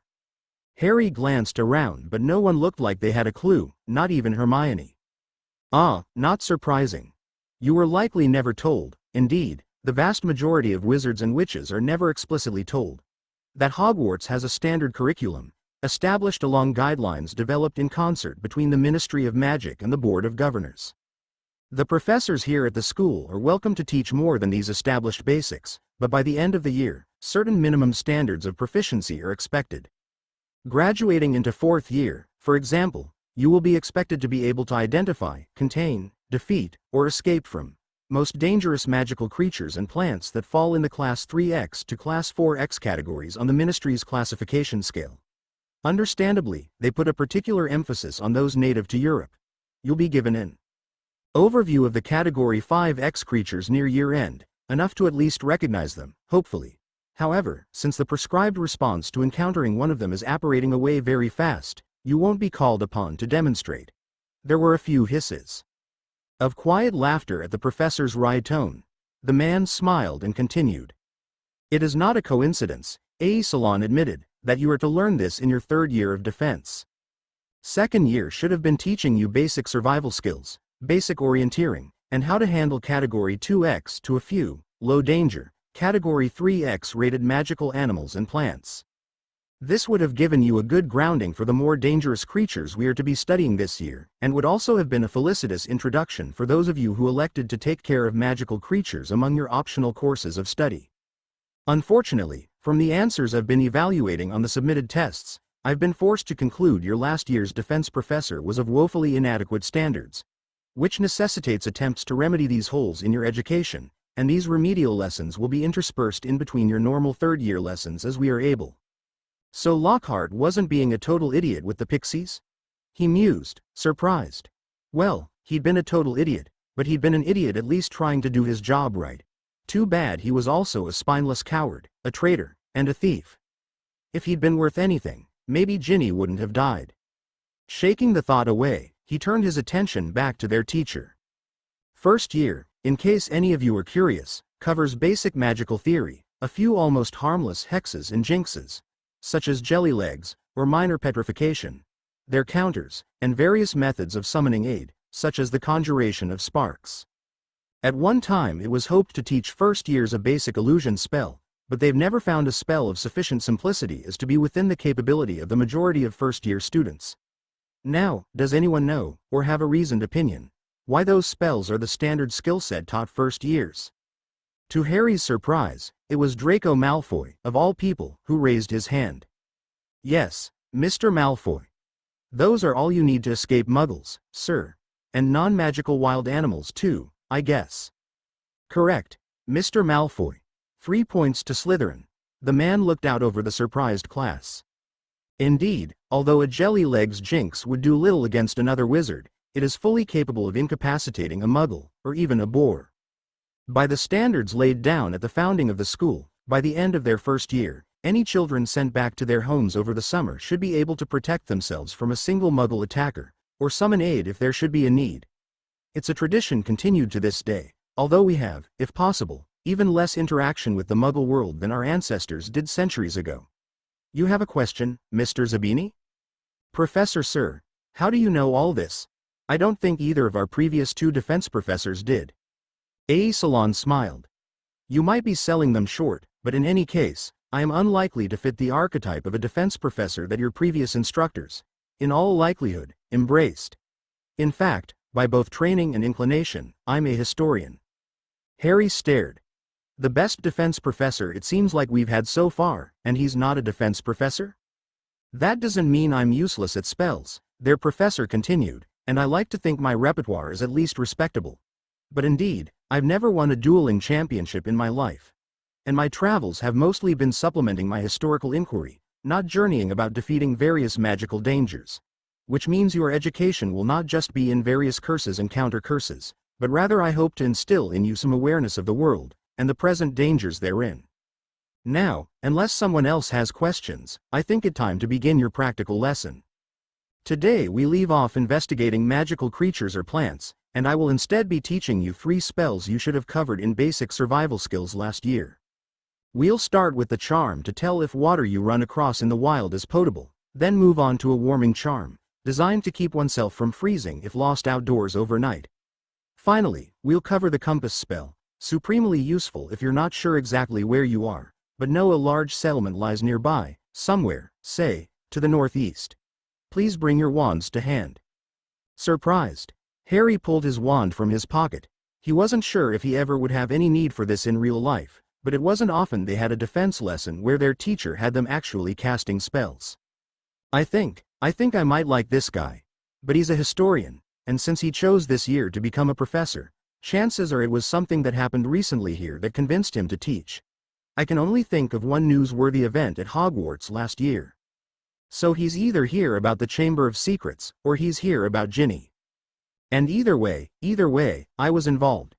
Harry sighed, luxuriating in the feeling of having no deadlines, having nowhere to go, and having nothing to do now that it was past 3 in the afternoon, and his essays were finished. Smiling, he remembered Hermione's firm declaration yesterday, that they would not be time turning on Sunday. Lazily, he moved his pawn forward on Ron's chessboard, not even wincing as Ron's knight promptly massacred it, and had to admit Hermione had probably had the right of it. Not that either Ron or I fought too hard, he'd made a few protests, not exactly token, but more out of the feeling that he should be working his hardest every single day than from anything else. They'd only had a few days' use of the time turner, but he was already learning how tiring it could be. And he could still remember Hermione's response. We need some downtime, she'd argued. Human brains aren't meant to handle non-stop learning. When Ron had looked like he might protest, she'd shaken her head, adamant. We'll study in the morning, then take a break and be social in the afternoon. Remember, we're not just going to have to do this for a few days. We're planning to use the time turner indefinitely. Both good points. The first week of the term had been far more busy than he could have imagined it would be, and it felt like he'd packed a month into a single 6-day period. Meeting the new professors, planning things out with Ron and Hermione, trying to get his magic working again, and dealing with the after effects from the fight with Draco Malfoy. When he wasn't in class he was studying, when he wasn't studying he was practicing wandless magic, and when he wasn't practicing he was talking with Ron and Hermione. Hermione's right, he thought again, leaning back against the cushions, stretching as he enjoyed the way the sun poured in, languid and dreamy, from the windows set against the common room's wall. One day off a week isn't a bad thing. Because if there was one thing he knew for sure, it was that, as busy as the first week of the term had been, the next few were going to be interesting. It took a month of pounding his head against the wall before he got it, and by then he'd begun to get more than a little desperate. He shuddered now to think how long it might have taken, if he hadn't happened to have been absently staring at Professor Flitwick earlier in the morning as he passed out the materials they'd be needing for the day's charms class. Well, he reflected, I say, passed out, like he did it by hand, but he did it by magic, he usually does. He'd watched the familiar show without interest, slouched down in his seat as the small, silver bells had floated out into the classroom, idly wondering, as they set themselves neatly down in front of each row of students, what they'd be learning that day.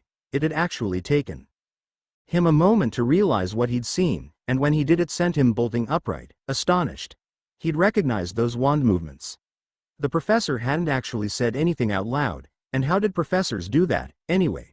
But that familiar swish, with that little, characteristic flick at the end, the levitation spell had been the first spell Professor Flitwick ever taught them, and he sometimes thought the wand movements for it had been burned into his brain.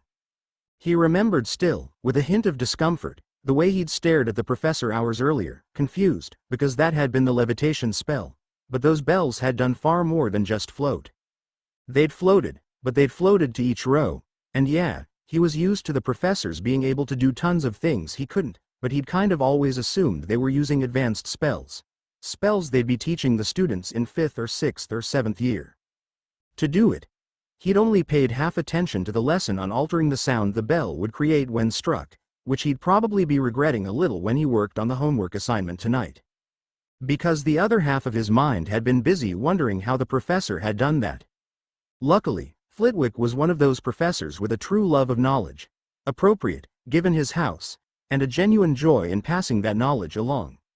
Harry'd headed up to his diminutive professor at the end of the class, intent on getting answers. What those answers had suggested to him. He stared down at the familiar pillow nemesis sitting in front of him. It's actually very simple, the professor's voice seemed to echo in his memory. The hover charm, at its most basic, does cause things to float. But even while you were practicing it in your first year, surely you noticed you had some control over it? That you could choose how high the feather soared, or how long it did so, based on what you were thinking of when you cast it? The simple charms you learn in your early years at Hogwarts might be nowhere near as dependent on focus, intent, or visualization as even basic transfiguration requires, but I dare say one can't claim to have mastered a charm until they've gone beyond the basics. In fact, it'd be a good exercise for you. Try sometime to make an object not just float, but dance. Sneaking away at lunch, he'd tried it. In a way it had felt strange, since most of the levitation he'd tried recently had been done wandlessly, but it was true that, wandlessly, he could do a great deal more with a feather, or a branch, or a book or any similar object than to just make it float in mid-air. And since things were always easier with a wand than without it, well, what could it hurt? It had been both oddly similar and dissimilar to his wandless exercises, and it had taken a bit of practice, but he'd done it, and now. Focus. Intent.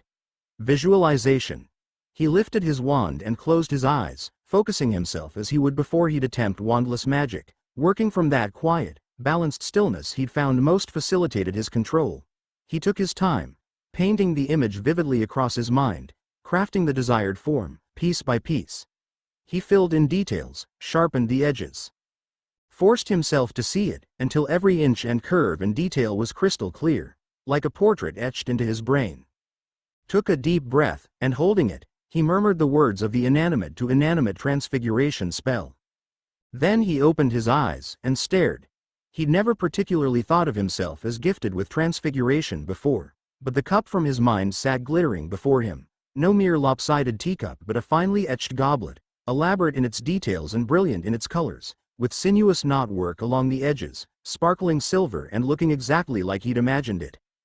He looked on in wonder at the delicate, perfectly balanced cup sitting before him, remembering how clear it had all felt. The feel of magic touching and learning the pillow, then the twist of the spell as it reached for his input and his will triggered the shift, whirling atoms into the new form he held in his mind, following the pattern he imposed on the magic as if it had been drawn in ink and parchment, rather than painted as an image in his head. It had been like feeling the click of a last puzzle piece finding home. Like diving faster than freefall, knowing the snitch was ahead of him, one twist to the right away. Like that last breathless moment with wandless magic, as pure concentration shifted into action, and everything in the universe went right. It had been perfect. And aside from the extra focus he'd been forced to use, holding the visualization and delicately spinning out only so much magic as to fill the pattern and no more. Aside from the extra concentration, it had been effortless. He reached out with one hand, not even feeling a flicker of embarrassment when he realized it was shaking slightly, and awe and relief and triumph flooded through him as he picked up the cup. Bloody hell. I did it. There is something very wrong, he thought with a mental snort a few days later, when possessing power over time itself isn't enough to keep you from being late to class. He lengthened his stride, sending a dark glance at Ron, who had seemed to gain quite a few inches over the last summer, along with an accompanying increase in speed, when he wasn't tripping over his own feet. Not that Hermione was having any problems keeping up with the two of them, despite being the shortest of their number. She was leading them, in fact, irritation speeding her along. If we're late to defense, I'm blaming you, Ron. What? He smirked. Ron's response had contained a distinct squawking undertone. I had nothing to do with this. His friend continued.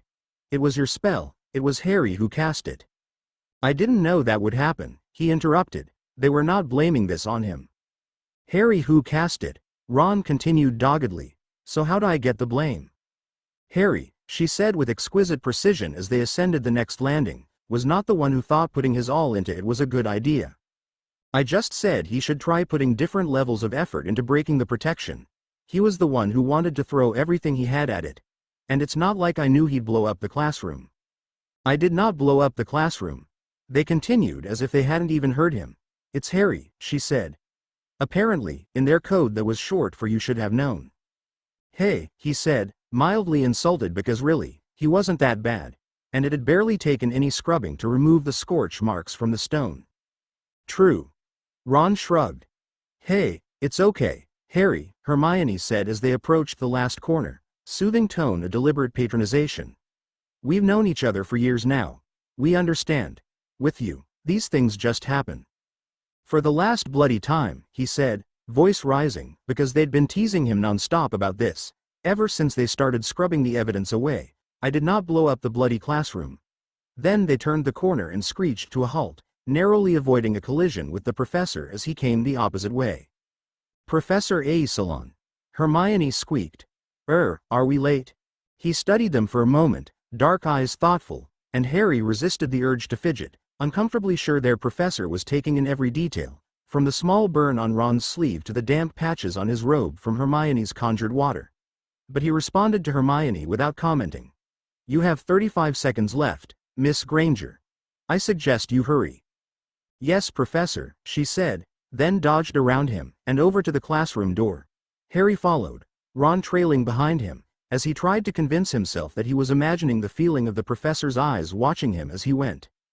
But despite the somewhat ominous start, the class was an interesting combination of practical and theoretical, following the professor's warning that they'd be learning about dangerous magical plants and animals. They'd started with aquatic creatures native to Scotland, and the day's lecture had been on hippocampi, some of which, the professor assured them, inhabited Hogwarts Lake. The lesson wrapped up a few minutes early, and A. Salon dismissed them off to potions with homework assignments in hand. Harry was packing up his book bag when the professor paused by his desk. Stay for a moment after class please, Mr. Potter. Yes, Professor. The classroom slowly emptied and he waved Ron and Hermione on without him. Ron did a brief pantomime, complete with a few hand gestures between him and Hermione that looked vaguely obscene, but probably meant they'd wait for him by the door. He quirked an eyebrow at them, then shrugged and nodded, turning and walking towards the front of the class where A. Salon patiently waited. He had a feeling he knew what this was about, so he took a deep breath and centered himself, the way he would if he was about to try something intricate wandlessly, then looked up at the older man. You wanted to see me, Professor? A. Salon steepled his fingers, and looked at him with a direct gaze. You understand, Mr. Potter, that when a professor overhears a young wizard, still in his schooling years, protesting most vigorously to his compatriots that he has not, in fact, committed a magical act of widespread destruction, that there will be concerns. Hermione, I'm going to kill you, and possibly myself. Professor, Ron and Hermione were just teasing me, it was nothing. I see. And the scorch mark on Mr. Weasley's sleeve? And Ron's dead too. Pratt should have moved faster anyway. It really was nothing, Professor. He made his best attempt at an airy wave. We were just testing some flame-oriented protection spells on some conjured blocks, and apparently we didn't cast them strong enough. The professor raised an eyebrow, and Harry tried not to twitch at a mannerism he associated, almost exclusively, with his least favorite potions professor. Although at least with A. Salon no sneer was forthcoming. Protection spells. I see. The professor's eyes flicked past him, to the door, where Ron and Hermione were probably still waiting. You do realize that we introduce warding objects in our 6th year of defense studies? You three are rather precocious. And actually, he hadn't, because they'd been coming back from one of their Care of Magical Creatures classes, one which had involved salamanders, and the fire spirits had gotten a little blisteringly close to him, and he'd observed that if Professor Kettleburn was going to keep bringing dangerous fire creatures, they should probably start doing research in the name of self-protection, and then Hermione's eyes had lit up and she'd said she had an idea. He shrugged, the flash of humor breaking through. 'Cause with Hermione, it was really 50-50 whether she'd realized it was that advanced and decided not to tell them just to see if they could do it, or if she'd realized it was that advanced at all. Probably that's why it collapsed when I put enough power into the incendio. but for minor sparks and stuff, it held up pretty well. That it held at all to you three's credit. Silence for a few moments while the professor studied him. Still in that place mentally where he was balanced, he waited without impatience. "Mr. Potter," the man said at last. "I will not offer insult by warning you, of all children, of the potential dangers in deeper magics. I do, however, offer some aid and guidance. If you three run across a spell of high interest and high risk, I'd ask you come to me before you try performing it. I can not only facilitate your learning of the spell, but also ensure adequate safety and security." He felt his eyes narrow at the last add-on, then tried belatedly to smooth out the betraying gesture. He stared at the man, wondering if he'd misunderstood, but the professor just looked back at him, waiting. Hell with it, he thought, and went with his instincts. Any spell? He wasn't even sure what he was asking, but the man answered obliquely. "I've heard about you, Mr. Potter." "Yeah," he said, disgusted, "you and everyone else in the UK. If you are speaking of wizarding Britain, all of it above the age of 6 would be a more accurate summation of the population." A. Salon replied crisply. "But the newspaper articles and books are not to what I refer. I've listened to what the other professors will say about you, and to what the student body will share. And wasn't that a creepy thought? He was used to the other students gossiping about him, but he'd never thought the professors would. If half of your rumored exploits are true, you will not let doubt, dubious safety, or official disapprobation deter you from a course you are set on. Turning away your request for supervision would result not in a cessation of activities, but merely drive you to covert ones. Knowing this, simply refusing aid is not a denouncement of your aims, but a hypocrisy that tacitly accepts any harm that falls upon you as justified, denying culpability because you were denied sanction. It is a stance I would reject with any child to which I had a responsibility." Harry blinked at the flow of words, half wishing Hermione was right next to him, half simply thankful for all the extra study he'd done over the past months, without which, he'd be completely lost rather than partially. He's saying, if I asked for help with something and he refused, and he knew I'd still do it anyway, then if he didn't stop me he'd be responsible for any bad things that happened to me because of it? Which was, kind of a slippery stance to take, because if, say, Crabbe was going to do something stupid, and for some reason he warned him, but then the Slytherin went on to do it anyway, Harry certainly wouldn't be feeling guilty. Well, maybe a very little, if the other boy was killed or something, but if he just ended up in the hospital wing, he'd probably be laughing about it with Ron. But if the professor really meant it, for one moment, he could see all the possibilities opening up. Guided instruction rather than he and Ron and Hermione scrounging through their syllabi and the library index for topics to study. Help with learning new spells just from instructions in books, a demonstration of perfect pronunciation and wand movements in real life, as well as the tips and tricks adult wizards acquired. The ability to just ask, on any topic, and not to be told not to ask questions, or that he was too young, or that it was none of his business. This was far more than Professor McGonagall had ever offered. The thought of his head of house jolted him, and the gathering excitement faded away. It was far more than McGonagall had ever offered.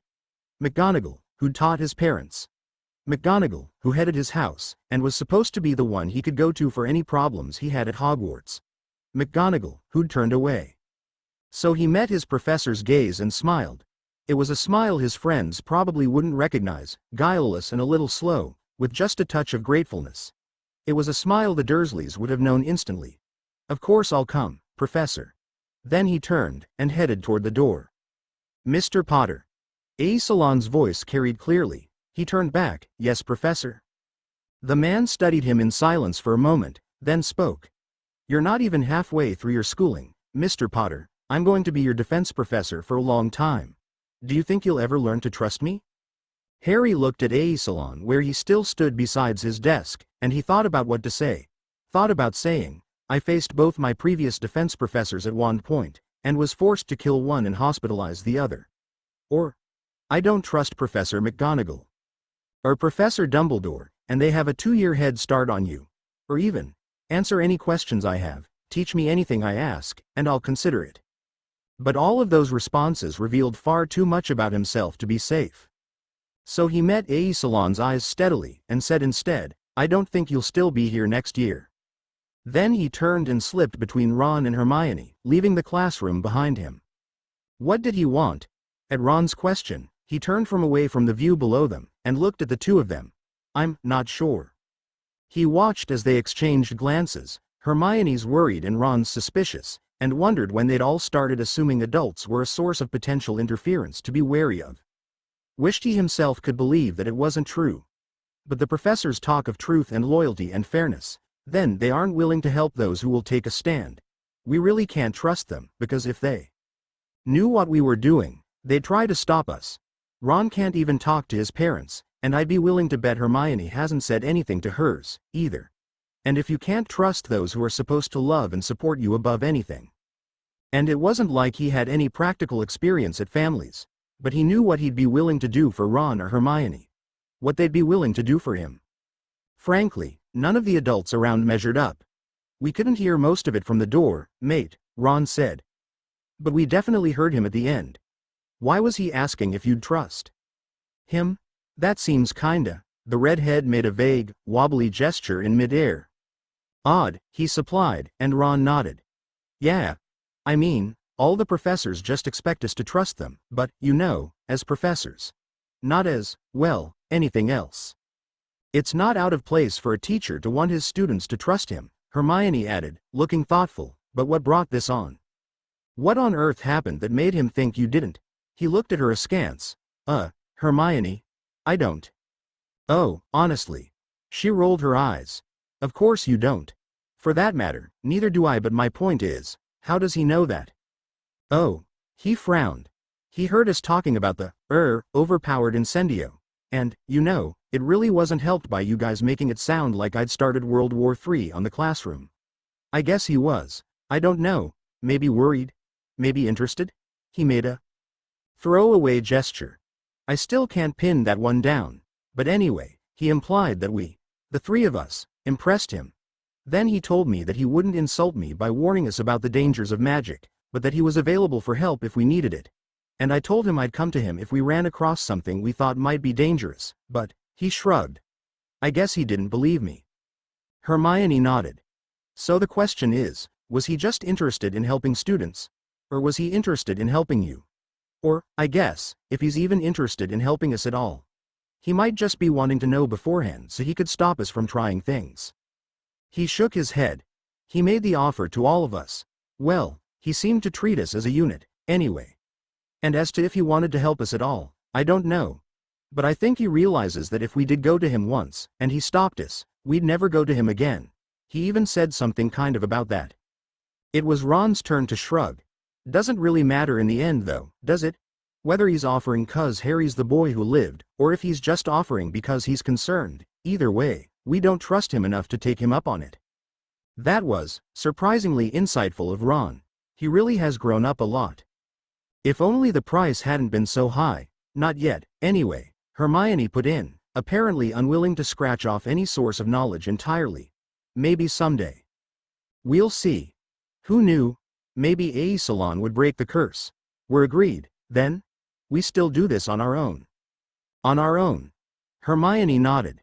It's safest that way. On our own, Ron agreed. He smiled at the sight of them, framed against the tower's backdrop, determined, fierce, and willing to take on the world to do what was right. On our own, he echoed silently. He couldn't think of better company to do it with. The time turner was a godsend, but it wasn't a miracle. Harry flipped his book closed and sighed, leaning back against his chair as he stared out the window and pondered the difference. There are restrictions. Hermione's voice came from memory. You can't go back further than 6 hours. You can't repeat more than 6 hours in a given 24-hour period, even split up into multiple trips. And, most importantly, you can't unmake events.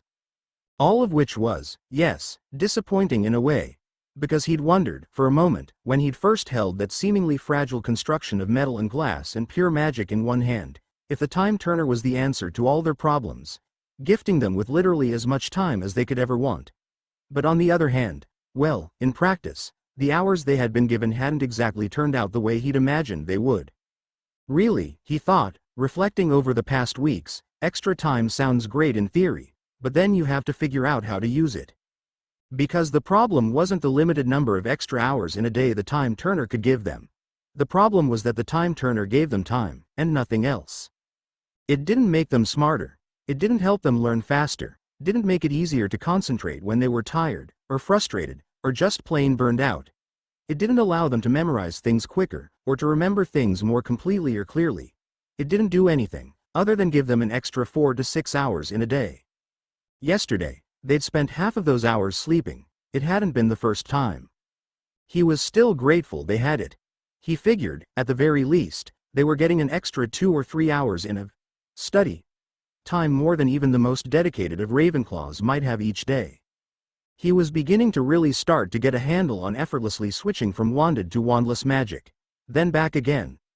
Ron had pretty much finished up solidifying his grasp on subjects he'd only coasted through in the past 2 years. Hermione was keeping up with a course load that was, frankly, flat-out crazy. The three of them were making top marks, enough that the professors were commenting. And they were studying extra projects on their own, as they found time. They'd managed this even as Ron and Hermione served out the detentions from the fight on the train, and he attended about that much time in Quidditch practice. All of which had only been possible with the time turner. But so far, they hadn't really had much time to put towards their goals. "We've needed this month," he acknowledged to himself. "We started term with all these grand ideas, and no real plan how to do it. I'd almost screwed myself magically." Hermione might have agreed to help with Malfoy, but flinchingly, and Ron, he shook his head, remembering Ron as he'd met him in Diagon Alley, all burning rage and aching fury, then the Ron he'd met on the train, focused but still angry, not healed, but no longer a bleeding, open wound. Mr. and Mrs. Weasley did him no favors, lying. Ron's not always the quickest kid in the class, but he's not thick, either. Making it clear that he couldn't trust his own family, forcing him, however accidentally, to choose between them and Ginny, while all the while he knew their response was false. He had a feeling that had almost destroyed his best friend. Ron was better now, but he'd never be exactly the same. He sighed, shaking off the tangent, eyeing the book he'd discarded. "Still, it's been over a month. And we need to start actually accomplishing something. I'm still pretty much clueless about the wizarding world government and justice system, and what I'm learning in history is both too slow and lacking modern insight. We don't really know any more about Lucius Malfoy than we did at the beginning of the term. And I know Voldemort's still out there. Somewhere. Maybe making more items that will kill little girls who are only lonely, or possessing someone and hurting them until they'll do whatever he says. Getting ready to try to come back again and kill me, and maybe kill Ron or Hermione. There had to be something more they could be doing. They were 13 now, and getting top marks, but that wasn't enough. They had to keep learning stuff beyond their year, on top of regular schoolwork and social activities, and gathering info on Lucius Malfoy in particular, and the wizarding world government in general. Any two of those could be accomplished easily enough just with the extra hours in a day gained from time turning. Trying to accomplish all three. Well, he thought with wry humor, I have all the time I need to think about this. Then he groaned and let his head thunk down on the desk. And now I'm just going in circles. I need to ask the others if they have an idea. God knows he didn't. Ron, is there a way to make yourself smarter?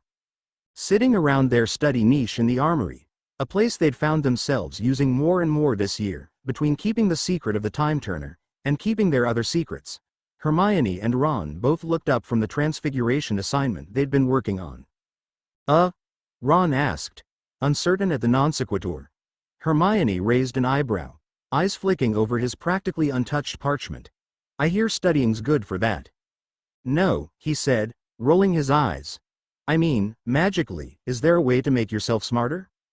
What? Ron asked, like a charm or something you mean? I don't think so. A charm, a potion, I don't know. But I mean, with all the things magic can do, there should be tons of ways to make learning easier. There's magic that lets people do everything else. Change hair color, change eye color, change into cats, fly. Harry, Hermione said, and she sounded slightly exasperated with him. Think about it. If there was a charm to make us smarter, don't you think that'd be the first thing the professors taught us? Or performed over us? It'd make their jobs a lot easier. Which was true, but, well, he said, unwilling to give up just yet, what about a potion, then? It'd be the same thing though, wouldn't it? Interjected Ron. They'd be lacing the pumpkin juice at breakfast with it or something. What if it was made of really expensive ingredients? He asked. grasping at straws in the face of their unrelenting logic. So the school couldn't really afford to dose everyone every day. In which case the rich purebloods and half-bloods would be flaunting it to make fun of everyone who couldn't afford it, Hermione retorted. Seriously, what brought this up? He forced himself to put words to his frustration, trying hard to be careful not to imply his thoughts were in any way a criticism. It's just, we're working so hard, and learning a lot too. But, well, we've still barely scratched the surface of all we need to learn. It'd be a lot easier, and more to the point, faster, if we had something that let us remember better, or pick up new ideas quicker. And seriously, this is magic. It can do anything. Mate, Ron said, I've never heard of a potion that will just make you smarter. Or anything else, for that matter. They don't have potions that will make you beautiful, either, not as a permanent thing. Or better at transfiguration. Or more skilled at Quidditch. It just doesn't work like that. You can do a lot of temporary stuff, like glamour charms, or a love potion will make you beautiful to the person you use it on, but it all wears off eventually. And it's all, well, surface stuff. Not changing what really makes you, you. Okay, he said. Forget about easy, temporary stuff, like a charm we could pick up or a potion we could order away for. What about harder, long-term stuff? Not that they didn't already have enough projects on their plates.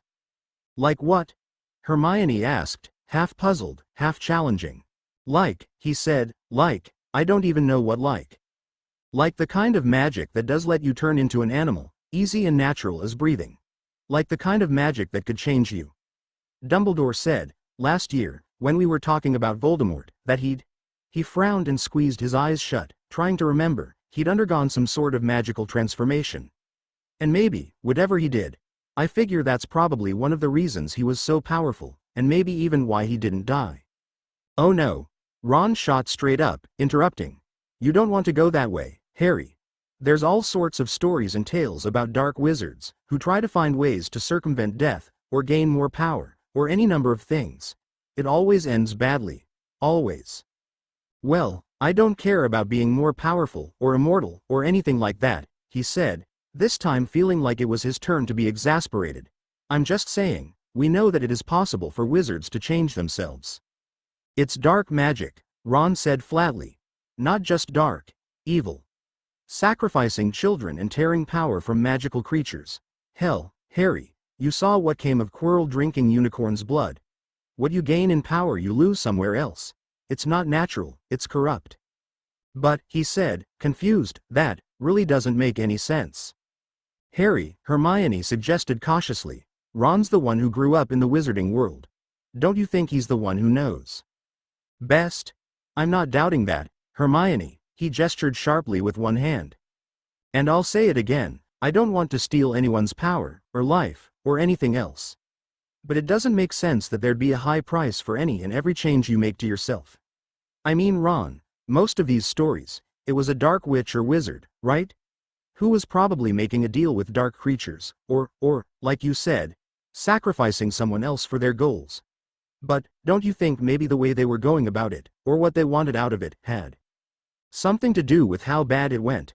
We don't pay a price for conjuring water, or floating objects, or flying, and none of that is natural either.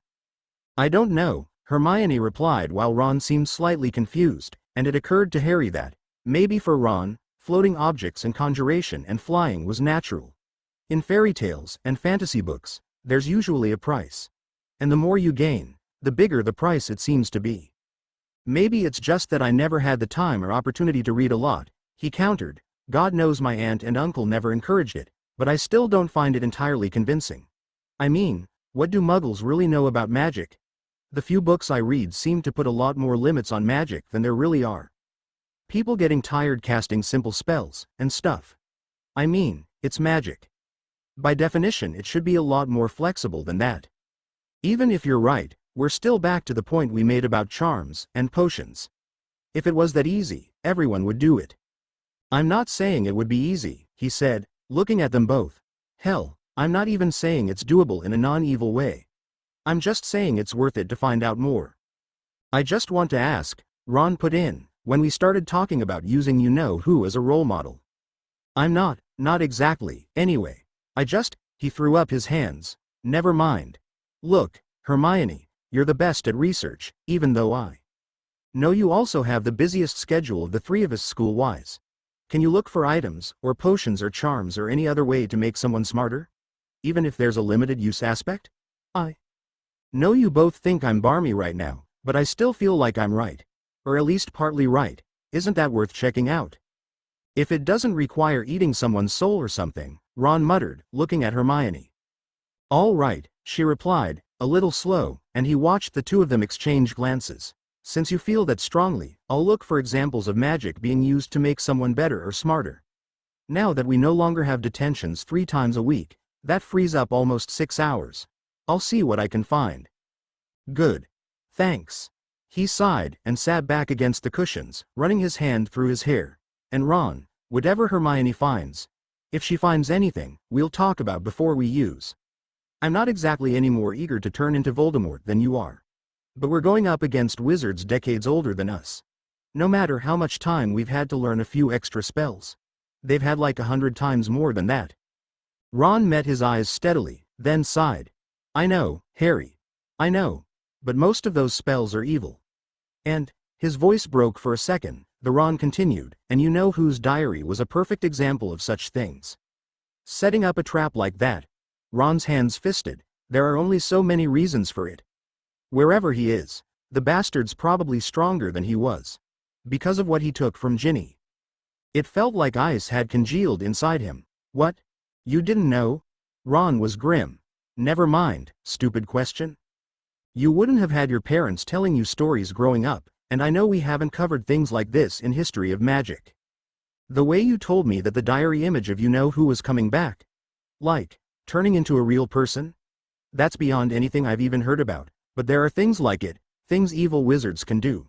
I told you they steal life. What did you think they did with it? It's power. Not exactly power they can just add to their own, like, I don't know, adding a cup of water to your pitcher, but it's a power that can be used for other things. Harry shook his head. No, I didn't know. But, I don't think Voldemort got anything from Ginny. I think destroying the diary would have prevented it from, I don't know, finding the real him and passing the power along. Ron just frowned. Maybe. They stared at each other, not sure what to say, for several minutes. There wasn't hatred between them, or even anger, and Harry knew, by all that was holy, that everyone else would have thought there should be. But there was weight there, weight and ties, oaths spun from death and silence and an anger that would not forget. He wasn't sure if it was justice or vengeance they were seeking, anymore. He wasn't sure either of them cared. It was Hermione who broke the silence. It's awful, she said. And Ron, Harry's right, none of us will be doing anything similar. But it'll probably take me a few weeks to even find anything, and in the meantime, we should get back to our essays. This time turn will be over in about 20 minutes, and we should be finished before lunch. You're right, Ron muttered, and at last turned away. Harry bent his own attention back to his parchment. No, he thought, still cold with the horror Ron's information had brought. I don't think I do care. Not when the outcome will be the same either way. It has to be done, and since no one else will do it, we will. Canon notes. It really doesn't seem like there are a lot of canon ways to use magic to improve yourself, does there? We have all sorts of fanon ideas about occlumency and animagi, and there's brief mention of a wit sharpening potion in Goff and a memory potion in SS. But J.K. Rowling seems to have oriented her series less around improvement of self, and more about victory through luck and self-sacrifice. Not that there's anything wrong with luck and self-sacrifice, but being in a situation where you don't have to rely on them would seem to be the preferable choice. The basilisk as Cuz really is described as a bright, poisonous green. Which is why I always find myself giggling slightly, reading stories where uber, badass, Harry has commissioned an entire battle robes, dueling outfit, made of basilisk hide. I just imagine him striding out into the fray, clad in robes and boots of brilliant, eye-searing green. And dyeing a material prized for its super toughness and impermeability can't be easy, right? Other notes. To answer a question raised in a few reviews regarding the absence of Sirius and Remus, Arthur, in mourning, doesn't toss in a galleon for the Daily Prophet's drawing. Which means he doesn't win the contest, and the Weasley family never have their picture taken. No picture means no pedigree revealed, and thus no impetus for Sirius Black to break out of Azkaban. I tend to agree with those who find the timing of Remus Lupin's employment as entirely too auspicious to be coincidental. I decided that without Sirius Luce, Dumbledore was unlikely to have deliberately set out to secure Remus as the defense teacher for Harry's third year. One of the most aggravating things about Harry, she decided, staring down at the list before her, was his habit of being frustratingly, intuitively right, even when it seemed like all logical indicators should point to a contrary conclusion. Sometimes, it almost seemed like a magical gift in and of itself.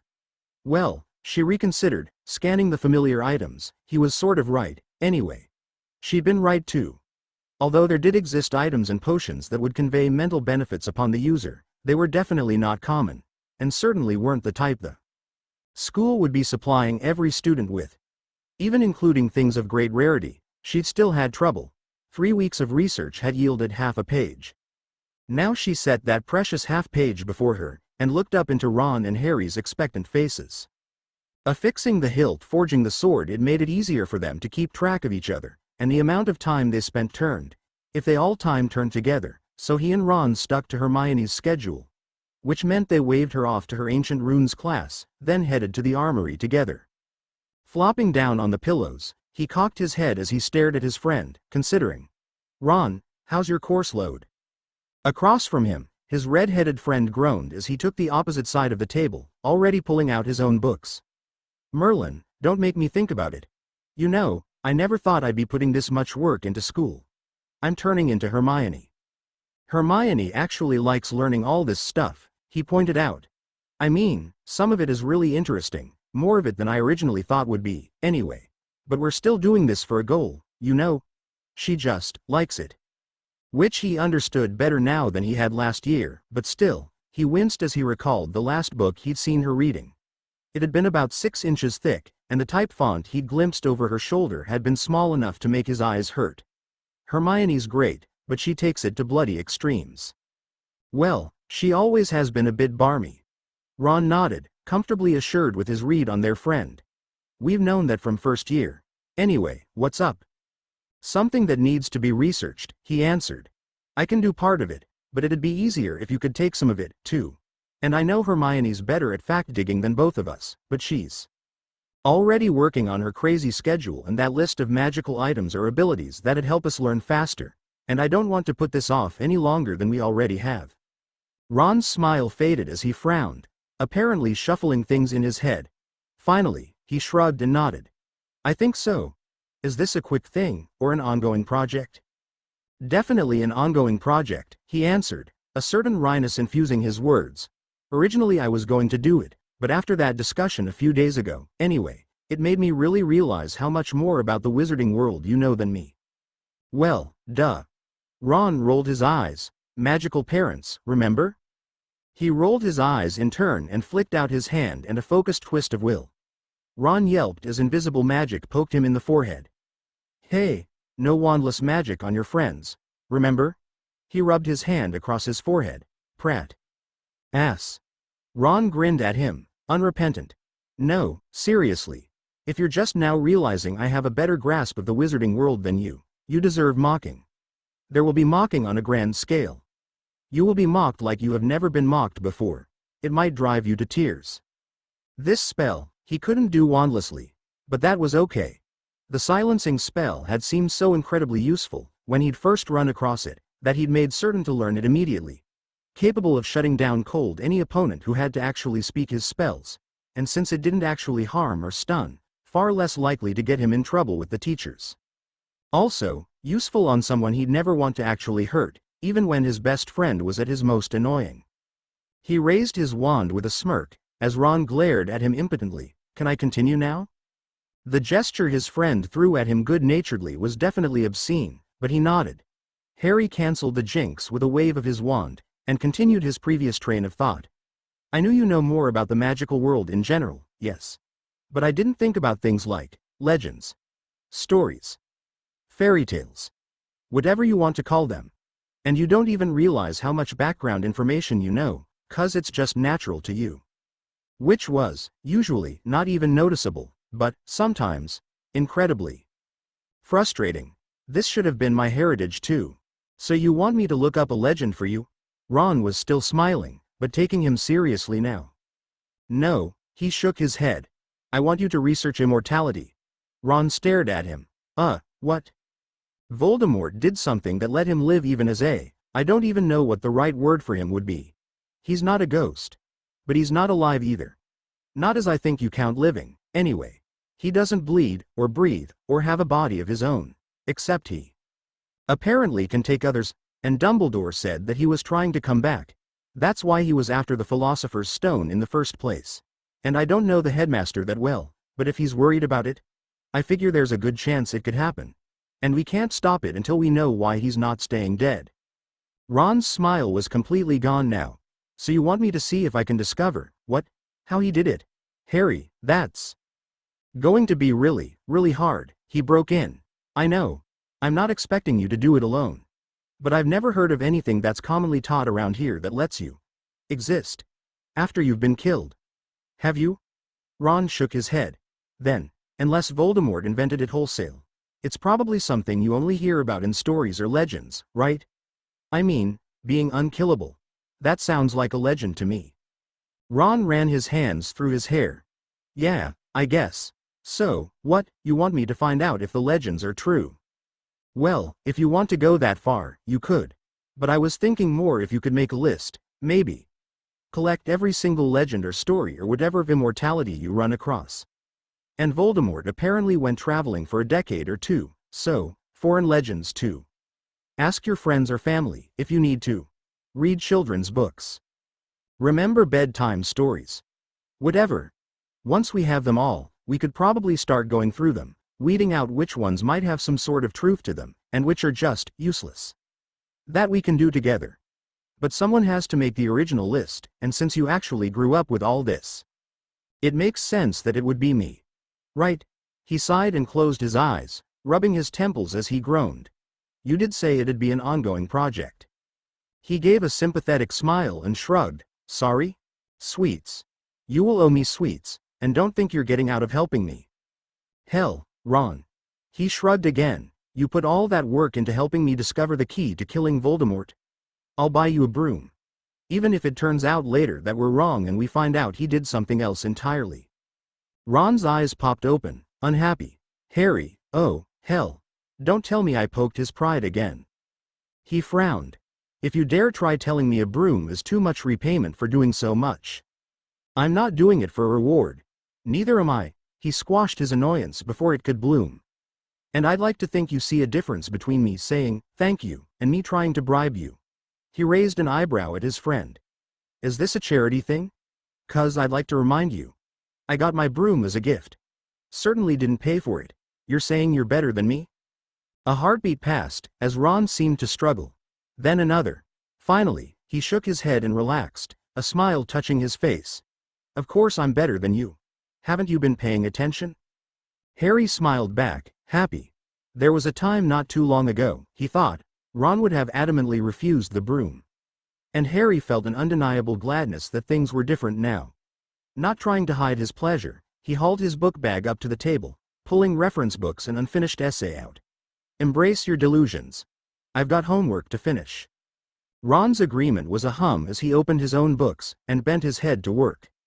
He circled the skies as, below him, Oliver barked orders and the chasers swirled in response, switching directions in a tight curve, Quaffle making a complicated dance between them. Quidditch was a time sink. With the first match of the year coming fast, it was even more of a time sink than normal. Especially since Oliver seemed to have gone just a little bit crazy at the prospect of not achieving the Quidditch Cup on his last year of school and captaincy. Extra practices had been mercilessly scheduled. He felt a little bit guilty about spending so much time playing, sometimes, but he couldn't bring himself to give it up. Each of their group tried to keep at least one side project going on besides schoolwork, in addition to the general extra work they put into just acquiring knowledge. Ron was looking up immortality myths. Hermione was studying magical items and skills. So far, he'd been focusing on defensive magics, but between Quidditch and wandless magic practice, he wasn't able to put as much time into it as he wanted to. On the other hand, I think I'd go flat out gibbering insane if I couldn't fly occasionally. Because that's really what he loved most. Oh, He loved Quidditch, too. Loved the competition, and, he wasn't ashamed to admit it to himself, loved winning. And being cheered on by a stadium full of student fans was a different kind of recognition than the boy who lived fame. A type he enjoyed much more. But flying was a release all on its own. Problems, worries, the complicated tangle of thoughts and oh my god, how do I do this all seemed to just fade away. Usually. Heads up, Harry. The warning from behind sent him down into a spiraling dive. A small ball whistled by, and then George sped through the space he'd occupied seconds before in pursuit of the bludger that was making a slower, wider reverse to come back after Harry. The older teen met it on the way and his bat made a loud crack, sending the bludger down across the field to where Fred waited. Thanks, George. He grinned back. Can't lose you so close to the game, right? Oliver'd kill me. Gee, how kind of you. Anytime. The twin turned to head back downfield. Mind catching the snitch soon, though? Oliver said we could stop practice soon as you grabbed it, and I've got a date. Red eyebrows waggled outrageously as he glanced back, and Harry had to laugh. Why not? He'd actually located it a few minutes ago, but he'd been content to circle lazily, enjoying the flight. Now he dropped into a dive, plummeting toward the earth and his tiny, golden target. Time to get back to work, then. That night, he sighed, staring up in the darkness at the canopy of his bed. He was tired. These days, they were all tired, but he couldn't fall asleep. His mind was too busy, buzzing after the conversation he'd had with Ron and Hermione earlier that evening. Wandless magic wasn't like wanded magic. He'd realized that as soon as he really started using it. And even if he hadn't, the trouble he'd first had, trying to merge the two styles once school started up again, would have clued him in. But what he hadn't realized was that everyone else thought it was. He'd been trying, once again, to explain it to Hermione, who hadn't been quite satisfied with the dry accounts she'd dug up in books. But she, and Ron for that matter, had been under the impression that it was exactly like casting spells silently, only without a wand. But it really wasn't. When he floated a feather, he didn't think Wingardium Leviosa at it. He didn't try to cast a spell. It was nothing so ordered. And he hadn't realized spells were ordered until he could wield magic another way. But the way spells worked, the almost mathematical precision he'd felt, transfiguring one item to another, it was so much easier, so much more precise, than essentially reaching out and twisting the world to his will. Which had, in the end, been the best way he'd been able to explain wandless magic to Hermione. Her nonplussed expression had been, itself, very eloquent. And if I was, a few thousand times stronger than I actually am, it might even be as impressive as it sounds. His thought sounded rueful even to himself, but there was no way of getting around it. Brute force versus delicacy, but there the irony. Brute force was not stronger. The careful control of magical energy and the corresponding focus of raw effect into intended channels rendered blunt force sadly ineffective in comparison, even applied in greater strength. A raging bonfire or a blowtorch. When it came to cutting through steel, it wasn't the bonfire one chose. He could lift and move things, now, with considerable speed and precision. Could even, after the last month of work, spurred on by memories of the chamber, pull things to him with almost no hesitation. Which, he figured, would come in damn handy if he was ever stupid enough to drop his wand again. The funny thing was, when he'd first started all this, he hadn't really been looking for a weapon. All he'd wanted was to be able to freak his aunt and uncle out enough that they'd leave him alone, and let him come and go as he needed to. He'd kept at it partly to keep in practice, and partly to see how good he could get, but mostly because he had to. His summer of undoing all the careful, measured control he'd learned over the first 2 years had been, it seemed, irrevocable. Shattering all the glass in the Dursleys' living room had been the biggest sign to him that he needed to get better control. Immediately, but even before that, things had started happening if he got upset. His magic wasn't tamely chained anymore. Which makes it sound like it's got its own mind, which it didn't. And darn Hermione for making me start to analyze all this anyway. But it wasn't so much a question of control or non-control. Well, it was, but not in that he was fighting some sort of a battle. With his magic, it was more like as if, before, his magic had been deeply buried. He had to feel strongly in order to call it up without his wand, and he'd hardly even really felt his magic itself at all. He'd say the words, flick the wand, and things would happen. He'd sort of vaguely had a feeling about how to push harder at a spell, how to put more of himself, his magic, into it, but it had been fuzzy. Sort of half instinct, half desire, and liable to work only intermittently, albeit more and more often going from first year to second. And now I feel my magic all the time. I feel it when I cast something. Feel how much I use. Feel it as it shapes itself into spell, feel it being channeled through my wand. Feel it stretching if I get angry, feel it moving as I use it to wandlessly pick up objects. It was bloody distracting. He had to focus every time he cast a spell, now, at least, he did if he didn't want explosions, or to accidentally do things like incinerate a candle instead of lighting it. Or, even more embarrassing, not light it at all. It sucked, and he might have started really, truly regretting letting this genie out of the bottle, if not for one thing which had given him hope. When I transfigured that cup, finally, and everything I've transfigured since, I have to be careful, and delicate. And control and precision are practically becoming my motto, now. And it takes forever to concentrate enough to build that sort of clear, detailed picture in my mind, but when I do. It took him longer to do one of his transfigurations than most of his classmates, but increasingly, he was getting them exactly right on his very first try, no matter how complex. It was a trade-off, right now. Speed for precision. Quickness or control. More of one meant less of the other. But he was getting better, and maybe, someday, it wouldn't be. Days later, he didn't quite understand how he found himself arguing with his best friend. He knew the sequence of events, could recount point by point the topics of conversation, but that didn't really explain why Ron was now staring at him, horrified. He stared back at Ron, disbelieving. Then forced himself to think. Most of the time, wizards didn't seem that different from muggles to him. And wouldn't that observation piss Malfoy off? But it was true. They were crazier, and who decided cards that blew up in your hands were the perfect way to liven up a game anyway? But not different. They were just people. People with magic. And at first the whole magical world had just seemed so incredible, brooms and wands and robes and cauldrons, unicorns and phoenix and dragons. An entirely different world.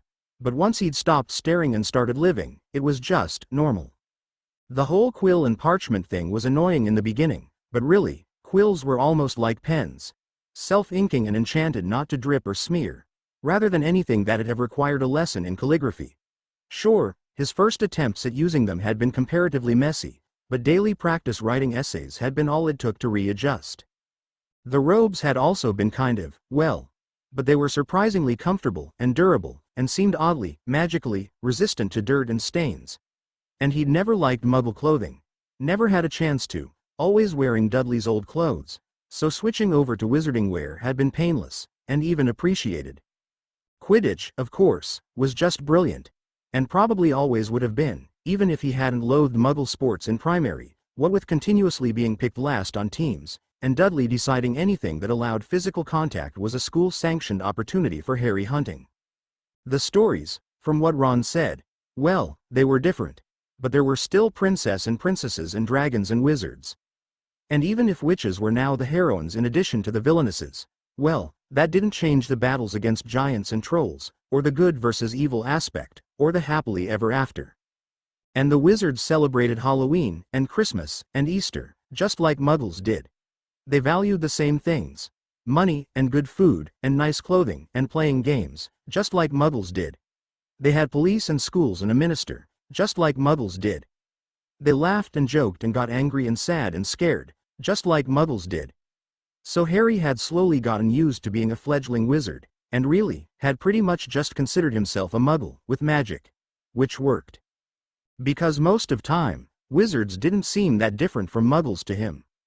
But sometimes, he was reminded that yes, there was a culture gap, because sometimes, wizards decided on the most incomprehensible, stupid, batshit crazy opinions.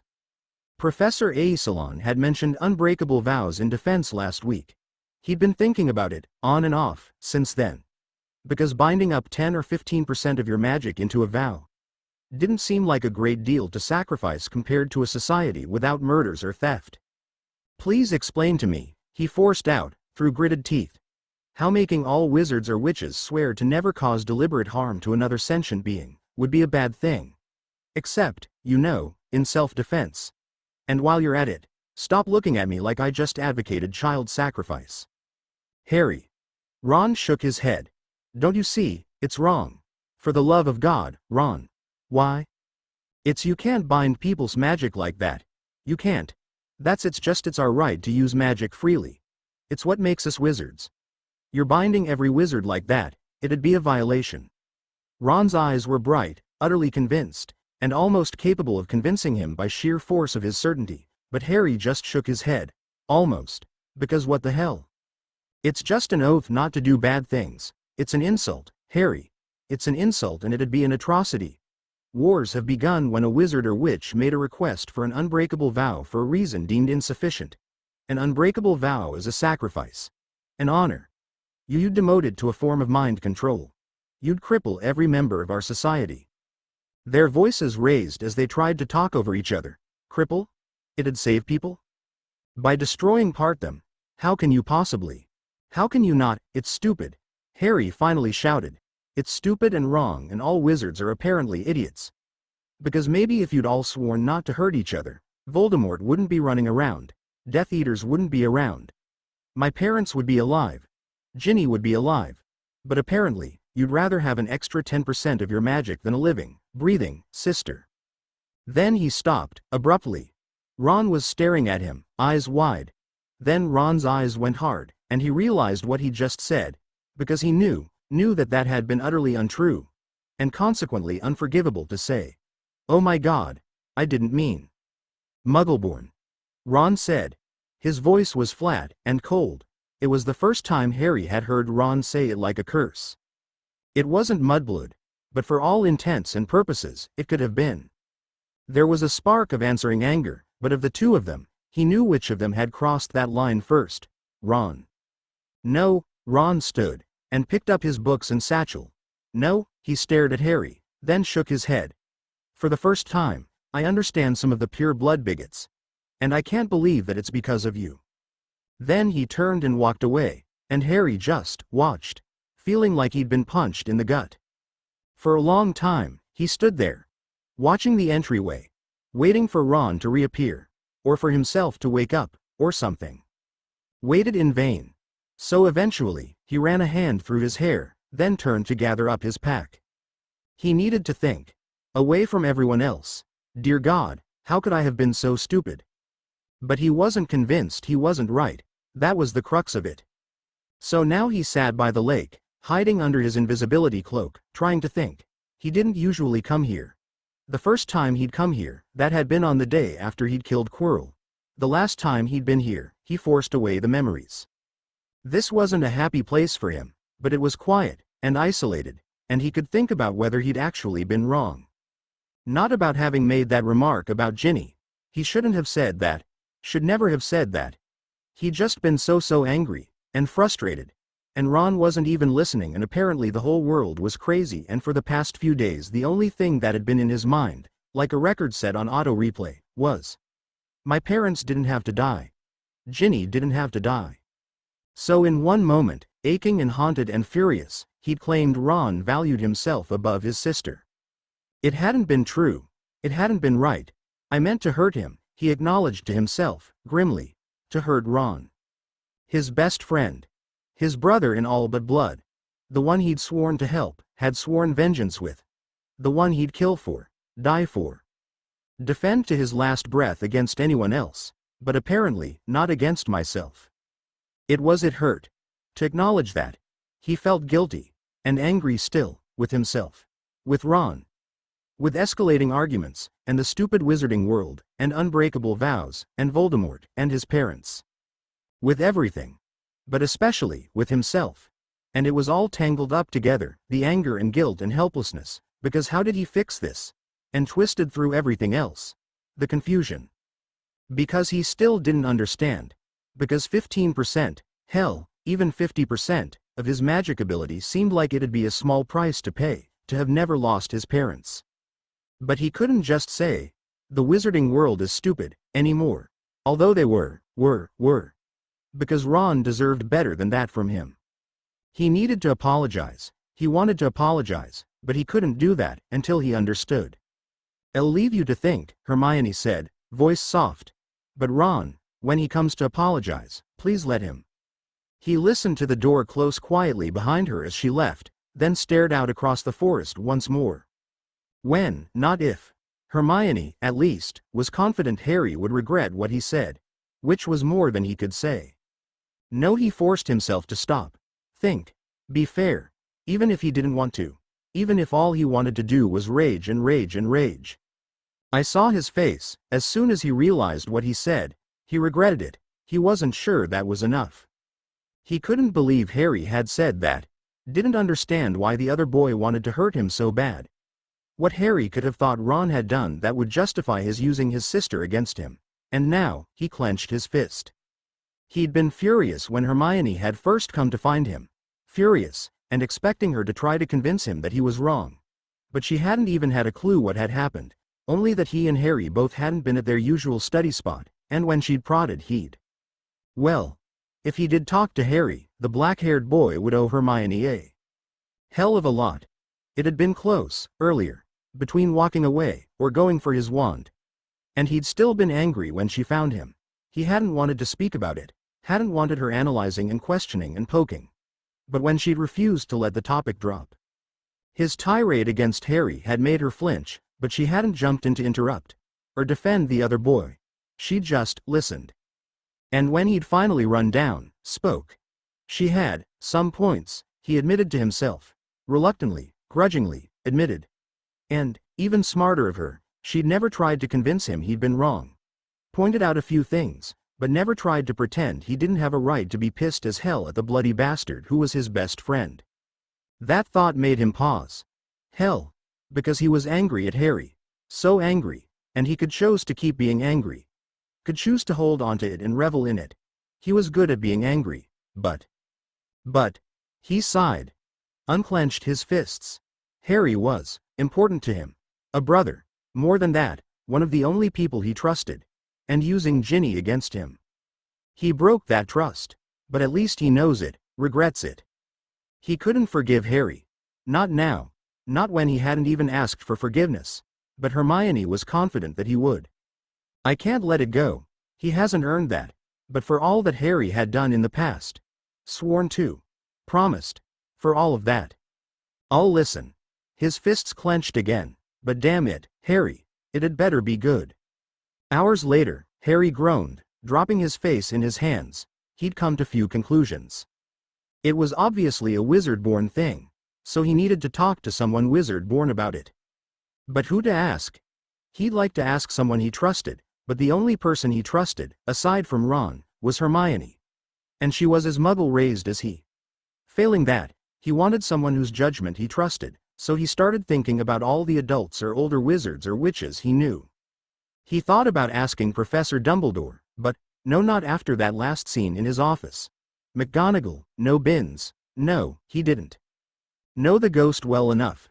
Sprout, he didn't really know her at all. Same with Kettleburn. Trelawney. He snorted. Snape. Hell no. Mr. or Mrs. Weasley. His heart twinged as he remembered Ron's comment about their discomfort with mentions of him. No. Professor A. Salon? Mr. Oddly interested in him? No Hagrid? For a moment he thought about Hagrid, because weirdly enough, he did trust Hagrid in a way he wasn't sure he'd trust McGonagall. But Hagrid's judgment? He thought about that for a second, then winced. No. Not Hagrid, then. And he didn't want to go to students, and this obviously wasn't something he'd be finding in books. Which really left one person. Who he wasn't close to, but who had helped him before. Had answered his questions before. Hadn't violated his trust yet. And it's probably pretty sad, he realized, that I'm choosing whose opinion I want to hear not based on if I trust them, but on who's left after I've eliminated everyone untrustworthy. He stared over the lake a little longer, then sighed, and rose. It was time for office hours, and he had a professor to go see. Back again. Mr. Potter? There was a weird second of déjà vu, then he shook his head. Professor Flitwick? Come in, come in. Cheerful, welcoming. The small professor almost made him smile. I was just in the middle of answering a few questions for Mr. Jodare here, but if you're willing to wait, I'm sure I could be with you shortly. He nodded an acknowledgement to the student sitting in front of Flitwick's desk, and turned his attention back to Flitwick. "That'd be fine, Professor."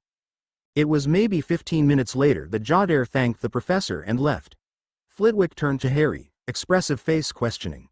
"So what's the problem, Mr. Potter? The animation charm giving you trouble? I dare say they can be a bit difficult before you get the hang of it."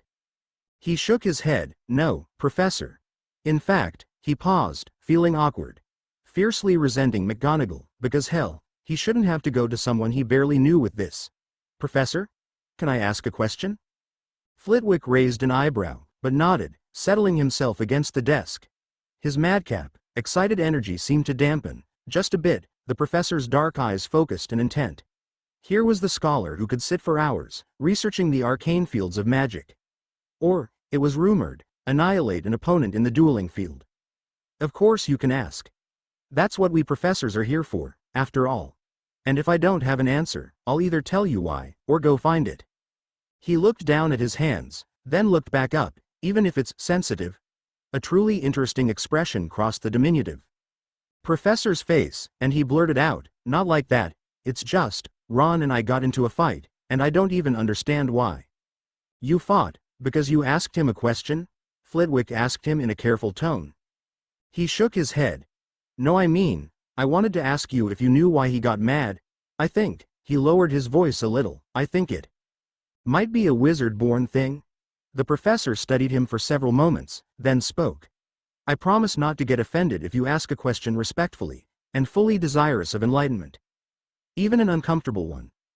I may not answer, but in that case I will, as I said before, at least attempt to explain why I will not or cannot do so." That seemed pretty clear. "All right. Then. The thing is, Professor Salon mentioned unbreakable vows. And I thought, I said, well, why don't they make everyone take a vow not to hurt anyone else?" "Oh dear." He watched Ron from the doorway, remembering Flitwick's words. "It's cultural.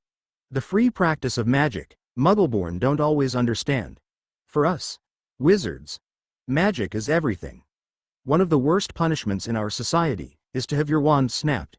To have such done to you, it's saying you're incapable, irresponsible, completely and utterly unworthy of trust.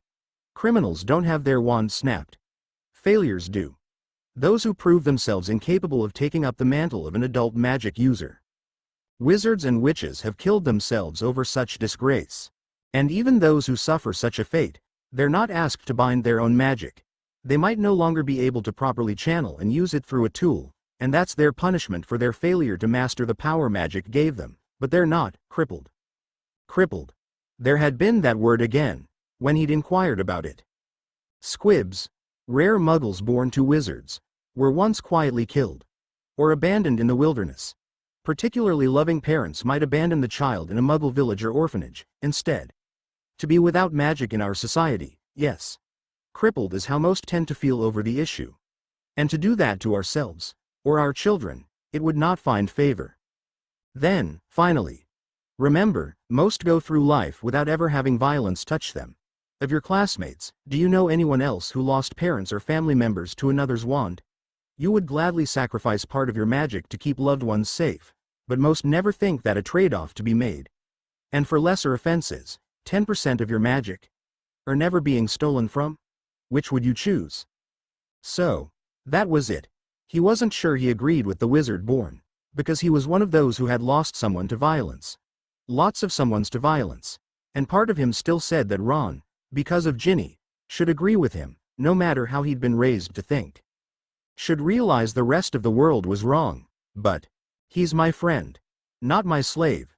He has a right to disagree with me. I didn't have a right to use Ginny against him. Ron. His friend looked up, eyes still cool. "Harry." He made an awkward, helpless gesture with his hands. "Can we talk?" Ron's face was still remote, but his eyes narrowed. "I don't think we have anything to say to each other, do you?" "Damn it, Ron. Give me a chance. I need to apologize." That seemed to pause his red-headed friend. The other boy studied him carefully, then nodded, still cold. "All right." The dorm room was deserted at this hour, and probably would be for at least another 30 minutes. Dinner was not something most young adolescent males wanted to miss. "Except us," He took a deep breath. I want to apologize. I had no right to use Ginny against you, and I know what I said wasn't true. There was icy silence for a few seconds, then Ron finally cracked. Damn it, Harry. Why? Why the hell would you say something like that? Beneath the anger, there was betrayal. That hurt the worst. I don't have an excuse. I was angry and frustrated and I was raised hell, Ron. I didn't realize wizards were. Do not say crazy. Do not say crazy. That's serious over being able to practice magic. I didn't realize it was, he cast about for words, was, like, holy. He took a deep breath. I didn't realize I was disrespecting your religion. Didn't realize that's why you discounted my words in turn. Ron stared at him for a second, then shook his head, like he wasn't quite sure of what he'd just heard. Religion? It kinda is, Ron. At least, that's what it feels like to me. Magic's one of your founding principles of society, and informs what you know about the afterlife. And, anyway, that's not the point. The point is that I didn't listen to you about why you thought I was wrong. I just made assumptions and I got pissed because you weren't listening to me, and all I could think was that Mom and Dad would still be alive if someone had forced that vow on Voldemort's ass when he was a student. So I was just mad and upset, and I felt like you should be agreeing with me, and that you were discounting my parents' deaths and, I'm sorry. You were an ass. I know, I'm sorry. I don't have to agree with everything you say, Harry. And I'm sorry. I'm not saying you do. Silence. Ron looked at him, and he met his friend's eyes steadily. It felt like minutes before Ron sighed, and the tense shoulders loosened slightly. Don't do it again. He exhaled, a whooshing breath of relief. Thank you. I won't. Never. Then he took a cautious few steps forward, and held out his hand. Friends? Ron's hand in his felt like a second chance, always. Later, working side by side on their transfiguration homework, he had to ask. I was surprised you weren't harder to convince. I was afraid you wouldn't even talk to me. Ron didn't look up from his scroll. I almost didn't. Can I ask? Why, then? Hermione. Harry winced. Oh. You told her? She wanted to know why we both weren't there, why we weren't talking, and what was wrong. He hadn't really seen Hermione since the last time turn of the day, as she'd gone off to her class and he'd escaped to the lake to think. And she said? She said you're an ass. Ron looked up at last. But she guessed about that part about your parents. And pointed out that, to you, it probably sounded like I didn't care at all about their deaths, if I wasn't willing to embrace such measures as would have prevented them. He gave Ron a squint-eyed glance at the last part. Ron shrugged. That's a quote. Hell. He looked down at his transfiguration book. She's going to tear a strip off me next time she sees me, isn't she? Ron's smile was just a trifling smug. Consider it restitution. He made his wince extra theatrical, then hid a smile at Ron's smirk, turned back to his homework. Never again, Ron. I promise. She cornered him in the common room the next morning, as they waited for Ron to finish getting ready for breakfast. In retrospect, it was a tactical error to come down without reinforcements.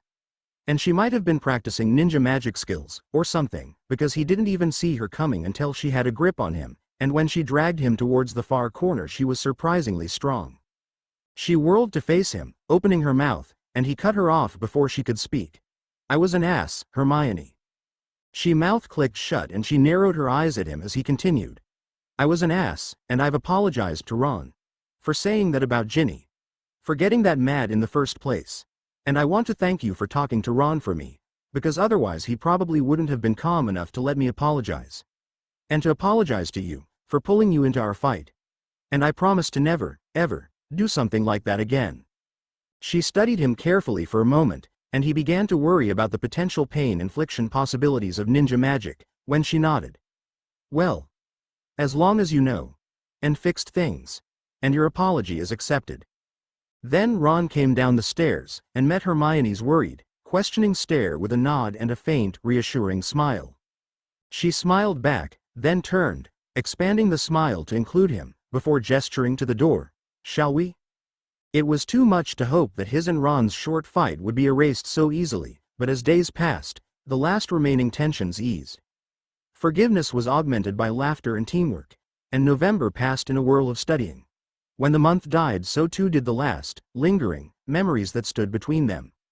Ron had forgiven him. Hermione had forgiven him. He had even forgiven himself, but only after swearing to himself that he would never, ever, be so stupid again.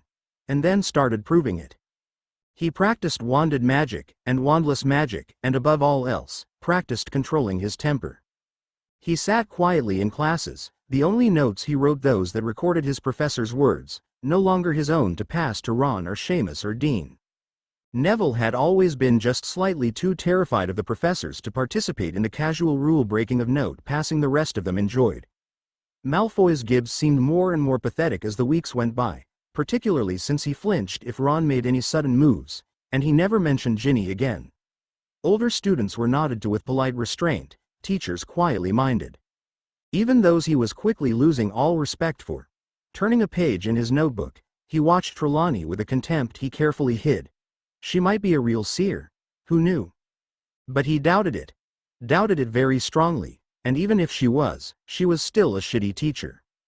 He didn't swear a lot, never got into the habit at the Dursleys, where it wouldn't have been tolerated, and never did at Hogwarts, since Hermione would disapprove, but Trelawney was worth swearing over.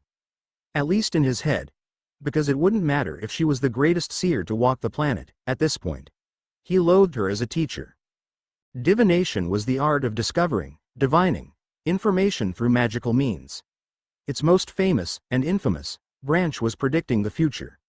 It was also the most imprecise, difficult, and in his opinion, flat-out useless, form of it. One of the first things Rebecca Discern's book had said on the subject was that if you were asking, what happens in the future? You were asking the wrong question. It made one a passive observer of their own fate. And I've never done passive very well.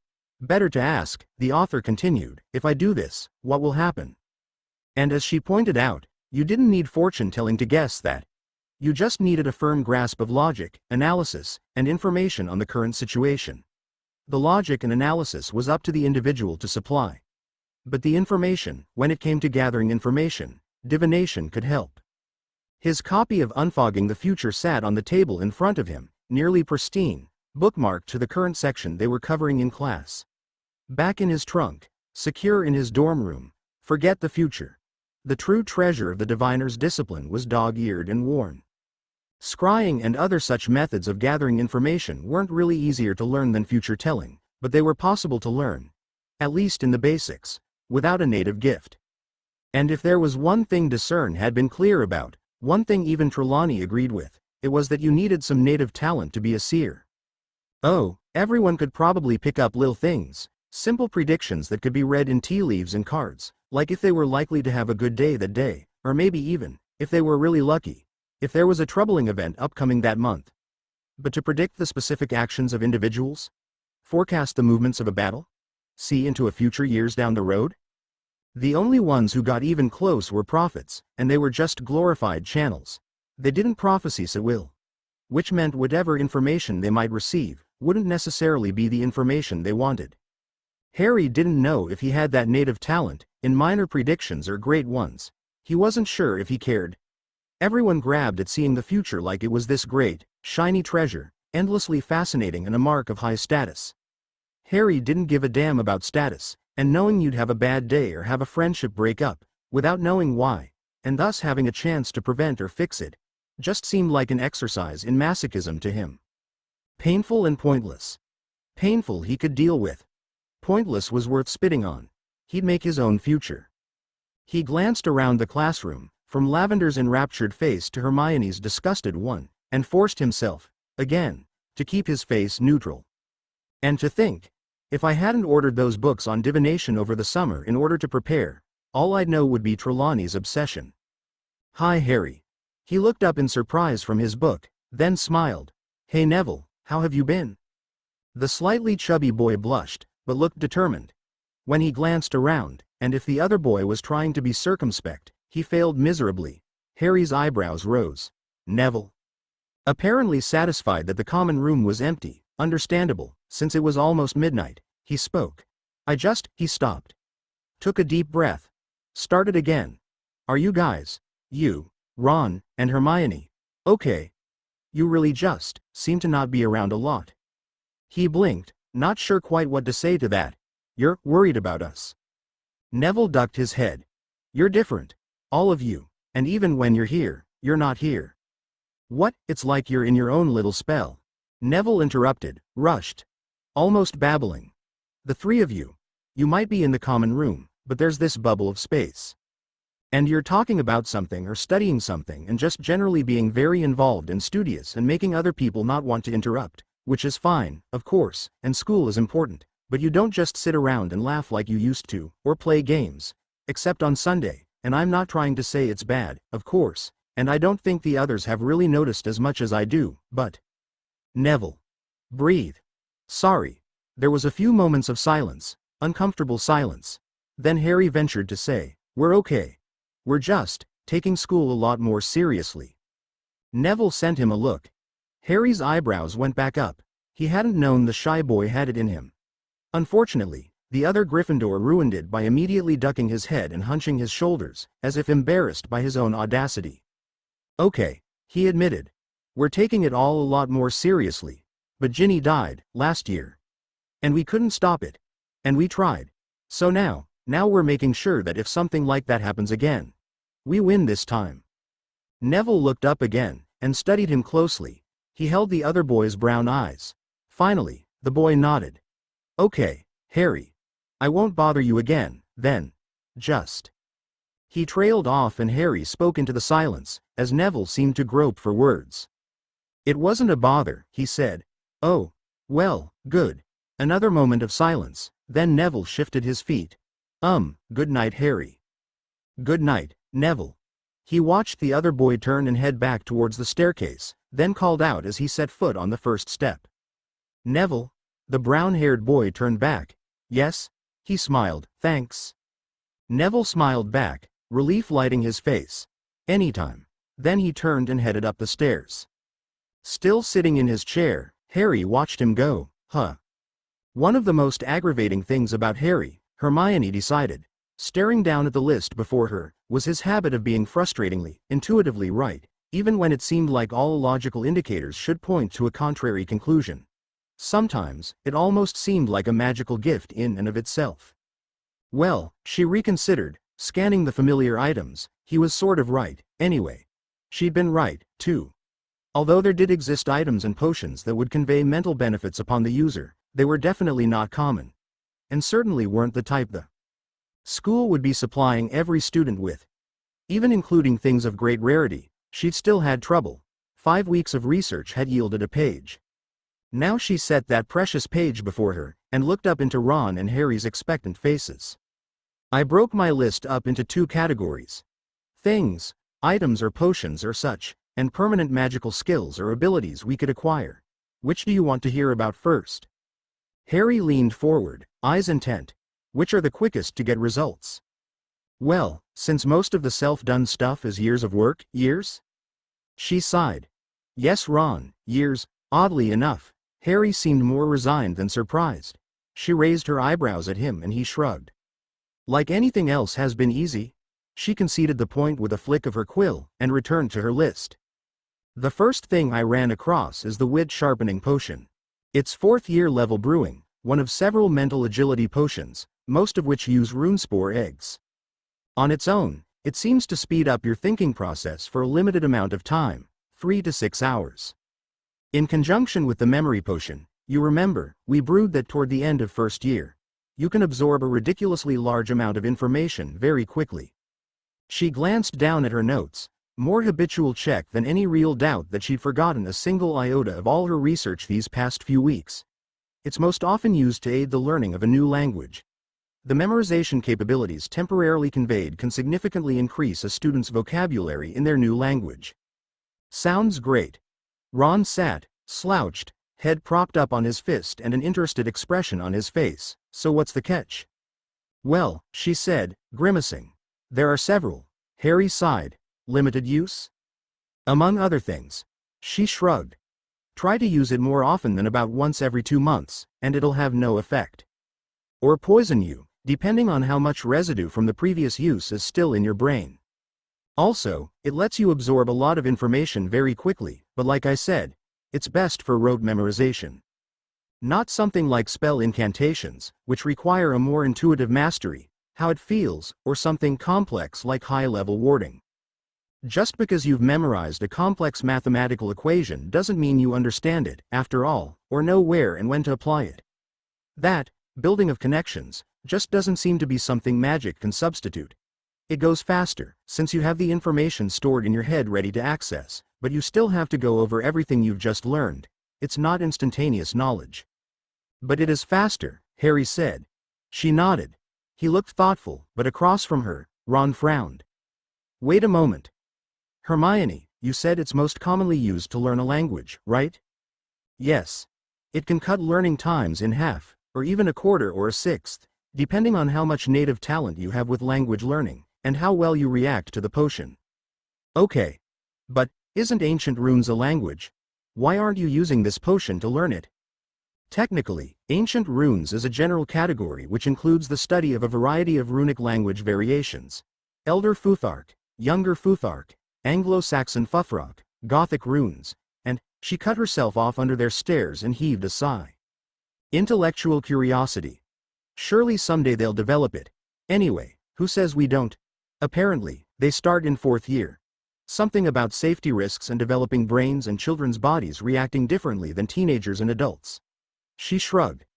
How else did you think we pick up 6 different, if overlapping, dead languages in 5 years of study? There was a few moments of silence as they all contemplated the information, then Harry shook his head. Okay, it's going to take a while before we know how we want to use the potions, then. What else did you find?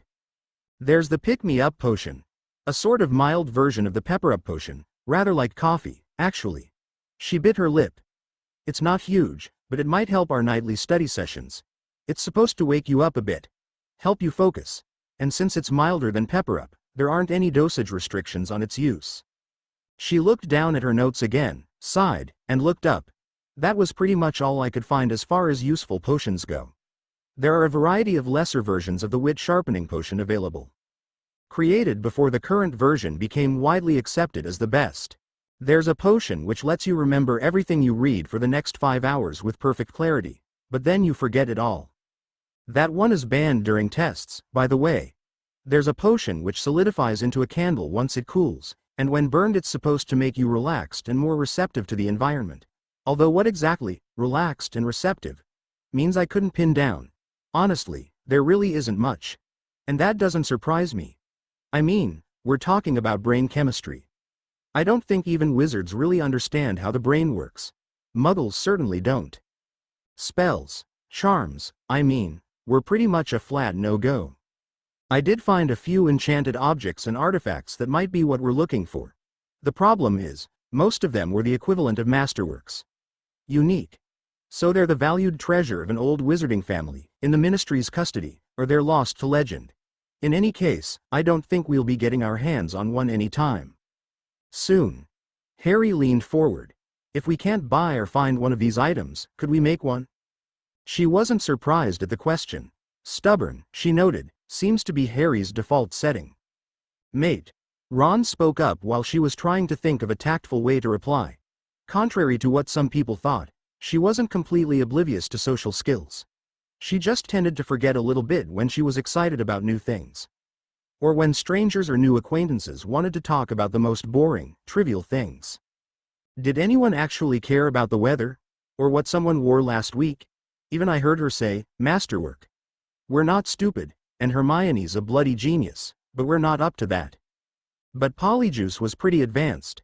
That was following a recipe, Harry. I'm betting the creators of this stuff didn't leave instructions behind, right Hermione? She met his eyes. Right.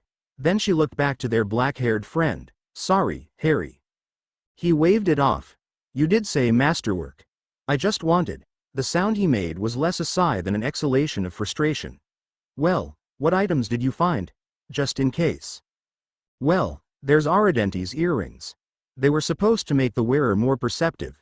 It wasn't clear what that means, but they disappeared sometime in the 1600s. In 1497, Percival Rosier was said to have created a ring which made the bearer both insightful and a skilled reader of people. I'd assume it's in the hands of whoever the latest descendant is. Ian McCullen had a torque that was supposed to amplify a wizard's, Instincts. There wasn't really any more information on where it currently is, or if the family ever sold or lost it. Bernjar Knott was gifted in tribute an armband that would help him keep a clear mind. There was another ring that supposedly made one lucky in their endeavors, but no one is sure who has it. Now, the owner was murdered in 1326, and the ring disappeared with his murderer. There's a dagger that's supposed to convey some sort of increased combat ability to the one who holds it. Rumored to be confiscated by the ministry sometime in the 1800s. You weren't kidding. Ron interrupted when she drew breath to continue. Lost, in pureblood hands, probably the same, confiscated by the ministry, and nothing that seems to be exactly what we're looking for, anyway. Useful, I reckon, but not what we're looking for. She consulted her list, then looked back up at them, skipping ahead. Really, the only thing I've found that seems to do exactly what we want, increase general intelligence, is the lost diadem of Rowena Ravenclaw. Ron looked glum. Lost? Almost 1,000 years ago? It was apparently too much for her friend. He made a sound akin to air wheezing out of a deflating tire and flopped backwards, sending cushions tumbling. She leaned around the table to check. There'd been a surprisingly solid thunk sound that might have been his head hitting the floor, and found him lying limply, expression defeated. The situation was a bit depressing, but she had to restrain a slight smile. Ron did dismayed disgust with such enthusiasm. She straightened back up and turned to look at Harry, wondering how he was taking this, but his eyes were far off, the look he'd get when he was thinking hard about something. Harry? His gaze snapped to hers like a snake, striking. She almost flinched. What about Gryffindor's sword? She frowned, not tracking his thoughts. His sword? I didn't find any mention of it increasing the intelligence of the wielder. No, he interrupted. I mean, do you know if there was anything special about Gryffindor's sword? Was it a lost masterwork too? She blinked, taken aback. I have no idea. It is. Ron's voice brought their attention to him, and he sat up in a rush. It was enchanted to always strike true, and to gain strength from its fallen foes. And in the hands of a master swordsman. And Gryffindor was, you know, since back then we didn't have Obliviate and swords let us discourage muggles without sending an entire district into a tizzy about magic. In a master's hands, it was almost always lethal. Harry was looking impressed, and she suddenly remembered that Harry had wielded this legendary sword in battle. He'd skipped over the details in his first, rushed explanation of what had happened, because, at the time, the important part had been Ginny, the slaying of the basilisk almost an afterthought. The Sorting Hat gave me Gryffindor's sword. I killed the basilisk with it. And she hadn't brought the topic up again. She could be oblivious, yes, but you'd have to be an idiot not to realize the whole night had to be painful, and beyond that, she could admit to herself that she hadn't wanted to think about it. She didn't think either of her friends really realized, how stressful last year had been for her. Ron because he was pureblood, even though he never boasted of it, or, even more to his credit, never even seemed to notice it, and Harry because, well, Harry just didn't seem to have the normal sort of survival instincts most people came equipped with. Those things that told people to run away when confronted with things like a Dark Lord adults spoke of in whispers even today, or a millennia-old monster of legend. But she was Muggle-born, and almost a year older than the two of them, and a girl, and she was too smart to think she wasn't a target. And she'd known, and thinking about it too hard, even now, brought an echo of that icy feeling that had haunted her last year. Known that many in the school didn't like her. Specifically didn't like her, rather than just not liking her blood or background. In retrospect, she couldn't believe how little the professors had penalized Malfoy and the likes taunting crows. Hadn't they realized how terrifying it was? It wasn't so bad between classes, when the halls were busy, or in the evenings. Ron and Harry's presence a warm comfort as they trooped from place to place. Too boisterous and confident and alive to let her worry. But when she'd had to go places alone, returning books to the library, walking the quiet corridors of the school. It had been a familiar nightmare by the end of the school year. Sneaking through endless hallways, feeling a presence behind her growing with every step. It hadn't been until after she was petrified that her dream self had started running into the basilisk. But in her dreams there was no mirror, or pool of water, or ghost or lucky trick of chance, and when she saw those yellow eyes. Her parents wanted to know what brought her awake, screaming, sometimes.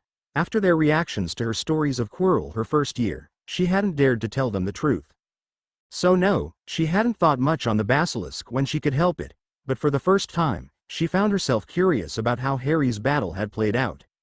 Even as she wondered, though, she'd kept part of her attention on Ron, and she broke into his story, impressed.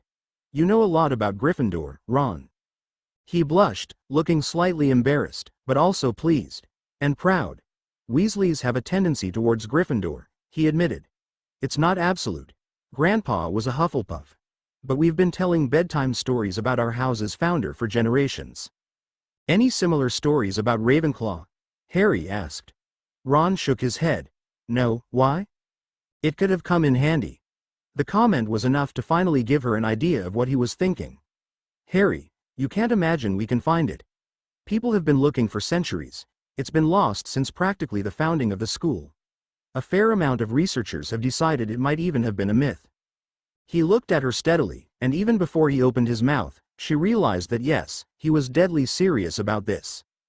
"The same thing," he said, soft but implacable, like the first snowflake of a winter blizzard, was likely once said of the Chamber of Secrets.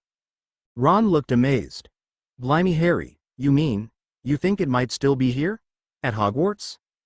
"The Chamber of Secrets is here," he answered, green eyes intent, "hidden. The sword of Gryffindor is here, once hidden in the sorting hat. Why wouldn't Ravenclaw hide her diadem here too? I've never heard anyone mention the Ravenclaw family other than her. Maybe she didn't have anyone to leave it to. Hermione called them masterworks. Surely Hogwarts was one of the greatest masterworks of all. Why not hide lesser secrets and enchantments inside it?" Ron glowed with enthusiasm and Harry burned with purpose like a miniature star, and she opened her mouth to explain why not. To speak of things like logic and coincidence, all the factors against it being true, the numbered list she could see in her head, scrolling out a multitude of reasons, everything on it from the 1,000 years people had spent fruitlessly searching to the fact they had no claim on the legacy if they did find it, not the Parseltongue connection to Slytherin, nor the house connection to Gryffindor, and they shouldn't waste time and effort on an enterprise doomed to fail, then closed her mouth. She had 100 reasons. Good reasons. Logical reasons, enough reasons to convince an assembly, and one thought that stopped her. Or rather, a memory of a thought. Frustratingly, intuitively right, even when it seemed like all logical indicators should point to a contrary conclusion. They were staring at her mulishly, expressions set, and she knew they were waiting for her to try to shoot them down. And that was the final push she needed, because really, it wouldn't do to seem completely predictable. So she smiled at them instead of frowning, and asked, "Where do we start?" The smile threatened to turn into a full-fledged smirk at their expressions, more gobsmacked than merely surprised, and she bent and pulled a fresh notebook from her book bag to hide it.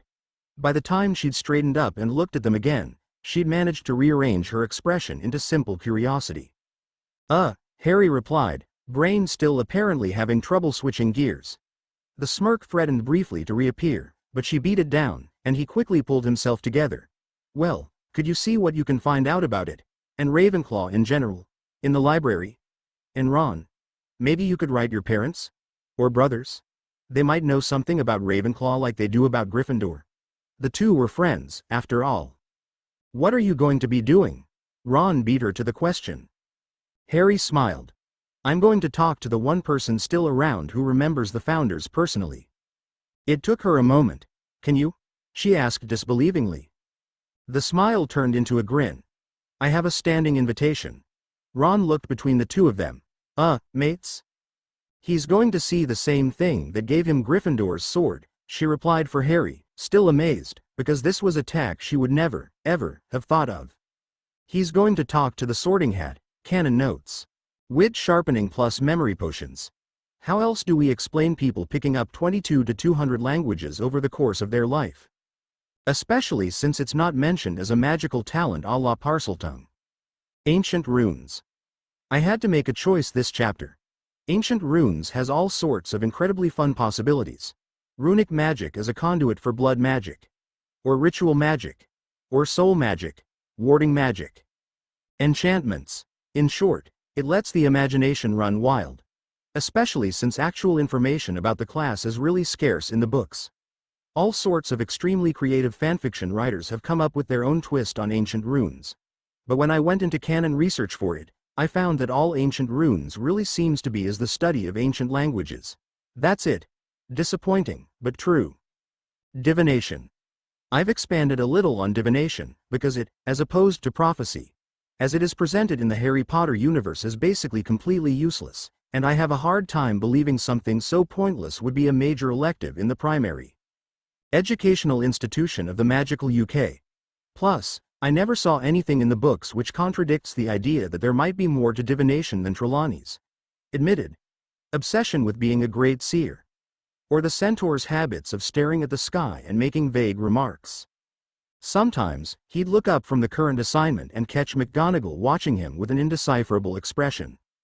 Sometimes, he even thought that expression might be regret, but if he met her eyes she'd turn away, expressionless, the utter blankness a message in itself. The first time it happened, he'd felt his heart twist, despite his anger. Then, for a while, he'd only felt anger. Now, he could almost feel indifferent to it all.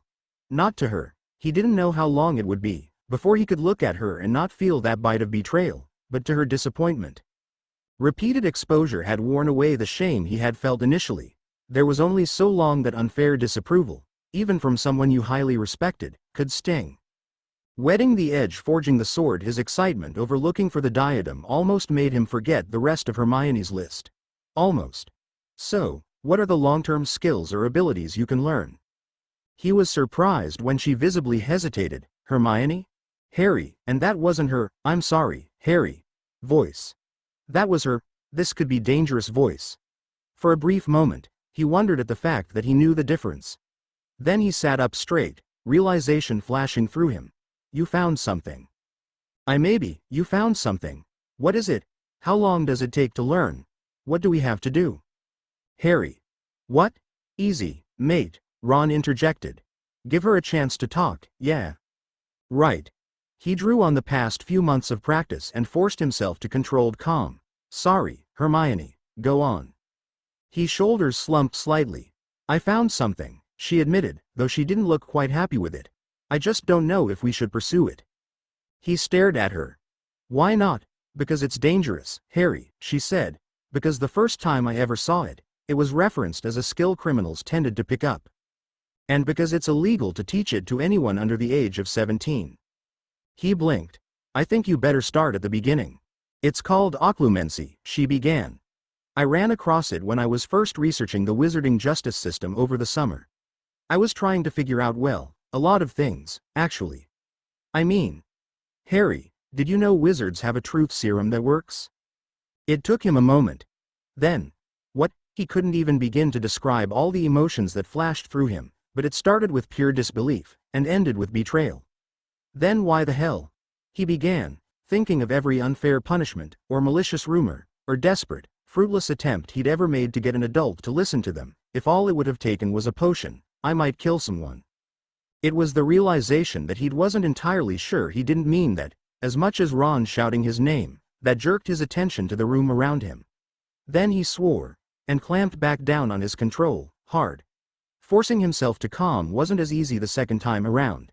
He closed his eyes, took a few deep breaths, then opened them again. Sorry. Blimey, mate. Ron looked impressed, even as he combed back wind-ruffled hair. Hermione straightened up from where she'd flung herself down over her notes, and gave him a considering look. It's not what you're thinking, she said. It's not that easy. Veritaserum, and his Latin was good enough, now, that he didn't have to ask, forces you to tell the complete and total truth as you know it. If you're convinced the sky is red and they dose you up with Veritaserum, you'll tell them the sky is red. Exactly. It is used in court cases sometimes, and it can be strong evidence, but it's not enough to convict on its own. Okay, he said. I'd understand that if you're questioning witnesses or whatever, it might be hard to understand what happened from a long way away. So why not dose the bloke who committed the crime? He's not going to be confused. No, she said. But he might be lying. Even Ron caught that logical inconsistency. Hermione. He might be lying, she continued, and not even know it, if he knows Occlumency. Do not strangle one of your best friends. Even if she deserves it. All right. Clearly he was missing something. What, exactly, is Occlumency? And why haven't I ever heard of it? Ron asked. When I asked Mum why they didn't use Veritaserum in court cases, she mentioned Confundus Charms and the Imperius. Some of my knowledge is sketchy, she cautioned. If there's any information on it available in the Hogwarts library, it's in the restricted section. Some of this I had to ask Professor Binns about. And he answered? Even though it was illegal? He raised an eyebrow. Maybe Binns is less boring than I thought. Don't be silly, she shook her head, and maybe not. It's illegal to teach it. All I did was ask him why it was listed as one of the reasons Veritaserum isn't automatically used in all court cases. I told him I read about it somewhere and was curious. She smiled at them. Everyone knows I'm curious about everything, even obscure facts or oddments. There was no reason for him not to answer. He eyed her, admiring the blithe innocence in her voice. Oh yeah. Anyone who thought he and Ron were the only ones to watch definitely didn't know Hermione. Ron grinned. Good one, Hermione. Her smile widened. Anyway, as far as I can tell, Occlumency is about controlling your mind. He shared a blank glance with Ron. If she'd said controlling your magic, he could relate. Or maybe, what, like watching your temper? Count to 10 and all that. Although that doesn't sound very magical, or dangerous. More like manipulating your own memories. Apparently, an Occlumen's master can make himself or herself forget things, temporarily or permanently. So a master who killed someone then blocked that knowledge off from himself, could answer that he was innocent, because as far as he knows, he is. Well, that sounds, he searched for words, then shrugged. I give up. How would editing our own memories help us? Wait. Ron leaned forward. Hermione, you're a genius. We've got a time turner. We know how to make polyjuice. If we could also fool truth potions. He saw where Ron was going with this. An unbreakable alibi. Anything happens while we're in class with 20 other children, but Ron, you said you didn't just want to kill. I don't. Not yet. Ron's smile was dark. But if we could frame him, impersonation? A fake confession? Too easy. And probably easily disproved, but if we could get the MLE to start investigating him. He nodded. No, I get it. Ruin his reputation now. And God, his mind flicked back over every time he'd met the blonde bastard. Rich. Controlled. Proud and icy, he'd hate that. Guys. They stopped and turned to Hermione. She stared them both down. Framing him for anything is not the answer. Ron, you said you. She paused a second, eyes flicking to meet his. Then back to Ron, turned Harry down because revenge wasn't enough. You want justice? Get Malfoy for what he did do. I want both, Ron snarled. Revenge is justice. A quick death is too good for that child-killing bastard. Ron's eyes were bright and almost feral, and Hermione didn't even flinch. He was impressed.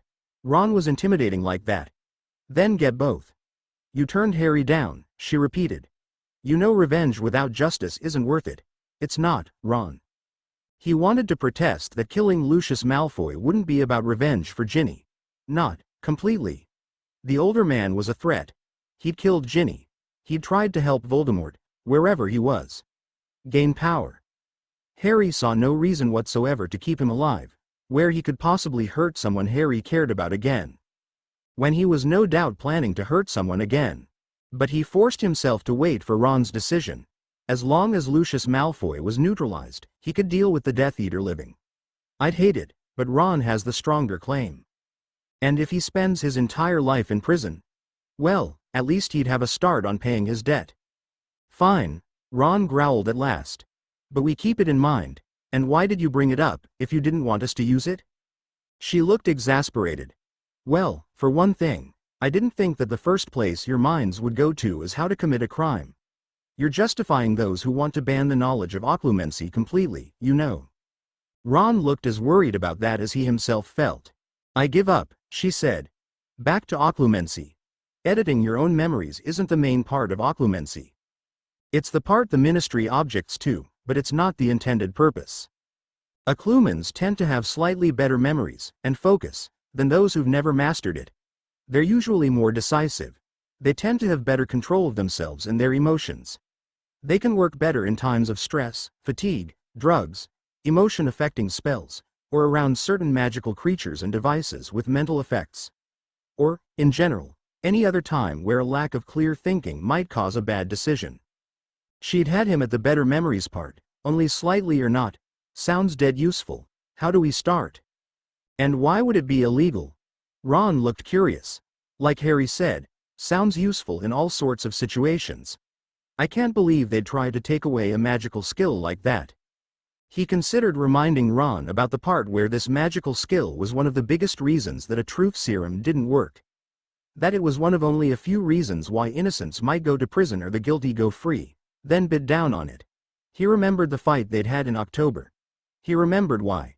To Ron, to wizards, apparently, it was a trade they were willing to make. And what does it say about me and my principles, that I'm willing and eager to learn it as well?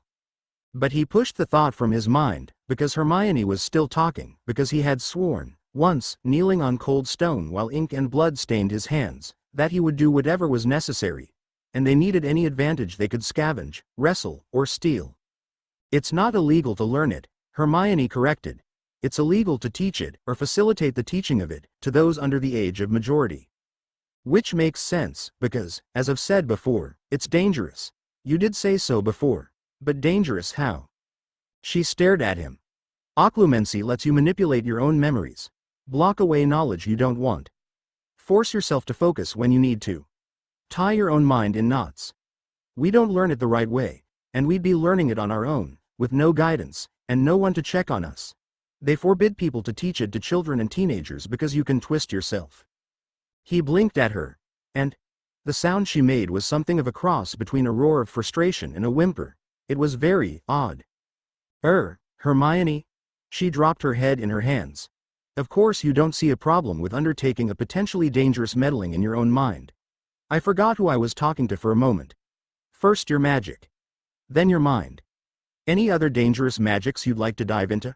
Your soul, perhaps? Really, she made it too easy sometimes.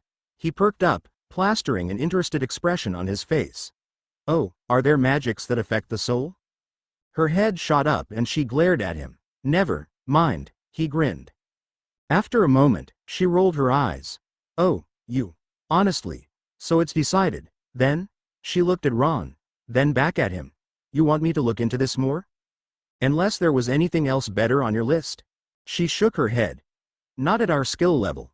This might be tough, but apparently, while occlumency is the most dangerous to children, just because they tend to use it unwisely, it's also easier to learn it when you're younger.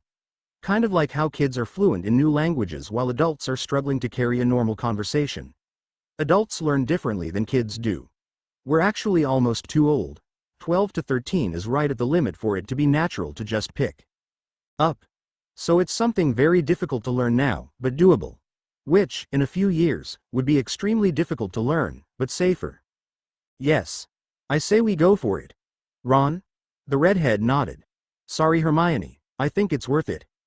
Okay then. Harry went over their schedules in his head. Ron, you're still researching Immortality Legends, right? Yeah. I think I might be ready sometime after Christmas break. He grimaced. Maybe. So Hermione works on finding occlumency information, and you're working on Legends.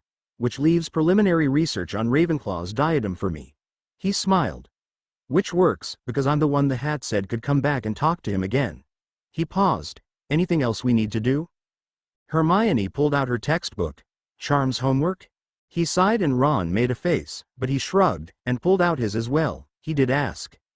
You'd think I'd know better, by now. Dragon's breath.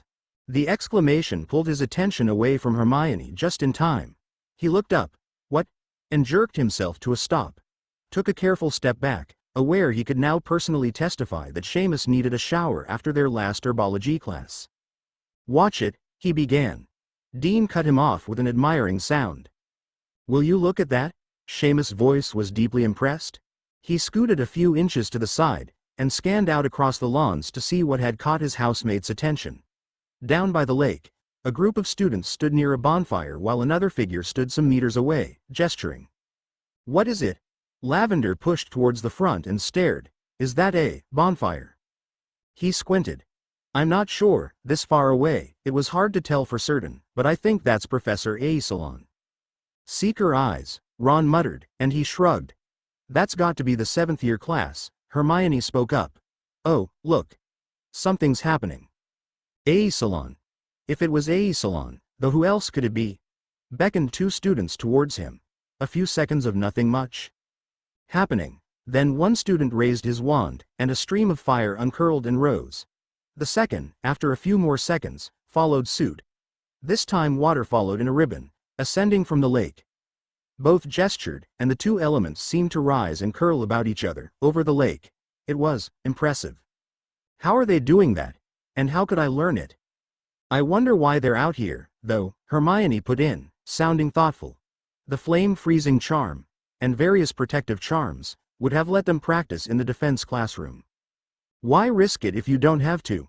Neville asked, sensibly, even as they all continued to stare at the ribbon of fire and water that seemed to be twinning itself in a circle. I suppose, she answered. Then something seemed to go wrong. From this far away it was hard to tell, but it looked like either the fire or water lost control and crossed, and an explosion of steam boiled out. Safely 20 meters away, both students dropped their wands, and headed back to the group. Another two moved to take their place. That, Dean said, is bloody amazing. The third-year Gryffindors were silent for a moment of united respect for the sheer coolness of what they'd just seen. Then Hermione spoke again. We have to get going. Charms starts in 3 minutes. No one really wanted to explain later to McGonagall why an entire year was late to class, and it'd be especially hard to explain given Sprout had dismissed them a little early, so they got moving again. He was close enough, though, to hear Seamus comment to Dean, "Amazing's right, mate. Hope he stays." He glanced back in time to see A Salon beckon a third student to the fore, and watch the 3 7th-years begin braiding their streams of water, and had to agree. That Wednesday afternoon, for the first time in months, he willingly sought out Professor McGonagall. Since that day at the beginning of the term, when she came to lead them to the headmaster's office, he and the professor had reached an oddly civil standoff. Polite distance, rather than hostility, set the tone of their interactions. In class, he quietly took notes and listened attentively, but did not raise his hand to answer questions despite, thanks to his increased search for knowledge, usually knowing the correct response. He never sought her out after class or during office hours for help with something he was struggling with, and the remarks that came back on his homework were utterly neutral, pointing out any mistakes, and those were few, but refraining from the more personal comments regarding growth or insightfulness or a telling point. Sometimes, he'd look up from the current assignment and catch her watching him with an indecipherable expression. Sometimes, he even thought that expression might be regret, but if he met her eyes she'd turn away, expressionless, the utter blankness a message in itself. The first time it happened, he'd felt his heart twist, despite his anger. Then, for a while, he'd only felt anger. Now, he could almost feel indifferent to it all. Not to her. He didn't know how long it would be before he could look at her and not feel that bite of betrayal, but to her disapproval. Repeated exposure had worn away the shame he had felt initially. Unfair disapproval, even from someone you highly respected, could only sting for long. Still, all Gryffindors knew her office location and hours, though they were rarely used, except right before a test or right after. The Transfiguration classroom might have felt more neutral, but he needed this request to be private. Taking a deep breath, he centered himself, and knocked on her open door. Her eyebrows rose in surprise when she saw him standing in the doorway, the most expression she directed his way in weeks. He tilted his head in acknowledgement. "Professor McGonagall." "Mr. Potter." She set down her quill. "Come in." He stopped before her desk and glanced at the chair, but didn't take a seat. "I'm sorry to interrupt, Professor." And he was, though probably not in the way she thought he meant. "I just have a quick request. Could I have the password to the headmaster's office?" "Please." There was a moment of silence as she regarded him carefully. "Why do you need to talk to the headmaster, Mr. Potter?" He sighed, but kept his expression calm. "I don't, actually. Not really. I want to talk to the Sorting Hat. It said I could come back anytime," he added quickly, as she looked a little nonplussed. Her lips thinned. "Is this a prank?" That caused a surge of anger. "She thinks that I with her of all." "No," he hid a wince, registering the emotion in his own voice, and forced himself back to calmness. "Calm and distant, and don't let her see she gets to you." He spoke again. It was with the same polite, calm tone he'd adopted in her classroom. "It is a serious request." Mr. Potter, the sorting hat is not a toy. It is a valued and valuable artifact handed down from the founders of our school, and is over 1,000 years old. Never have I had a third-year student request this in seriousness. Was that supposed to be an apology? Is it against the rules? She pursed her lips, like she'd bitten a lemon. Very well. The password is marshmallow marmots.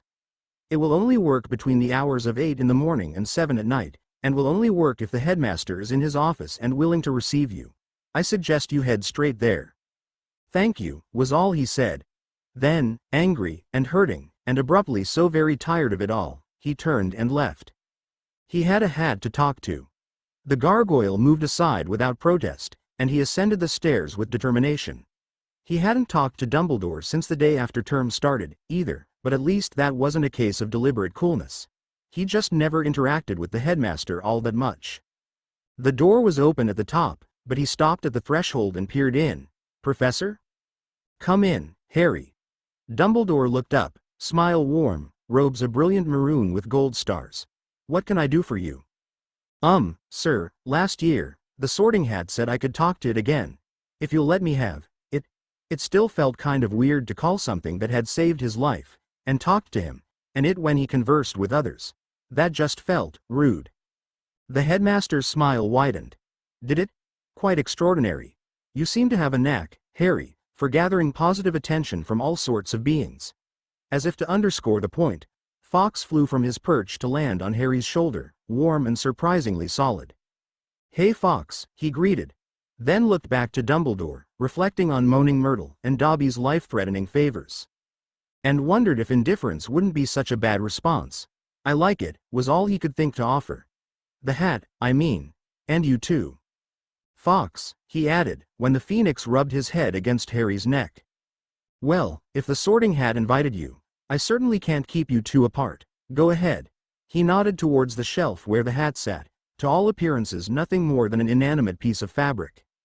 Thank you, sir, he said, and crossed the room. He gently picked it up, then paused. Around the room dozens of portraits stared down, some curious, some blatantly disapproving, others merely watchful. Oh, great. Sir, can I? He made a small, uncomfortable gesture towards the surrounding audience.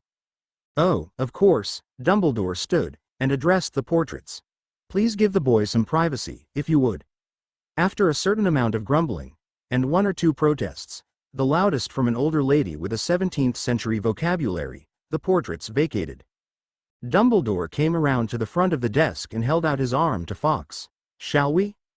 It wasn't until the phoenix hopped from his shoulder to the headmaster that he realized what was going on. Sir, it's your office, you don't have to. In truth, he'd prefer to be alone. But this was the professor's office. Nonsense, I'm in need of a good break anyway. And Fawkes certainly approves. Blue eyes twinkled at him. Just avoid touching anything but the sorting hat, if you please. It took nearly a month to return the last student to human form. Then he turned and swept down the stairs, maroon robe trailing him. He gulped and eyed the various shiny, moving, or interesting artifacts and ancient-looking objects on various surfaces, and edged closer to the center of the room. He wasn't sure Dumbledore had been serious, but stay away from the third-floor corridor unless you wish to die, floated through his memory. Right. He thought. No touching. Then he took a deep breath, and dropped the hat onto his head. No, it said. He blinked. No, the hat repeated. I cannot tell you the current location of the lost diadem of Rowena Ravenclaw. A wave of frustration washed through him. Really, Mr. Potter, I thought I told you last time that shortcuts aren't the way. And that was just so blatantly unfair, when he thought of the months and months of studying, almost half a year, now. And he wasn't looking for a shortcut, he was gathering information, which the hat itself had encouraged. He opened his mouth, but the hat was talking again. And why would I tell you the location, anyway? You're not a Ravenclaw. In house or name. And do you really imagine yourself the first to ask? He glowered at the wall, silently, thinking that if one more person told him that. It's not that easy. Arg, laughter drummed through his mind. Briefly, he contemplated his chances of arguing the hat around through sheer stubbornness. He was good at stubborn. I once had a headmaster put me on for 3 hours a day, for 2 decades, trying to gain the knowledge you seek.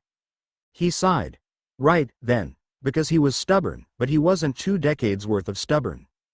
Or maybe he could be, but not if there was a better way. He sorted through other options, aware that the hat knew them even as he considered them. Which made any form of trickery difficult, and maybe he should be ashamed for thinking it, even if it had been accidental. He thought about apologizing, but then, the hat would have felt his embarrassment over thinking of it in the first place, so, he frowned, distracted. In fact, he almost thought he could feel it feeling his embarrassment, like a faint flicker in his mind. Oh, that is interesting. You weren't lying when you said you'd worked hard. Startled, he rolled his eyes up in useless reflex. What do you mean? Let me assure you, the hat said, apparently ignoring the question, that I do not hide Rowena Ravenclaw's diadem within me.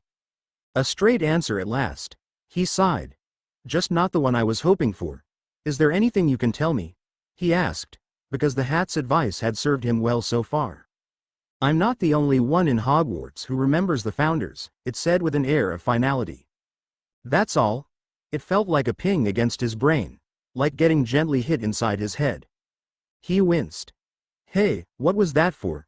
If you desire Ravenclaw's legacy, you would do well to prove yourself worthy of it. Rowena always did approve of questing after knowledge. Right. Sorry. He sighed, and lifted his hand to the hat. I'll just go. Prove myself worthy, then.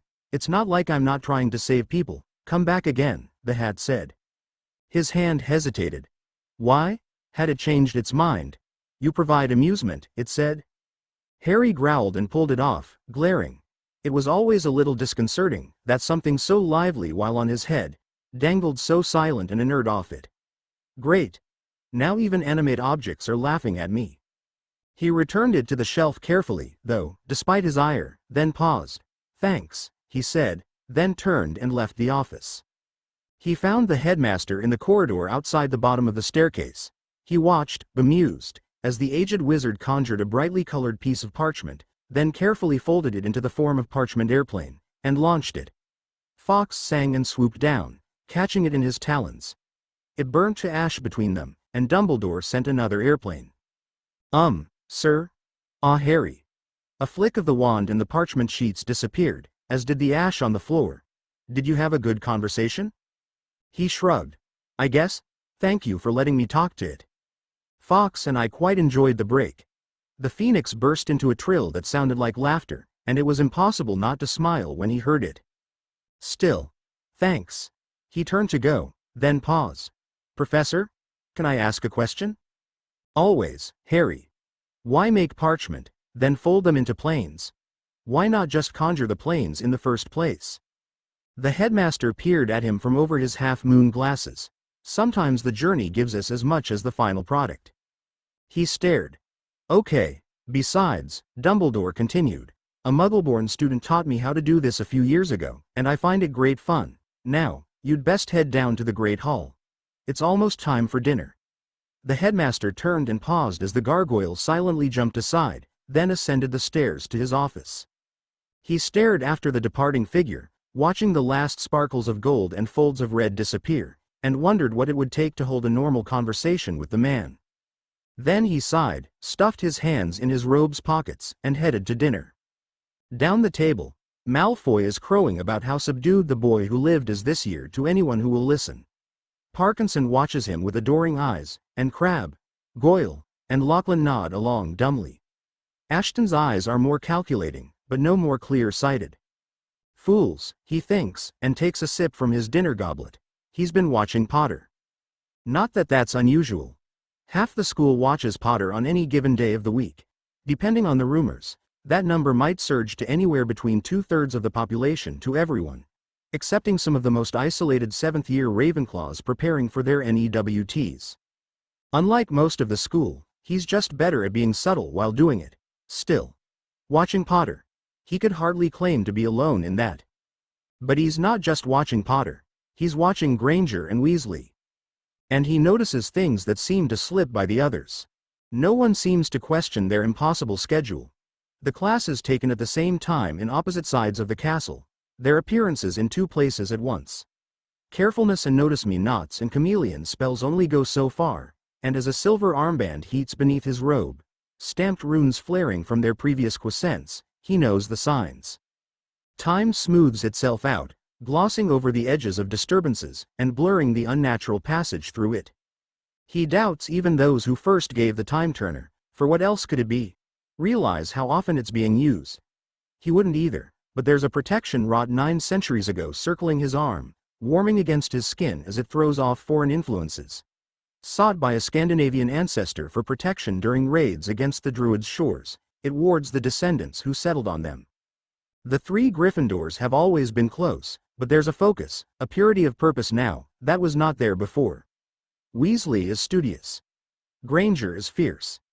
And Potter sits in the middle of it all, pushing and pulling and balancing, as he and his companions acquire a strange gravity, by turns holding the eyes of the entire school, and at other times sliding away. He watches, and yet there is only so much one can learn from simply watching. So he wears his family's treasure through school hallways, and he wonders at what the 3 of them are doing, that he feels that burn so often.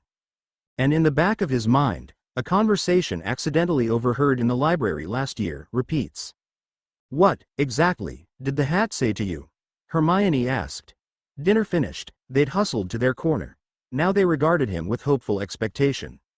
He sighed, and looked back at the 2 of them, resigned and puzzled. That it's not the only thing in Hogwarts that remembers the founders. Her eyebrows rose. "You think, a professor?" "No, a professor might know something, but he or she wouldn't remember."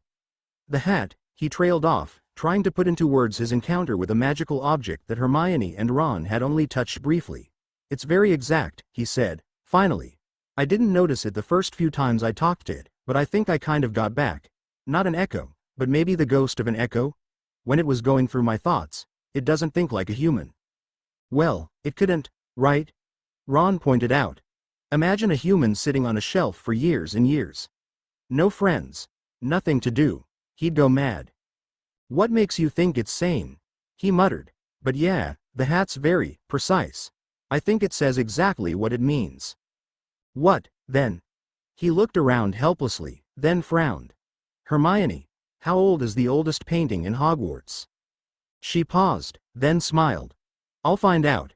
Immortality legends." Ron sighed, running a hand through his hair. "Bloody hell, Harry, not like you ask a lot or anything, right?" Frowning, he looked down at his notebooks.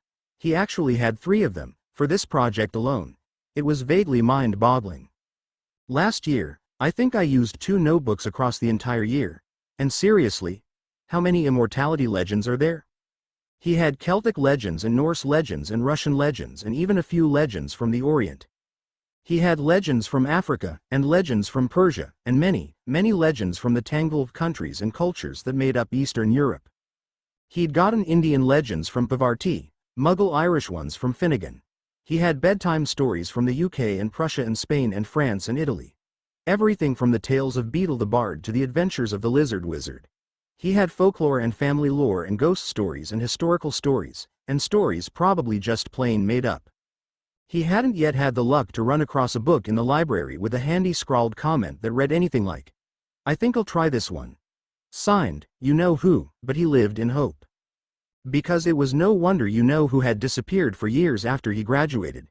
It probably took him so bloody long just to run through a list of likely possibilities.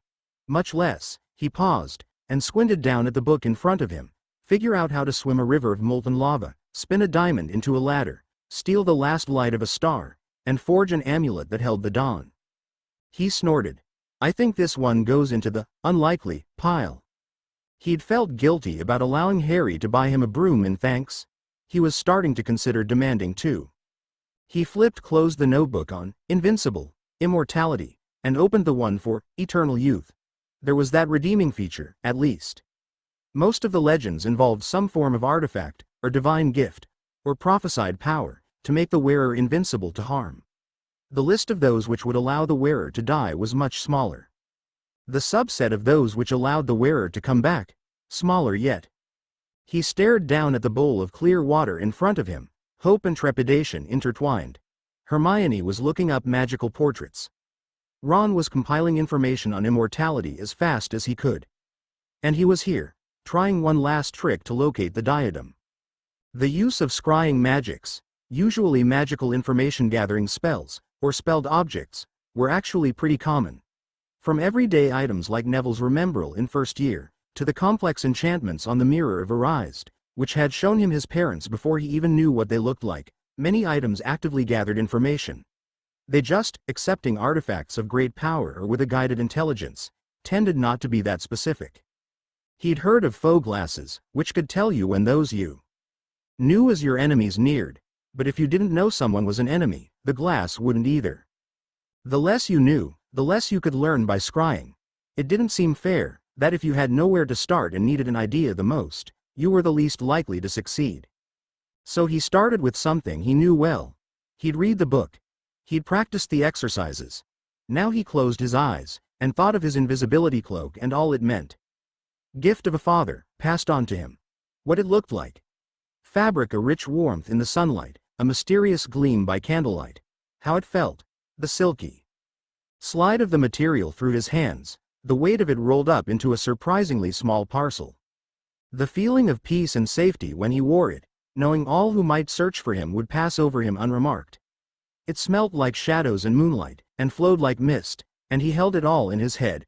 Weight and scent and sight and touch, and the taste of its magic most of all, held it with the visualization skills he'd first learned wielding raw magic, with the skill refined over this year with transfiguration, held and summoned and spoke the words and reached.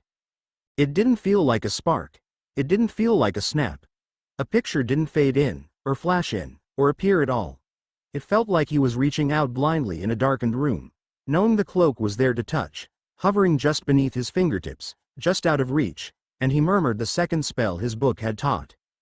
In his mind's eye he touched his cloak, grasped it, held all that he knew of it and all that it meant to him, and he spoke a third spell, trying desperately to link that shadowy image in his mind to the still patience of the waiting water before him.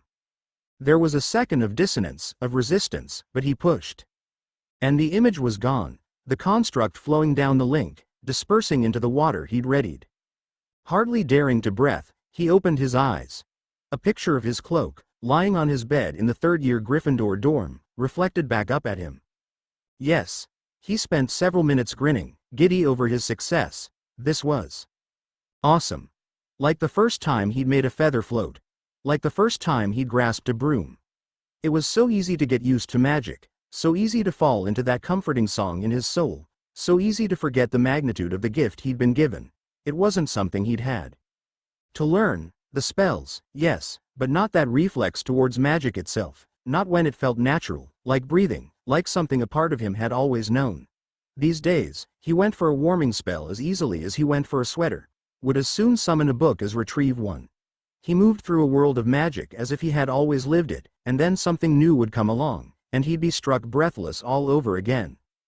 At last, he disposed of the water and cleared the lingering magic from the bowl, filled it with fresh purified water, untouched by the previous scrying, prepared to try again. This time, at a far more difficult task, he pushed down his previous exultation. There was no guarantee this would work with the diadem. In all honesty, it probably wouldn't. The more you knew, the better your chances, and of Ravenclaw's lost treasure he knew almost nothing at all. He'd never held the diadem, never worn it, didn't know its weight, or feel, or scent. Was it patinaed with the soft glow of heirloom silver? Did it shine, fresh worked, protected still by the magics that forged it? Was it blackened by the ravages of time? Was its metalwork beautiful? Delicate? Bold? Did it still hold echoes of the magic of its maker? And if so, what was it like? Patient wisdom? Sharp wit? Lively excitement and a spirit of curiosity? All he had was a picture of it on a statue, one that supposedly still stood in the Ravenclaw common room even today. Still, he had to try. So he closed his eyes, and tried to visualize in reach. Minutes later he swore, shook his head, and opened his eyes, stared down, frustrated but unsurprised, at the clear bottom of the bowl in front of him, where no image was reflected. Okay. Plan 3. He watched the carriages roll up from the second-floor window, assembled students and excited, teeming mass below. At the sound of footsteps he and Ron turned, greeted by the sight of Hermione approaching, bag of schoolbooks carried over her shoulder. He smiled, because some things were more predictable than sunrise. Have enough books for the break? It's winter holidays, Ron cut in, sounding vaguely affronted. How can you be studying over winter holidays? 2 weeks, with nothing to do but relax. That's more than we've had in 4 months.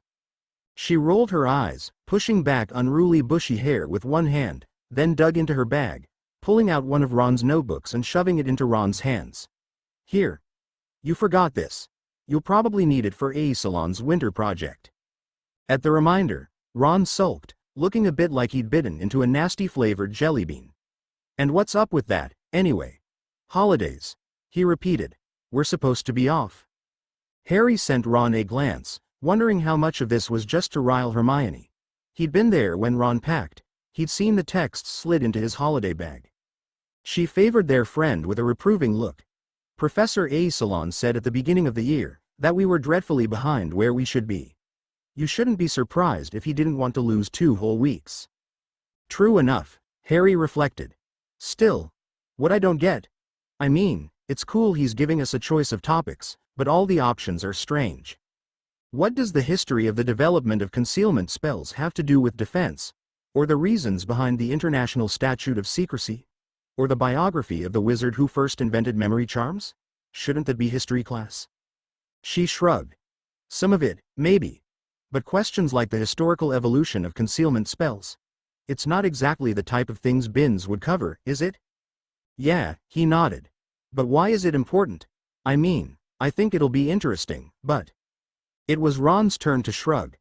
I expect we'll find out, mate. A Salon isn't the type to do things at random. No, he reflected, he really isn't. You guys ready? One last thing. Hermione sighed, and hitched her book bag higher. He tilted his head, attention caught. What? Our idea about the hat's advice. It's no good.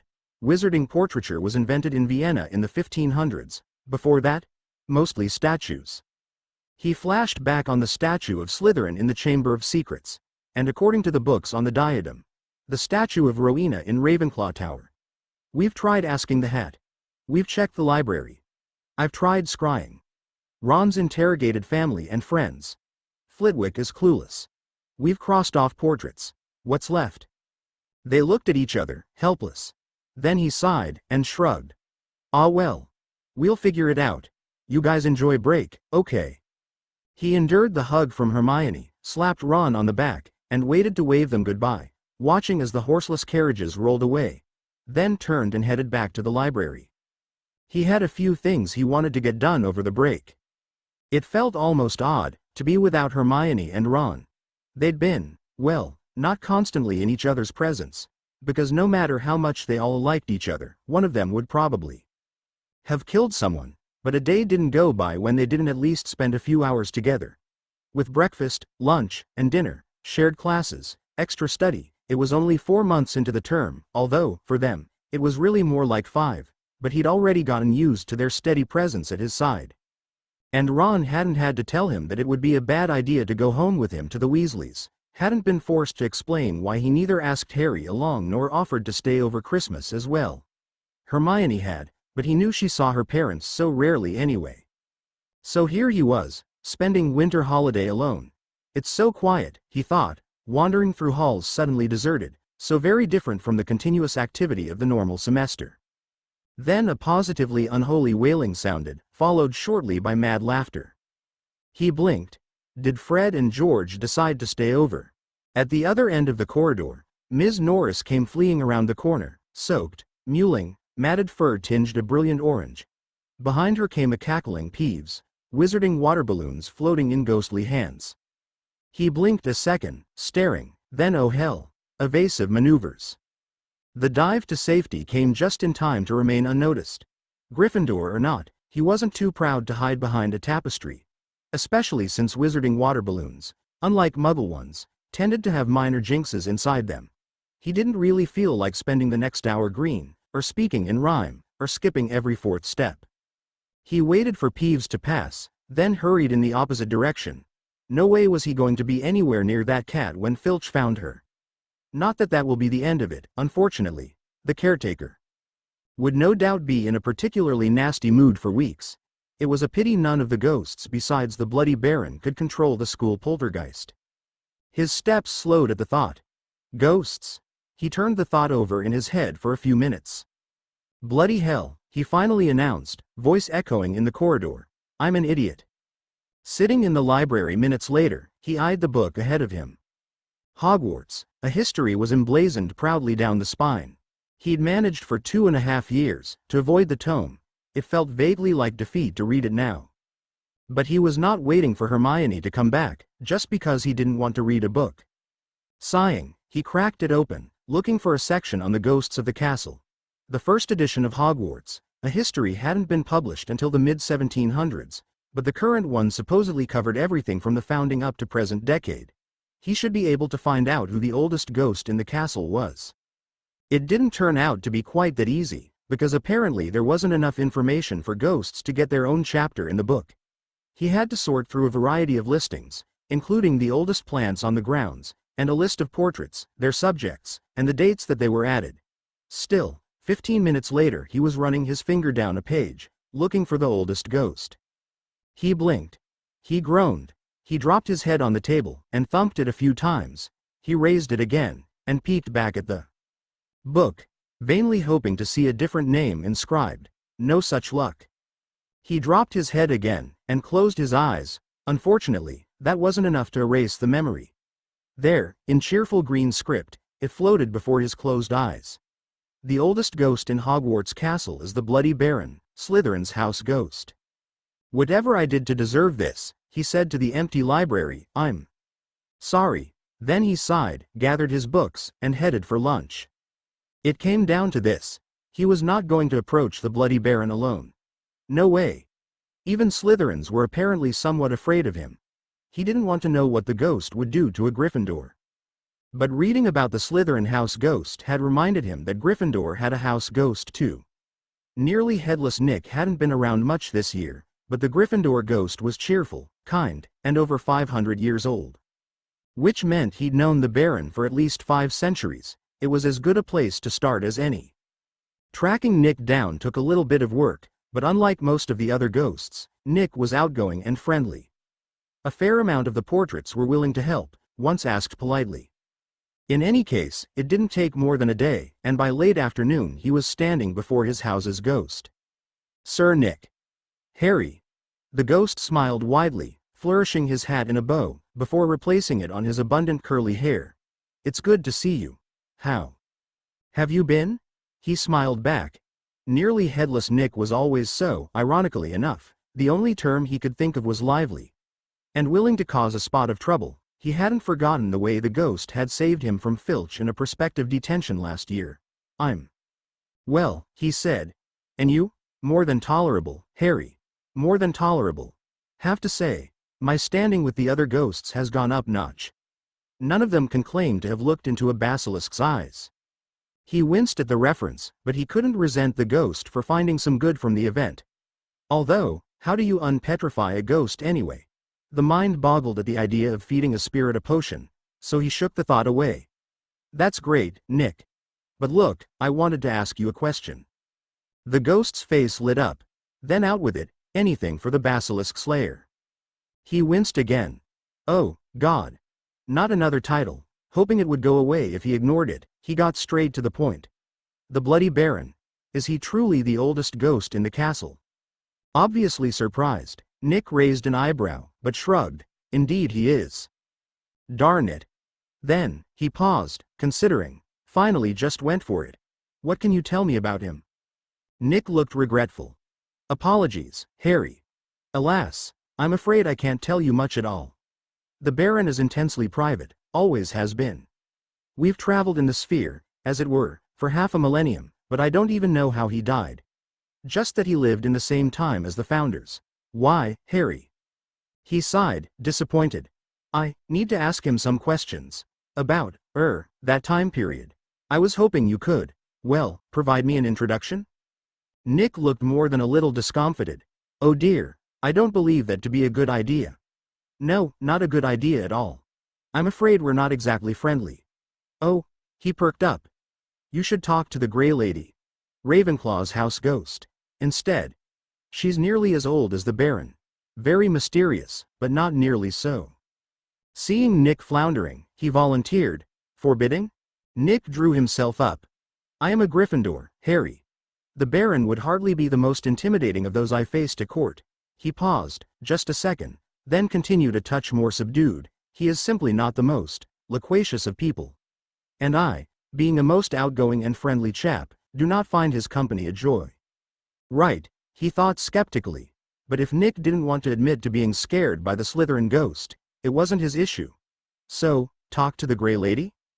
That would be my advice. What does she look like? Young.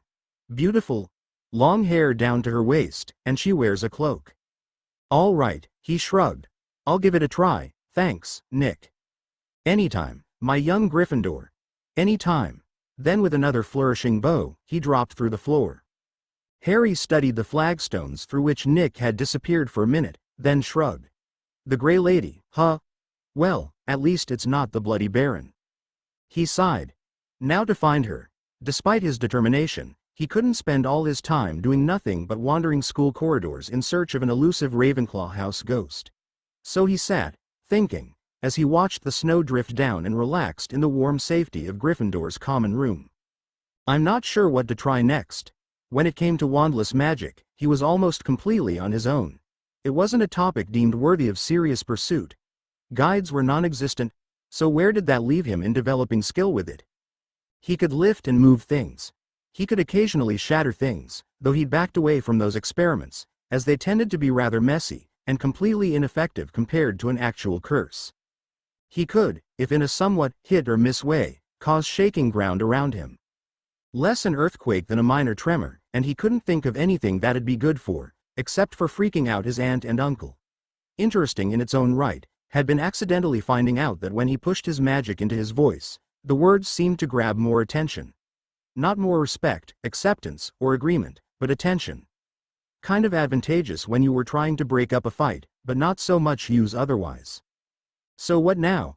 He doubted he'd ever be able to use wandless magic to do anything very intricate. It was just too unstructured. And yeah, he could compensate for lacking that structure spells provided. Could mold force with sheer focus and visualization. But that wasn't enough to allow for anything complex or delicate. Changing the color of something, transfiguring things, enchanting an object to sing or dance. It just didn't work without the fine-channeled control of a spell and a wand. Raw force, not finesse, was wandless magic's strength. He sighed and rubbed his temples. So, again, what now?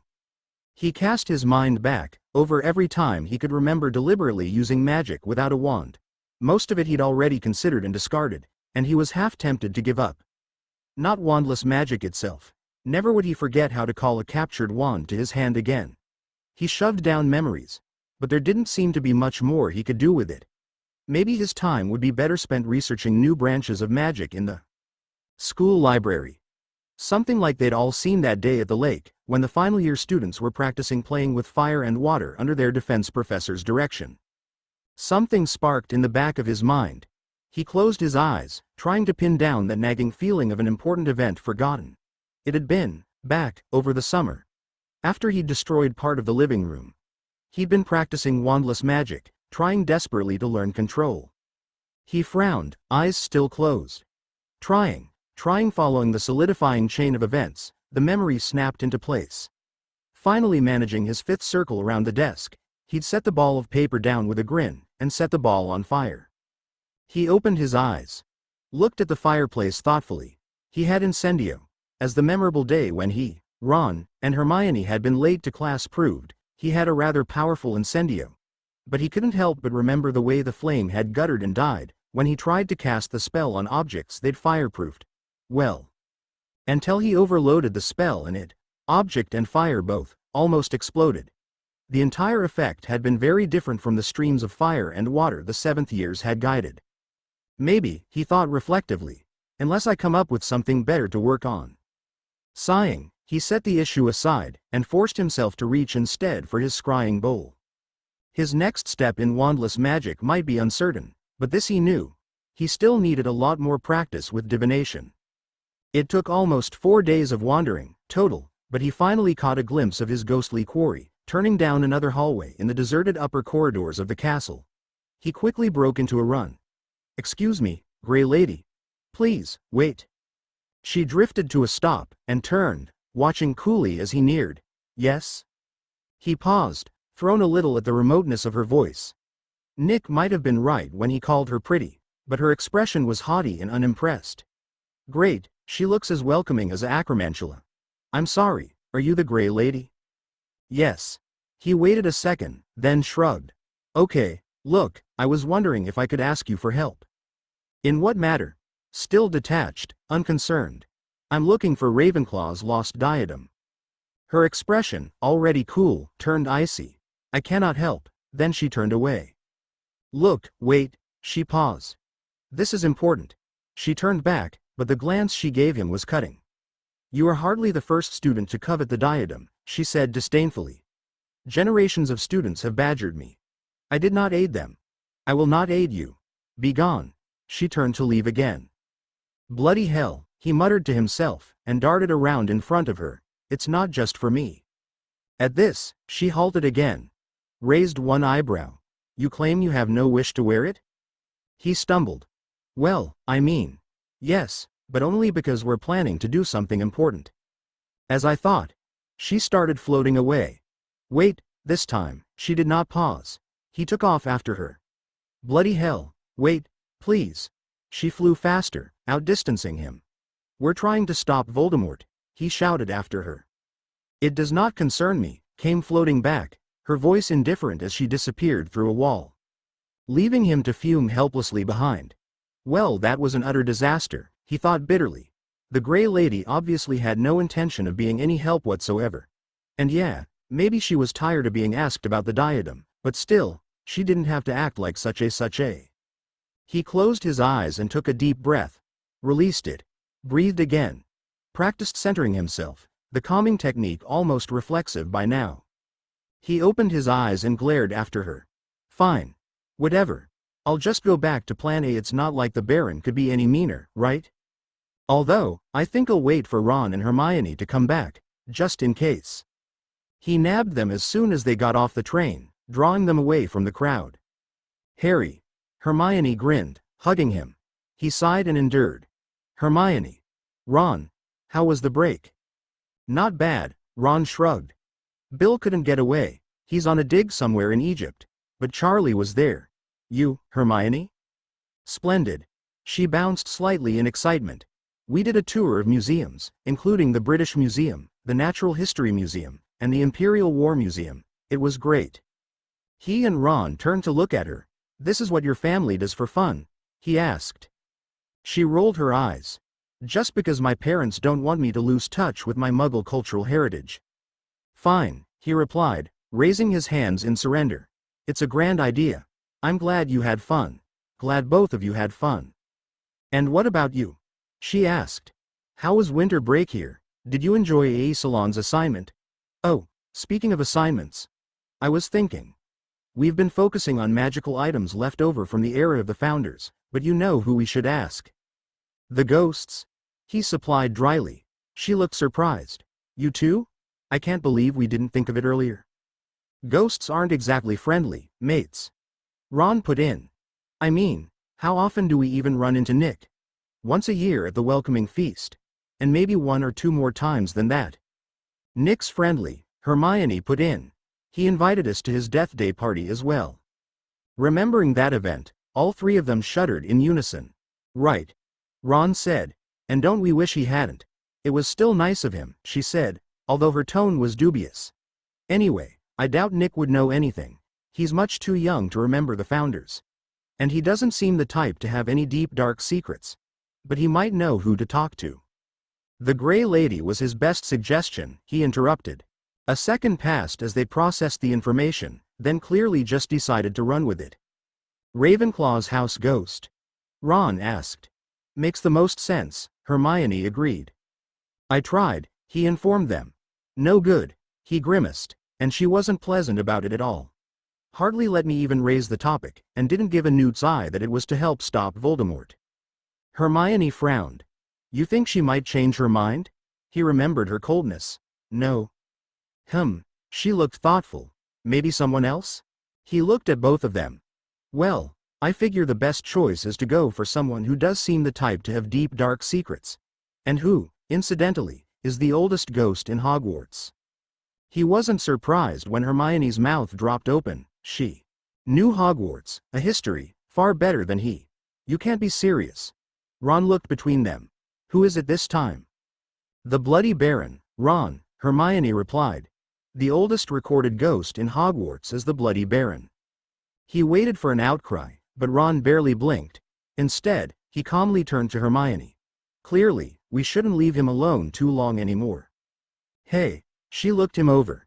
Yes, Ron. I'm beginning to figure that out. He crossed his arms over his chest, sulky. No one appreciates me.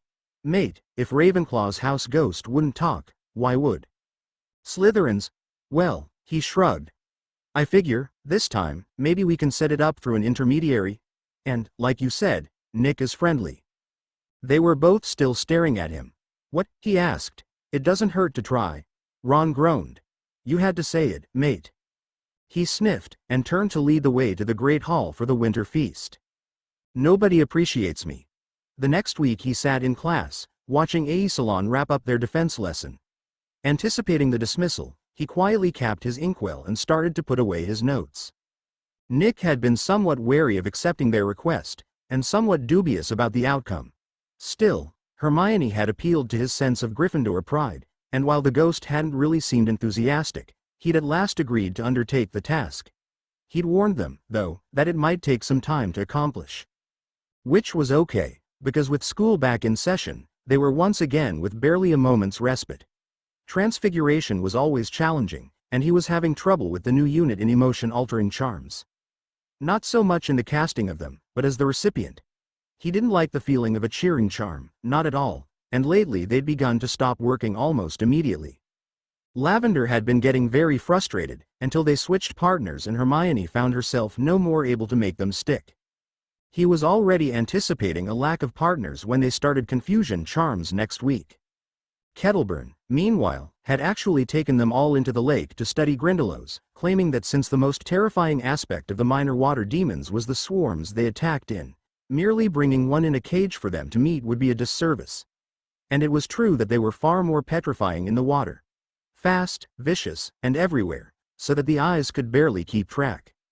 Dumbledore hadn't been pleased. Madame Pomfrey even less so, after treating an entire group of shivering third years. But Kettleburn shrugged it off. Something about how he'd just been waiting for his 63rd probation anyway. Which had made the third years exchange not entirely disbelieving glances. Last words spoken, their defense professor dismissed them, and he headed toward the door. A salon finally finished grading their assignments from over the winter holidays, so they all picked theirs up on the way out the classroom. Navigating the hallways with long familiarity, he unrolled the scroll a few inches and checked the grade. Outstanding. Expected, but that didn't prevent a sense of pride. To his right, Hermione made a strange, choked, squeaking noise and dropped her bag, coming to a dead stop in the middle of the corridor. He glanced over, and blinked. She was staring fixedly at her homework assignment, and looked queasy, and disbelieving, and horrified. He watched her carefully. Hermione? Are you okay? I got an acceptable, she murmured, still staring blankly down at her scroll. For a second, the words didn't make sense. Then he elbowed Ron in the side. What? The redhead said, looking up from the comments scrawled across his own scroll. I got an A, Hermione repeated dully, apparently in shock. He and Ron exchanged glances, then went into emergency mode. Ron took her by shoulders, and started to gently steer her into a nearby unused classroom. He grabbed Hermione's bag and flicked up the noise-dampening charm behind them. I got an A, she repeated a third time, starting to come out of it. I got an acceptable. Why did I get an acceptable? Breathe, Hermione. Ron advised. Just breath.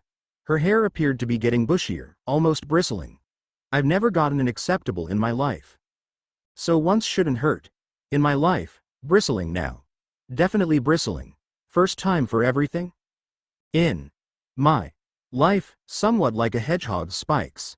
He made desperate throat-cutting gestures, hoping Ron picked up the non-verbal message to shut the hell up. Because that was almost the comically incorrect approach towards this.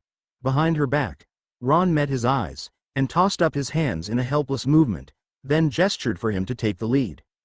Right. Thanks, Ron. Because as bad as Ron was handling this, that didn't mean he wanted to step into the line of fire.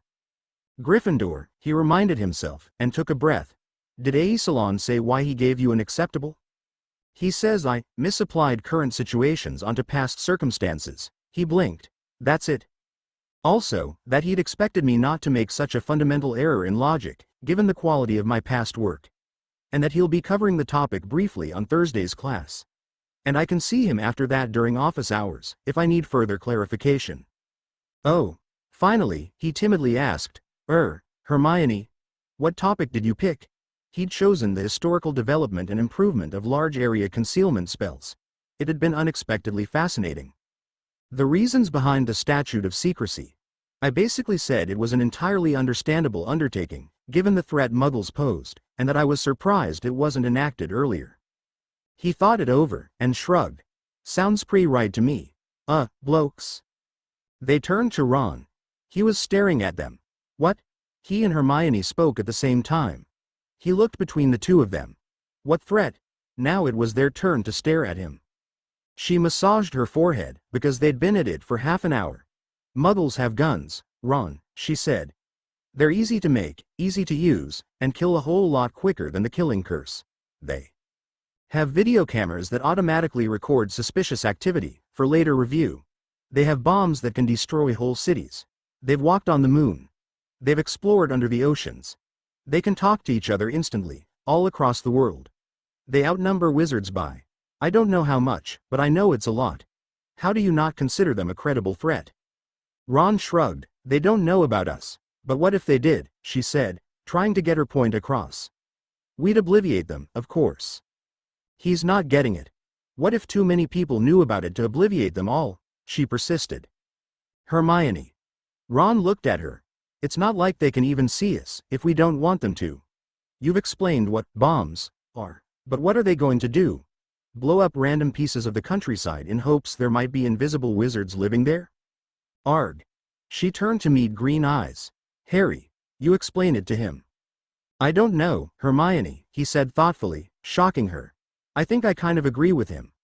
I mean, maybe if they did know, and somehow the wizards didn't know they know, and then they spent like, I don't know, 10 or 20 years coming up with stuff just to counteract wizards. Muggles are clever with technology. I could see them being dangerous in a fight. I could see them being really dangerous in a fight. I certainly don't want to get near a Muggle with a gun. He leaned back, took a sip of pumpkin juice, and hummed a moment in thought, then continued. But even if Muggles find out about magic, it's not like we'd get into a war with them. He shrugged. The wizarding world doesn't fight Muggles. They just disappear and go about their business. Like they did when the statute of secrecy was passed in the first place. Hard to fight when the other side won't show up for a battle. Okay. She closed her eyes and thought. You're saying that it doesn't matter who would win in a straight fight. Because it'd never come to that. But why would wizards make sure it'd never come to that, if they weren't thinking about Muggles? Oh, they were thinking about Muggles, Ron said. They just weren't thinking of them as a threat. Harry, you said you wouldn't want to face these guns. But do you think you could if you had to? Harry looked thoughtful. Maybe. Before this year, I'd not have been sure. But that shield charm we found. Blue eyes turned back to her. And you, Hermione, said that the reasons Muggles are dangerous is because their artificers continue to improve. So 400 years ago, wouldn't these guns not have been very good? Yes, she agreed.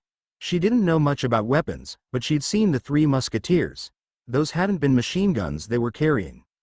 So if a shield charm is enough now, against better artifacts, why would we be scared back then? But the witch burnings. You did the same essay I did, right? Asked Harry. Gwendolen the Weird, and the flame freezing charm? She made it a game. The only reason wizards would have been killed by Muggles is if they were untrained. And Hogwarts was opened hundreds of years before these guns showed up, finished Ron. But if you lose your wand, Ron snorted. What? Well, yeah. Lose your wand and you'd be in trouble. Why would you lose your wand? When's the last time you didn't have your wand on you? She cast her mind back, came up blank. She'd slept with it nearby since she'd gotten it. In fact, she'd literally slept with it when she first got it, curled around that almost imperceptible warmth and comfort, inexplicable in what should be nothing but a stick of wood. Magic and potential and shimmering possibility, a whole new world that called for her to explore. She woke up, she put on her wand. It was automatic. Forgetting it would be like forgetting a watch. Or her shirt. I give up, she said. Fine, they weren't scared, if you object to that adjective. So why did they separate? All the wars? Ron asked. The jealousy and suspicion and nasty looks? The continual turmoil and marching and killing muggles did to each other? I mean, sure, wizards and witches don't need anything more than their wand to escape unharmed, but that didn't mean they enjoyed having to evacuate. Leaving behind houses or potions gardens or anything like that. Honestly, it'd probably have happened a lot sooner, if they spells were there.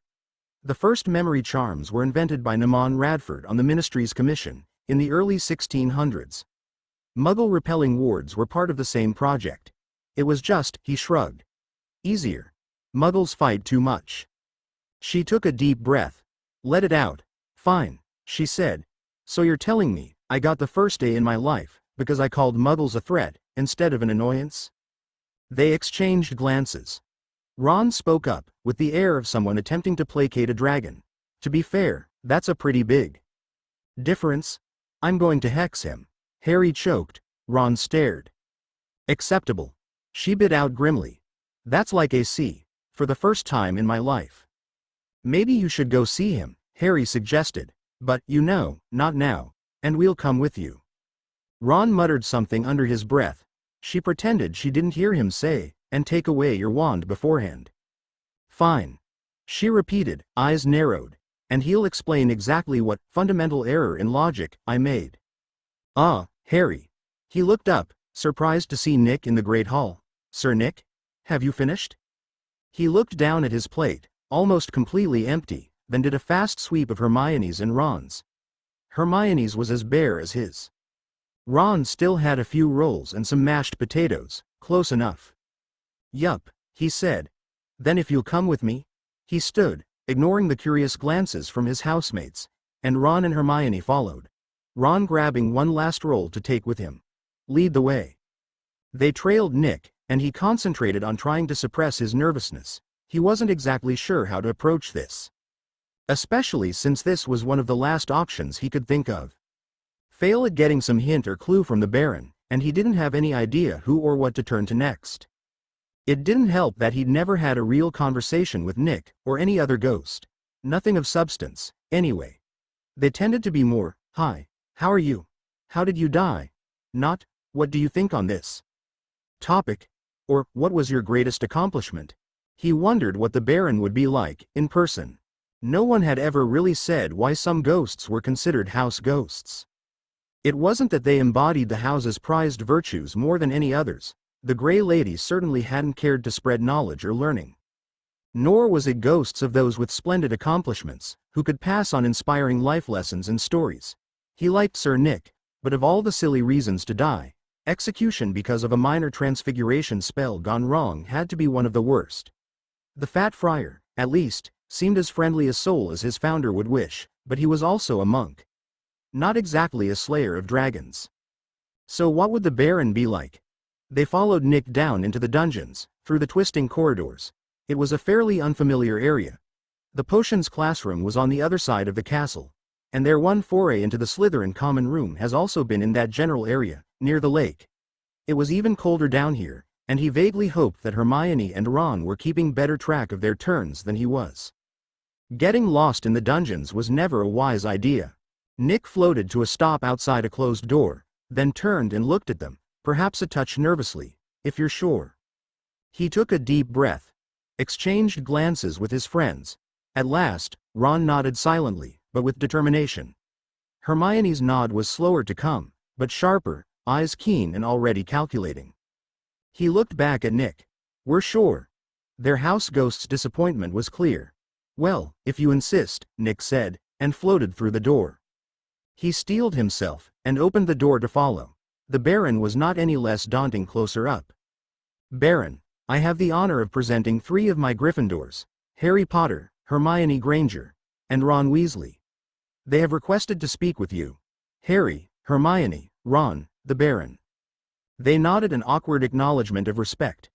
The Baron just stared at them, grim features chilling in the dim dungeon lights. Silence stretched for a moment, then Nick spoke. "Well, I'll leave you four to it. Harry, will you need a guide back?" He thought back to the twisting corridors. "Yeah, thanks, Nick." Their house ghost paused, looking as if he might add something. Shook his head, bowed, first to the Baron, next to them. "I take my leave, then." He watched Nick depart, then turned back to the intimidating ghost lounging in the armchair in the corner. "I am mildly intrigued," the Baron spoke, voice coldly composed. "In 1,000 years, you are the first third-year Gryffindor students to seek an audience. Much less through the envoy of Dimimsy. Porpington." He swallowed, briefly centered, and focused on keeping calm. Somehow, the Bloody Baron's arrogant aloofness was more disconcerting than Snape's sneers ever were. Maybe because he hated Snape for unfairness, so the professor's opinion never mattered. Maybe because the Baron was dead, eerie air unblunted by the lively cheerfulness of ghosts like the Fat Friar. He searched for the proper response, and finally decided on, "Thank you for agreeing to see us." The Baron ignored the niceties. "Why did you come?" He took a deep breath. We were hoping for some information." "Regarding?" Cold patience touched the Slytherin's voice. "Rowena Ravenclaw's lost diadem." The ghost stilled, slightly, he thought. He wasn't sure. It was hard to read ghosts. He'd never realized. Not when Myrtle and Nick were both so open with their expressions. But the pale, silvery shades made it hard to differentiate, and the translucence masked the more subtle expressions. He had no idea if the Baron was getting ready to reject them out of hand, or help them, or well, anything. At last, the Slytherin spoke again, voice empty. "And you believe I have this information?" The ghost's gaze was edged. "Surely I am not the first with whom you've made inquiries." "No," he admitted. "The Sorting Hat told me it wasn't the only one that remembers the founders. I went to the Grey Lady first." By way of Nick, but better to keep the explanation linear. The faintest flicker of expression. "Bloody hell, if only I could read it." The Baron shifted, to the quiet clink of chains. Ghostly hair fell into his face, obscuring his profile for a second, before he shook back his hair. "Ah, yes. The Grey Lady. And was she helpful?" "No, and he didn't mean to, but some of his resentment over the encounter bled into his tone." The Baron looked at him sharply, the faintest flash of surprise? Interest?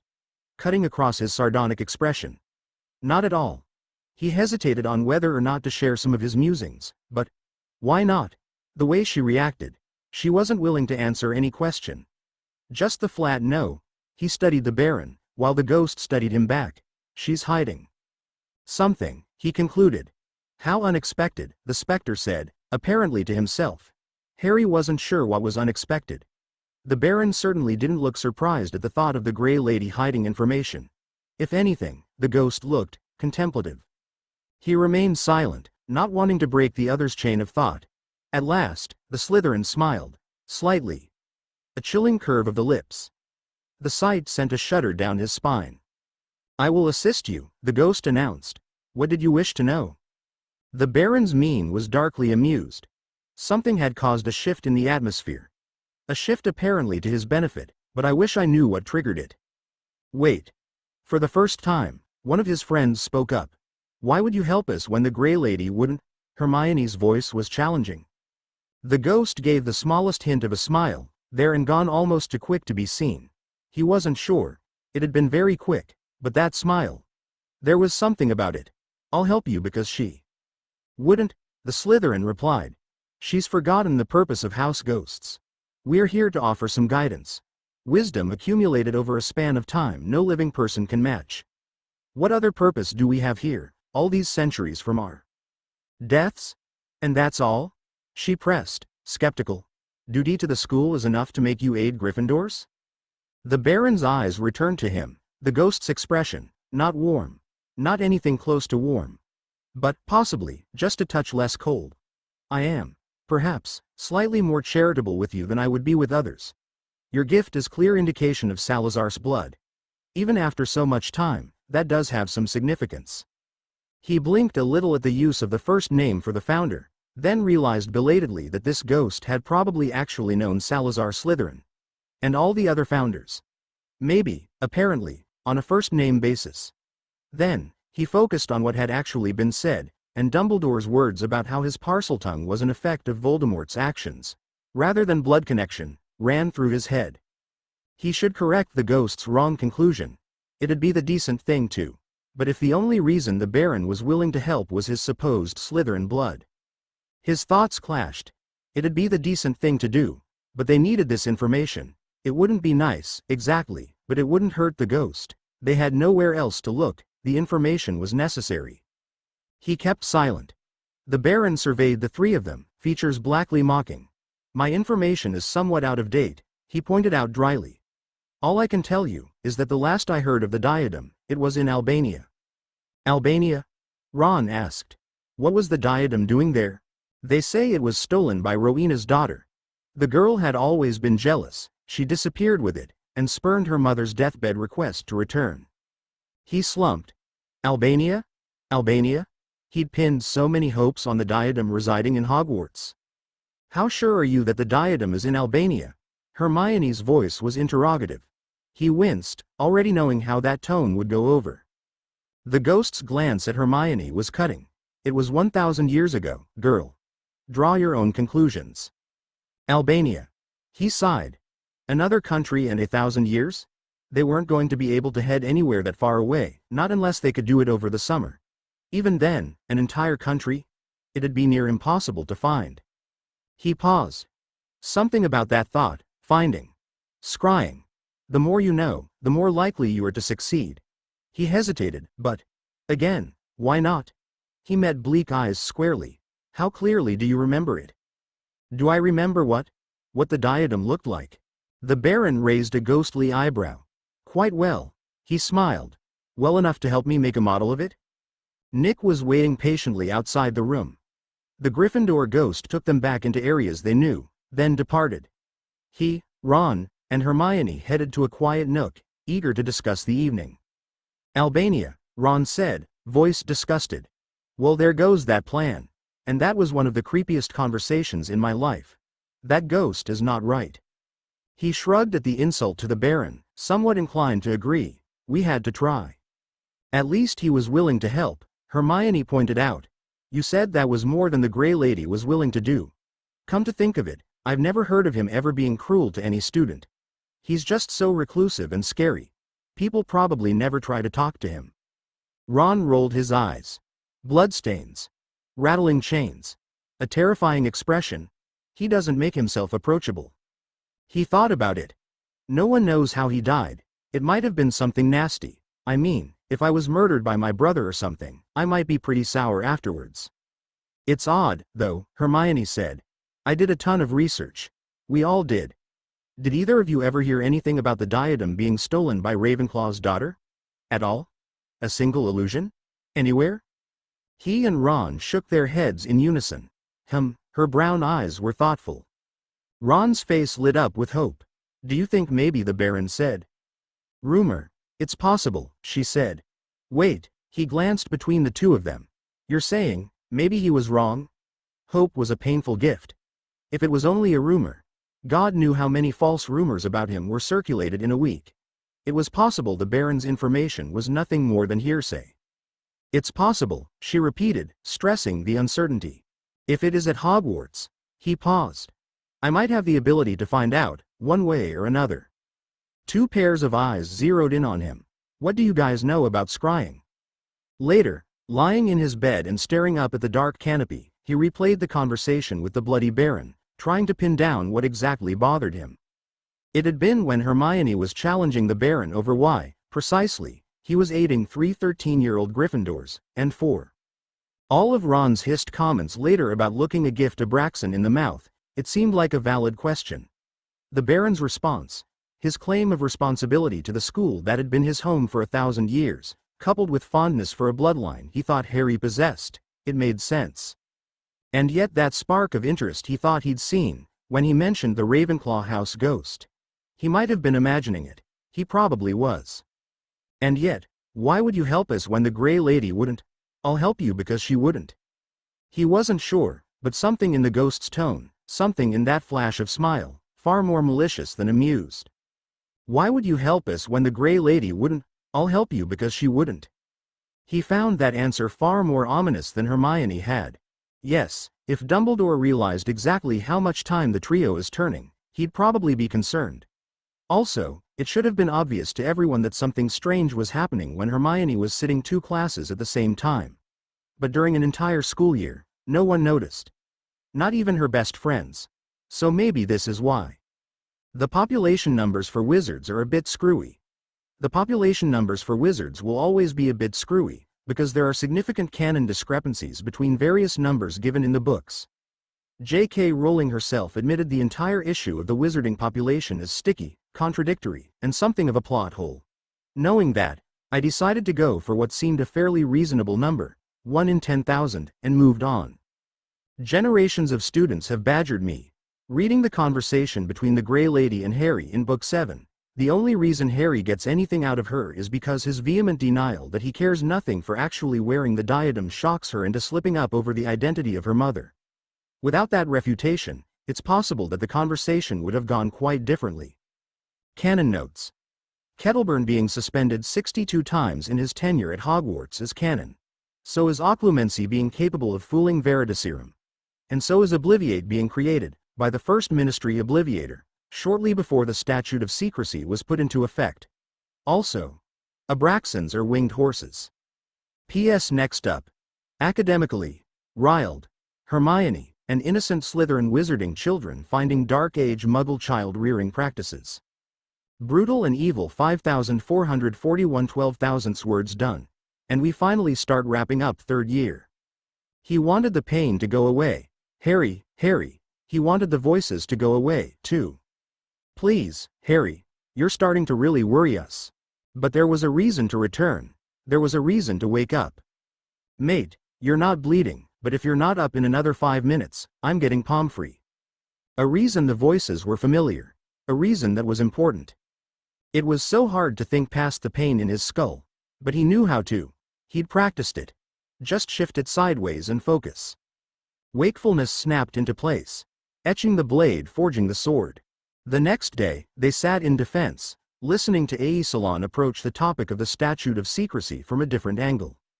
In a large part, it comes down to population. Their professor lectured, leaning against his desk, deep blue robes a bright contrast to the lighter wood.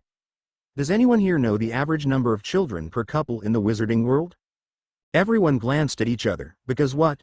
Finally, Neville raised a hand. Sir. 2 or 3. Salon favored Neville with an approving stare. Correct. Now, can anyone tell me how long that's been the standard? More glances exchanged among the students. Parkinson shrugged and raised a hand. Practically forever, sir. Again, correct. For a third question. Does anyone know the average number of children Muggles used to have, say, 500 years ago? This time no one raised a hand, not even Hermione. Which didn't really surprise him. Hermione might be interested in practically everything, but this isn't exactly the type of thing you usually spend time on, although I think it was more. No one? Very well. Then you may be surprised to learn the average Muggle family had between 7 and 10 children. It was not exceedingly unusual for that number to climb past 12. A fair amount of suppressed choking occurred throughout the room. Salon smiled at his students' goggling disbelief. It does indeed sound like an impossible statistic. Still, the population did not expand as quickly as you no doubt are imagining, due to the high mortality rates of their children at the time. Muggles had numerous offspring because, among other reasons, children were an economic necessity, as well as what allowed the parents who lived long enough to become feeble to survive their old age. Children, then, were not simply a source of joy and way to uphold the honor of their house, but a necessity for the continuation of the species. But that's insane, Greengrass blurted. The parents relied on their kids for survival, and so they simply had a lot of them, even knowing a lot of them would die, instead of just having 1 or 2 and protecting them? That's evil. And he wanted to object, because a Slytherin calling Muggles bad, it was almost a reflex to come to the Muggles' defense. But this time, Greengrass had a point there. Evil. Professor Salon raised an eyebrow. Perhaps so, from our point of view. And yet, what course of action would you have advised them to take? Simply die out. Sounds fine to me, was a mutter from the back of the room. That he took objection with. And oh, the non-surprise. It definitely came from the Slytherin's side. Salon bent a reproving stare on the offender, but continued the lecture. It has been a very, very long time, if it ever, in fact, happened, since there were as many wizards as there were muggles. Not for thousands of years before Merlin's age of wizardry. But until relatively recently, we were not outnumbered by so high a proportion as we are now. When Hogwarts first opened, and for a few millennia before, we averaged approximately 1 wizard for every 1,000 muggles. That number actually rose a few times due to various calamities, such as Justinian's plague in 541, or the Muggles' 30-Year War in the early 1600s. The ratio peaked most recently during their plague of Black Death with 1 wizard per every 500 muggles in Europe.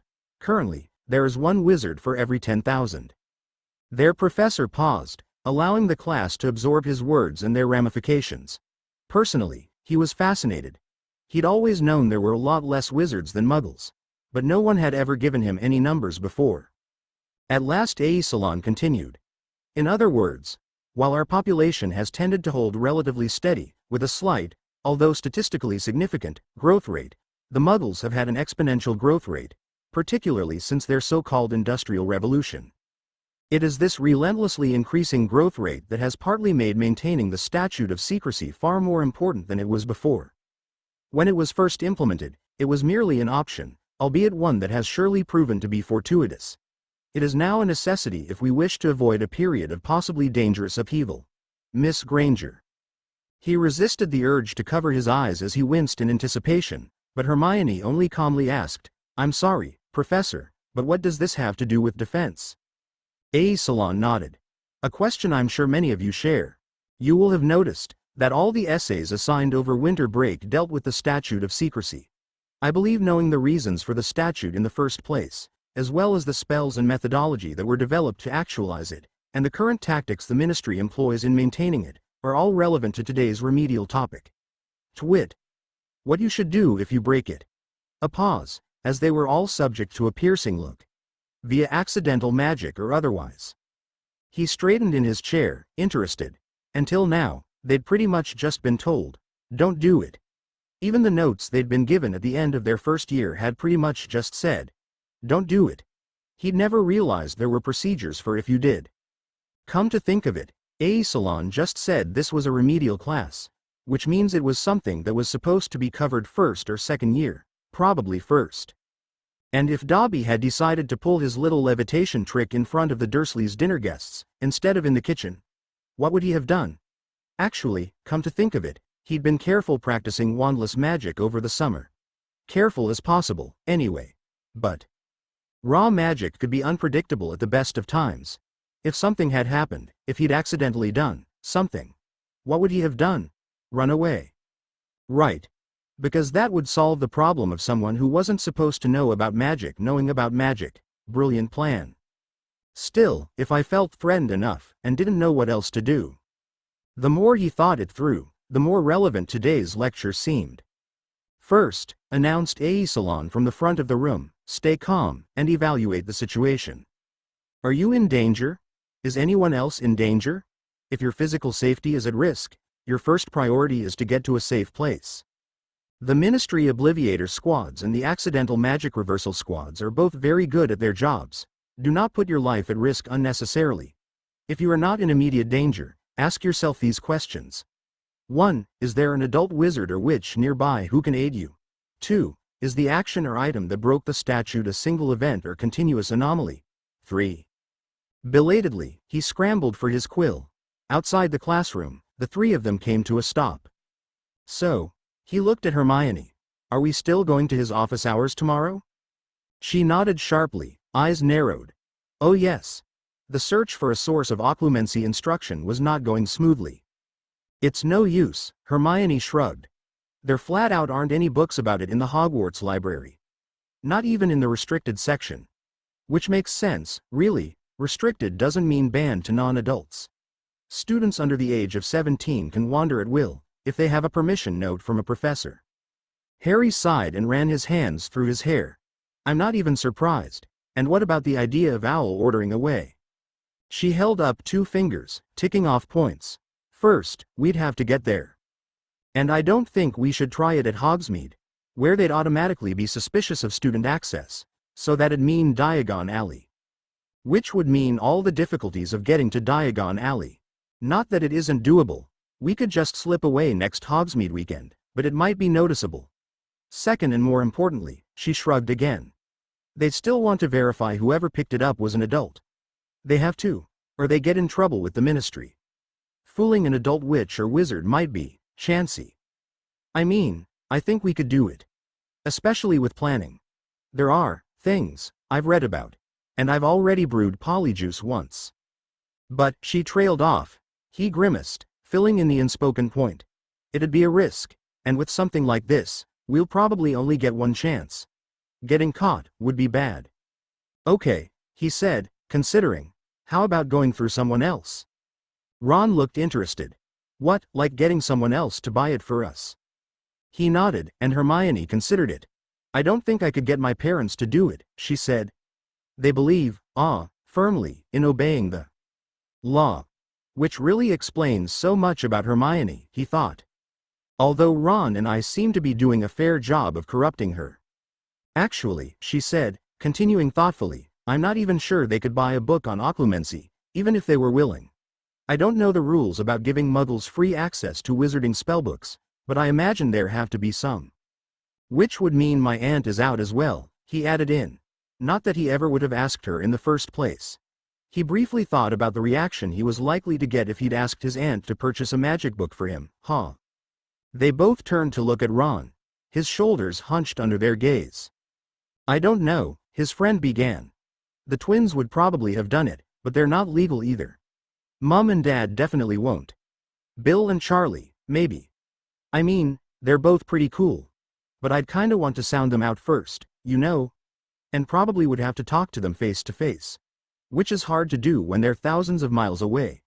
Which means the only one both old enough and close enough to talk to would be Percy. Harry rolled his eyes. Well, it was a good thought, I'm not sure. At the contradiction, he looked back to Ron, who was apparently thinking hard.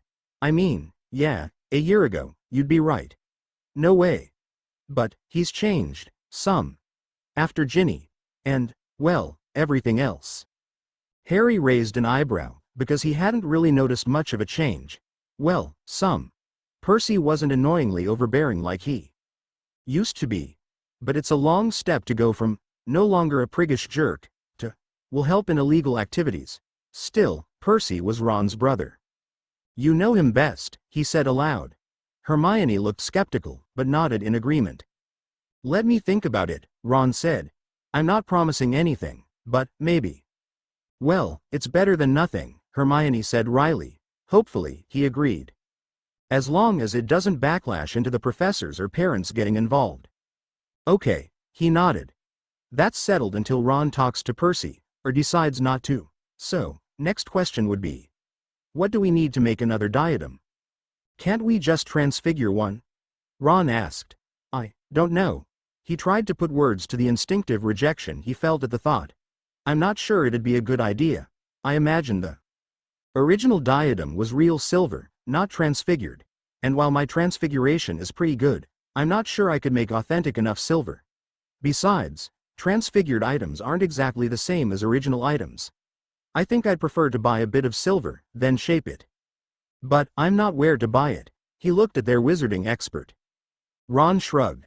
Like I'd ever have a reason to buy silver bars. Which, yes. Point. Hey, Ron continued. Why not just melt down some sickles? Sickles aren't made of pure silver, Hermione interjected. Not to mention all the anti-copying, anti-counterfeiting, anti-tagging, and anti-alteration charms on them? She shook her head. If we can buy it, it'd definitely be simpler. They exchanged glances. Finally he turned up his hands and sighed. Well, I guess we ask some housemates, then. Someone has to. No. We'll just tell them it's for an experiment of Hermione's. He paused. If you could, Hermione, could you come up with something that sounds good? She sighed. Of course. He grinned.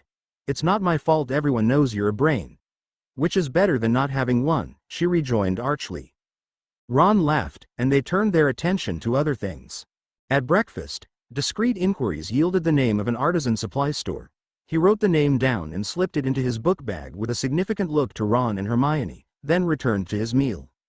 Later, done with classes, they headed for their defense professor's office. There were a few other students waiting when the three of them arrived. Unsurprising, Salon was a fairly popular defense teacher. They hung back, more than happy to let others go first. When the last student had left, Hermione led them inside. Miss Granger.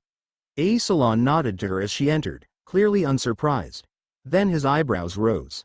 Messrs. Potter and Weasley. Professor, they acknowledged respectfully. Sit. He swept one hand out in a graceful gesture, indicating the chairs before his desk. I imagine Miss Granger is here because of her grade, but what of you two? We're just interested, Professor. Very well. He folded his hands together. Shall we begin, then? Professor. Hermione sat straighter in her chair. Ron and Harry convinced me that Muggles weren't so much an actual threat to the lives of wizards and witches in the Middle Ages, as they were a bother that occasionally became something more. They had good points. I admit I was probably wrong. But did you really mark me down to an acceptable because I made a mistake in gauging the magnitude the obstruction Muggles were? Of course not, Salon responded with a negative shake of his head. That would be a drastic overreaction, especially in a paper otherwise well organized, well thought out, and uncharacteristically concise. I assure you, Miss Granger, my note was forthright. I penalized you for making a fundamental error in logic. But what error? She burst out.